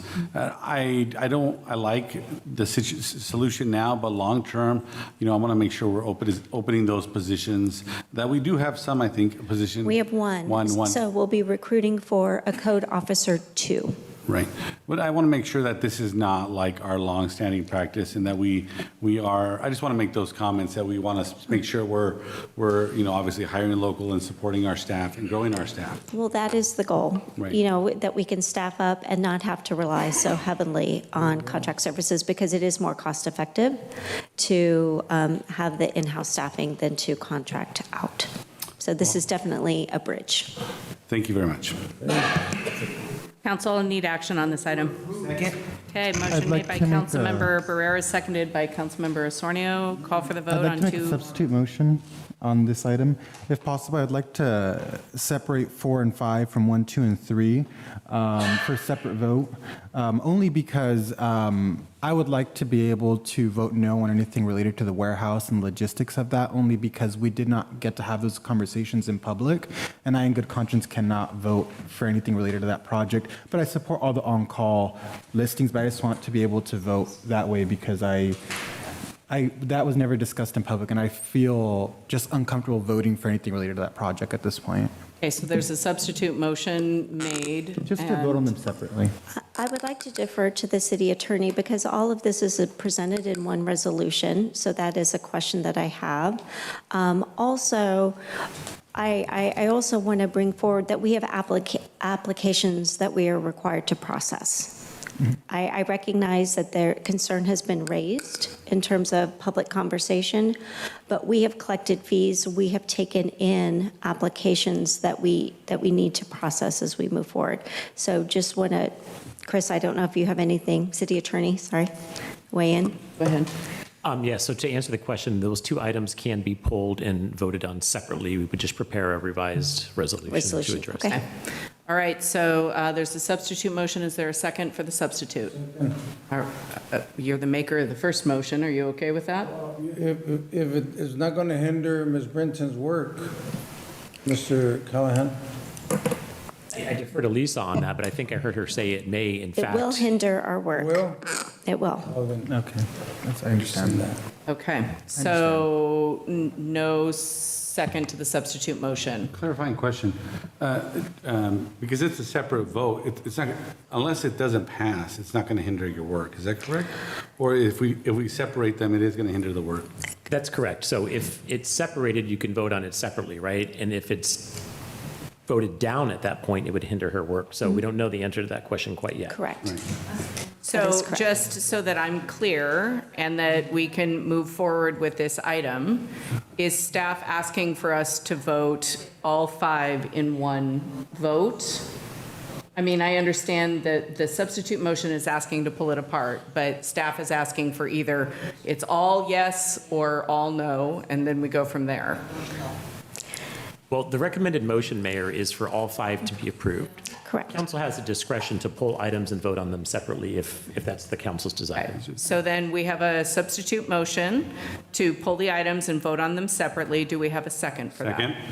Okay, we have a second. And so you are asking for 1 and 2 to be voted on together and then 3, 4, and 5 to be voted on? No, 4 and 5 separately. I'm sorry, 1, 4 2, and 5, it's been a long day. 4 and 5 to be voted on separately and 1, 2, and 3 to be voted on. Yeah. Okay. And I want to say, I recognize the situation. I just feel like I can't in good conscience vote for that. My constituents never got the chance to weigh in. Understood. Okay, so Councilmember Barrera, you have a clarifying question? I just want to make sure that that's not going to hinder what she needs to do. Am I right? It depends on how we vote. The separation of the motion of the items for consideration does not impact work. It's the decision-making as to what is approved that would impact work. Okay, so with that, we will go ahead and take the first motion for items 1, 2, and 3 for staff recommendation and approval. Call for the vote. Councilmember Barrera? Yes. Councilmember Gonzalez? Yes. Councilmember Osornio? Yes. Councilmember Rocha? Yes. Councilmember Sandoval? Yes. Councilmember Valenzuela? Yes. Mayor Craig? Yes. All right, second, items 4 and 5 for substitute motion to approve staff recommendation. Sorry, yeah, second, but I apologize, I'm getting mixed up. Okay, so a recommendation to approve staff, okay, let me back up, I'm getting tongue twisted. The substitute motion is to separate the two, but to approve staff's recommendation of 4 and 5. Call for the vote. Councilmember Barrera? Yes and yes. Councilmember Gonzalez? Yes. Councilmember Osornio? Yes. Councilmember Rocha? No. Councilmember Sandoval? Yes. Councilmember Valenzuela? Yes. Mayor Craig? Yes. Motion passes. Okay, thanks for walking through that one. That was a little tongue-tying. All right, item 301, Councilmember Barrera, you pulled this item. Active Transportation Program Cycle 7 Grant Application. Yes. I hope this one's an easy one. Is that Mr. Jacobs? You know, this is exciting here. I would just like the people that are involved that are listening.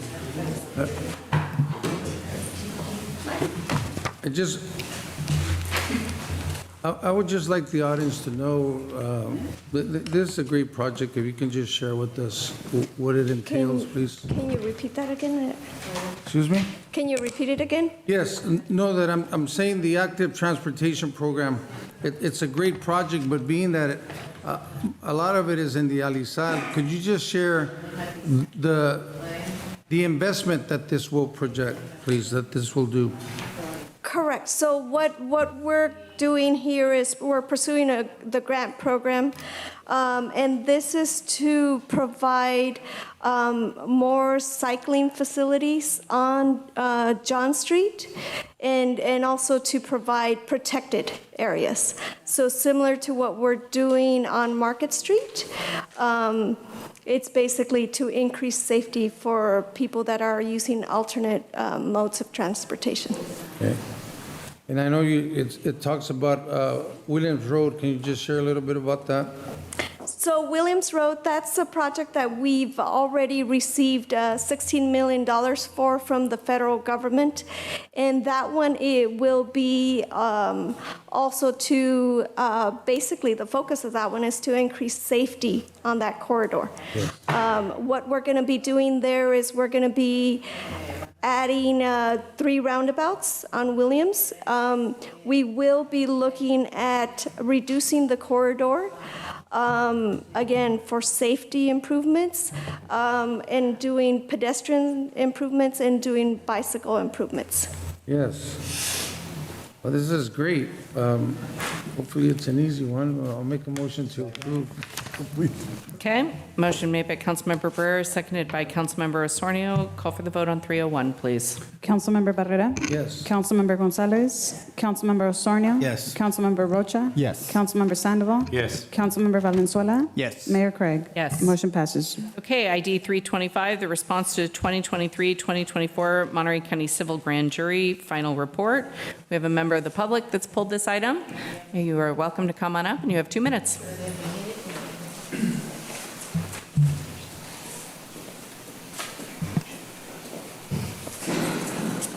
So the reason I asked to have this polled is that I do think that it's important for the public, for community meetings, and for the public to be made aware of what the policies and procedures are regarding law enforcement.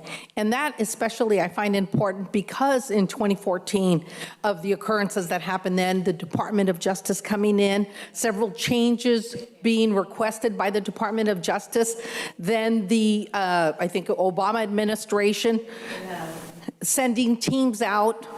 There were recommendations that were not all fully implemented. In the interim, the state has also passed, has changed the police officers' Bill of Rights, I believe it was, and they also recommended de-escalation. These things all got written into state law. De-escalation, waiting it out, a way of dealing with mental health so that it wasn't all necessarily just automatically going to the gun. I don't think that the full community is aware of all these changes. I do believe that it's a project, that it's something that was never completely implemented and changed. And so because we support our law enforcement and because we support the community and because it's very important to build trust between law enforcement and build trust between the community, that this highlighting of this mental health and how we deal with mental health, which impacts us greatly today, especially as we see a lot of people that are homeless, in need, recovering from drugs. We see all these things. So I would like to request that letter that was written by the mayor to be brought back and presented again, to the public, and for community engagement to take place around this whole grand jury discussion on mental health and policies and procedures, because as I look at the policies and procedures, there's still language in the policies and procedures that reads like a legal jigsaw puzzle, and it's meant to be that way. And I'm requesting that you make some changes to that. Thank you. All right, council, I'm seeking action. I'll second. Motion made by Councilmember Barrera, seconded by Mayor Craig. Call for the vote. Councilmember Barrera? Yes. Councilmember Gonzalez? Councilmember Osornio? Yes. Councilmember Rocha? Yes. Councilmember Sandoval? Yes. Councilmember Valenzuela? Yes. Mayor Craig? Yes. Motion passes. Okay. All right, on to councilmember reports, appointments, and future agenda items. I'll start to my right if we could get through them. I know that we have a lengthy city closed session as well. Thank you, Madam Mayor. I'm very happy to attend last week, 2 weeks ago now, about a week and a half ago, the Pride Flag event where we did the Pride Flag raising here at City Hall. It was good to see that there remains community support for that. Great turnout. We provided a commendation resolution to Salinas Valley Pride, one of our great community partners, and it was just a great event. So thank you so much to Miss Sophie Rome for making sure that that was well organized. Wanted to give two shout outs to our city staff. First to our fire department. I think this was about 2 weeks ago as well. We had a fire out at Natividad Creek Park by over near Baranda that was very quickly attended to, and it could have been a lot worse had the brush not been recently trimmed and taken care of. So that, that remains a recurring issue, but very happy for their responsiveness. And then also wanted to thank city staff. I've gotten quite a few calls and messages, and we've had folks come to City Hall talking about the overgrown vegetation and plants on Sanborn, right over by La Paz Middle School, where kids walk to and from, and much of it was to the point where you would have to walk in the bicycle lane or even on the road. It had gotten really out of hand, and happy to see that that has been cleaned up. I wanted to remind folks that there is a call for community photos showcasing the Alisal. These photos will be selected by a committee. The deadline is until the 21st, and these will be displayed on banners installed along the East Salinas corridor. And last but not least, just wanted to say that I'm very excited about upcoming pavement projects, much needed maintenance on Gardner Avenue from Sanborn to Alamo, on Tout from Market to Del Monte, on May from Del Monte to Tout, and on Old Stage Road from Williams Road to our city limits. Very happy to see that those are coming down the pipeline. Thank you. Councilmember Pereira. Thank you.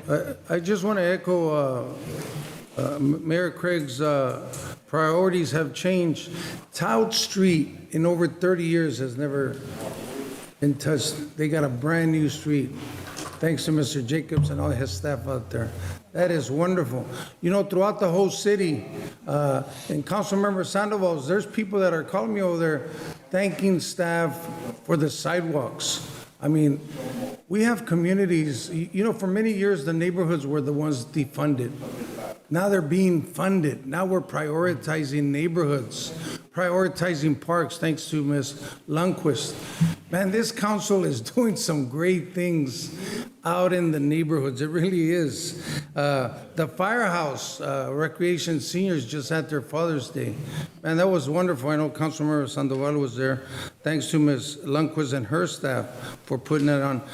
Chief Murray, I want to give you an award, man. You saved some children over on Kern Street and in that area. Think about it. When I heard you on TV and these people that are abusing these young women, when you said these are children, because they are. So, Mr. Murray, you know this council is supporting your department. Even with the minimal staff that you have, you're creating wonders in the city of Salinas. So I want to thank you for saving those children's lives and arresting these perpetrators. And to our fire department, I mean, I've been out there on a couple of events, and there's an awesome team out there. Those firefighters, they work together, they support each other. I just feel happy when departments are feeling blessed with the policies that this council is setting in motion and the support that they feel they're receiving. Also, Mr. Mendez, I just want to reiterate with the rest of the council on the community sponsorships that we look at the $100,000. Man, we just had a wonderful group of children. These children will know Chief Murray when they're young teenagers and they want to be involved in the police department. They're not going to be arrested because they're independent thinkers. And these types of programs, prevention, creates these children to be productive residents in our city of Salinas. So thank you for that. Also, next week, I'm sorry I'm not going to be here. You're going to miss me, but I will see you on Zoom. I will be at the NALEO conference, which is National Association of Latino elected and appointed officials. So I will see you on Zoom next week. Number 5, we had a restaurant owner today. She's asking, you know what, give us a fair chance, me voy a apurar. There's a lot of illegal vendors, hardworking people, but some people are not playing by the rules. And I think we need to really support those people that are playing by the rules. And that's it. I'm done. Thank you. Councilmember Sornio. Yes, I wanted to congratulate Dora Hope on their event over the weekend on Robert Stadium. It was a really good event, and definitely having service providers there that are helping folks in our community, in combating addiction. So I just wanted to say kudos to them. And then I also wanted to thank the Chamber of Commerce for inviting me to welcome a representative from Soviet Turkey here on the visit to Salinas. Being able to speak about the industry that they have also in Turkey was great. And I wanted to congratulate Cornell College on their fundraiser event that happened a couple weeks ago. Awesome event. Everything was very, very nice. And I also did want to just elaborate on the comments that were made about our priorities changing here in Salinas. They have changed. Our priorities have changed. And when you talk about Pacheco Drive and seeing that street get invested into, again, Tout Street, Tampico Street, Nogal and Yucatan, getting those speed cushions in that neighborhood, the striping on Wood Street and Roosevelt Street, all of the tree trimming that's going on in the Lower Heights right now, for a really long time, folks have felt that the neighborhoods weren't being invested in. And this council has really stepped it up when we are making these decisions and being intentional. So I wanted to thank this council for collectively and collaboratively working to make sure that we are investing in the neighborhoods. No further comments. Thank you, Madam Mayor. Thank you. Councilmember Sandoval, final comments. Thank you. Well, just want to reiterate what was said earlier. Juneteenth is happening soon at Hartnell College. I know last year our city posted that on our social media. I'm hoping we can also spread the word on that.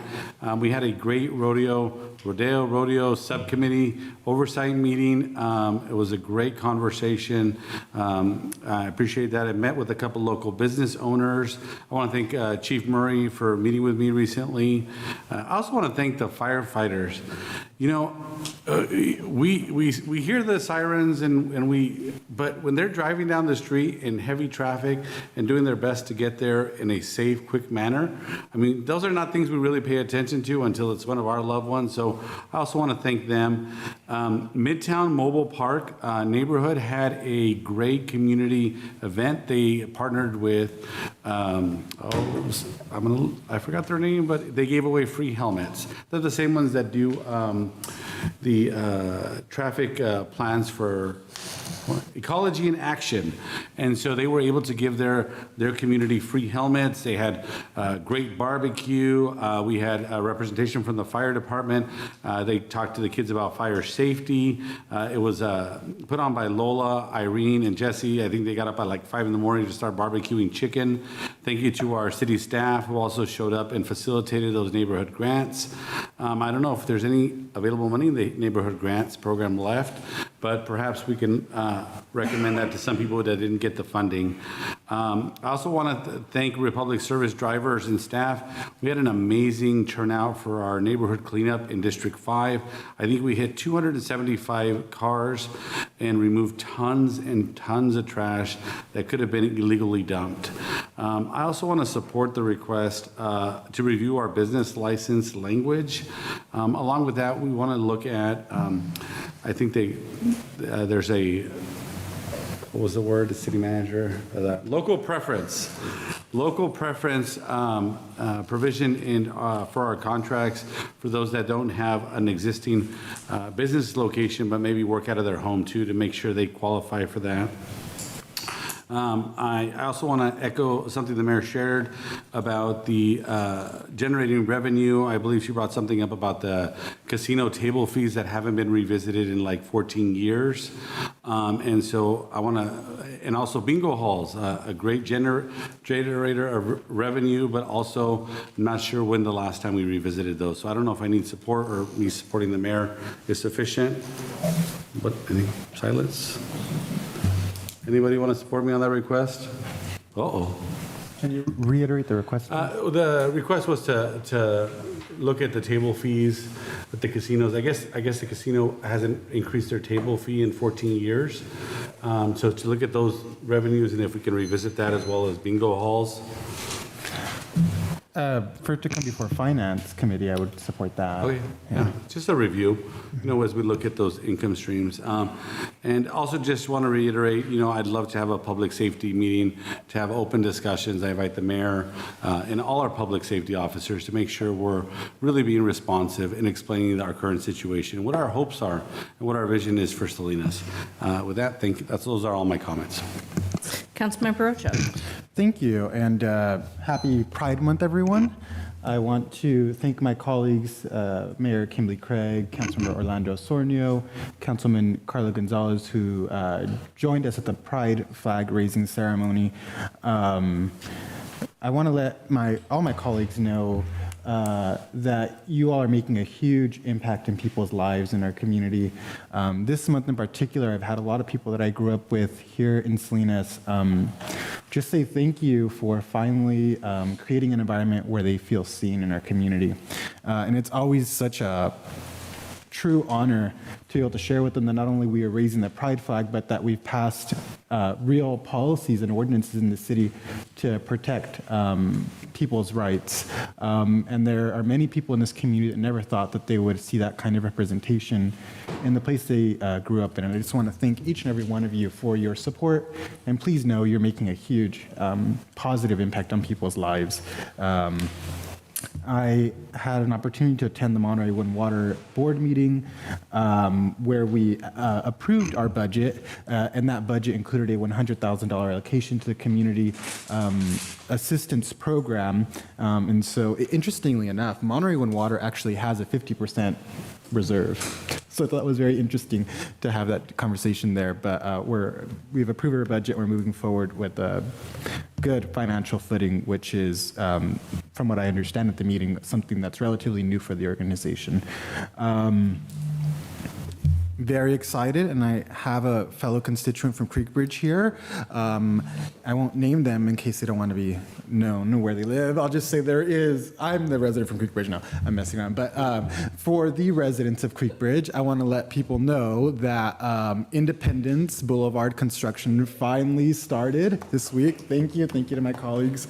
And I say that because as I've walked around my neighborhood, I've had nothing but exciting remarks from my constituents in that neighborhood who finally are going to see that road redone. It's not a slurry seal, it's not a repavement, it's a full depth reconstruction of the road. So thank you so much to my colleagues for your support on that. The constituents of District 6 are very, very grateful.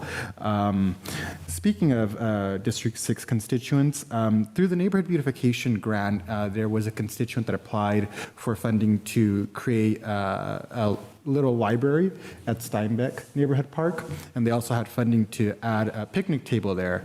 Through that conversation with this constituent, I realized, they're obviously through the application, but through the conversation as well, very interested in improving the quality of life for residents in Salinas. And I just so happen to have a vacancy on the Traffic and Transportation Commission, so I'm excited to announce that Blanca Pauda will be the new Traffic and Transportation Commissioner for District 6. Blanca was a teacher for many years in the Alisal Union School District and served as the vice principal of Steinbeck Elementary School for 2 years. I bring that up because our neighborhood beautification grants are a really important way to engage residents into improving their neighborhoods and being a part of our governance process. And so I'm excited for what she'll contribute to the commission. Thank you. Councilmember Valenzuela. First and foremost, thank y'all for having me here. I really appreciate it. I'm honored and humbled to have been selected to be on this council. Of course, a huge shout out to the staff. I've been able to meet with all of the directors to get to know, what their priorities are. Chief Murray, thank you for being the first one I met with, and also for organizing that ride along with one of your sergeants. That was very eye-opening for me, and so I look forward to continuing to champion the staff. Also, Patty, Liz, Sophie, thank you for just helping to onboard me and all of those, all the staff at City Hall. So, Renee, welcome. I think it's our first time on this dais. It's funny how the world works, knowing you from Gonzales, now we're here. But yes, that's it for me. Thank you. Thank you. A formal welcome, and it's a faux pas of mine. I should have welcomed you at the beginning of the meeting. So we're going to do it with staff and about 7 community members, but we are on television. So welcome, Renee Mendez, and thank you for sticking it through for 4 hours and 40 minutes with us. Very much appreciate and are excited to have you lead this city as we go through a budget hearing, and the irony is not lost on me that that's your first meeting is where we pass a budget. So good luck spending it next year. With that, I do want to acknowledge some of the other things that I attended with the council members who mentioned the Rodeo meeting, certainly the Progress Pride flag. I'll continue to stand for that all day, every day, and ensuring that we have visibility and equality for all. I want to say thank you to the staff who put together the State of the City address. I do think that that's an important element for a city our size. Very much appreciate the department directors for providing information through Sophia, and Sophia for putting together a slide deck that was fully vetted through all departments, but just wanted to say thank you. I think that's an important thing for our city. I know Monterey does it, Carmel does it, so a city our size should continue to do that. Chief Murray, I know that you know, I know that you don't know what I'm about to say, but I just caught wind in my full-time work that you met with several business owners in the Alisal over what was discussed today in public comment regarding the unpermitted businesses and their concerns around it. And you did it in Spanish. And I just wanted to say thank you for that. Ensuring that we have a police chief that's out in the community and certainly meeting with not only constituents but business owners is important, and sometimes not all of that gets seen forward-facing. So I also want to just acknowledge we had 2 retirements of longtime firefighters this week. Matt Everts was hired for the city of Salinas in 2003. He grew up in the ranks and retired as a deputy chief, and had a solid 25-year public safety career, but spent the great majority of it with us here in Salinas, and has saved dozens of lives through his, and he was a paramedic too. So just want to say thank you to Matt for his time giving and his service to the residents of Salinas. And then Tim Watson also retired, and he was hired in 2006. So 2 firefighters with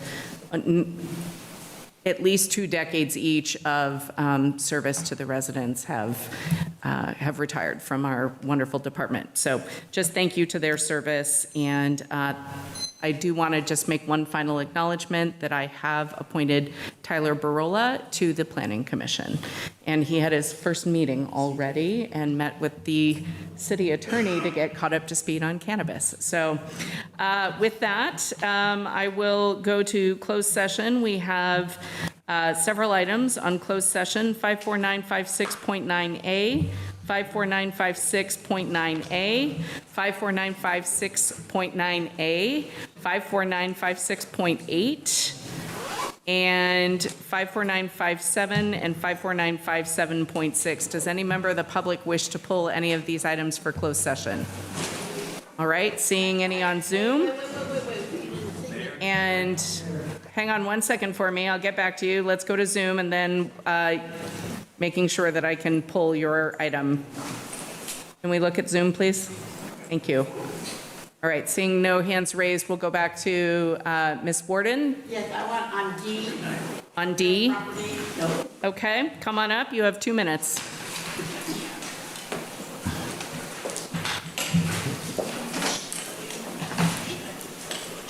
Welcome. Okay, Mary Ann Worden again. I'm really concerned if this parking lot that you're talking about, if that's the one across from the recreation center, because that is used a lot. So I want to know, well, when you have children going in the afternoons playing there, I know for a fact, because I used to go there, and my grandkids are now gone, but when I drive through that all the time, there's parents going and parking there all the time. So I don't know when you see them, but I've seen them from about 4 o'clock on until about 6, 7 o'clock. So maybe they're not now, but they have been, and not too long ago when I was driving through there. So that's the one I'm concerned about. Thank you. Thank you. All right, seeing no other public comment, we'll go ahead and adjourn this meeting. We'll see you June 18th.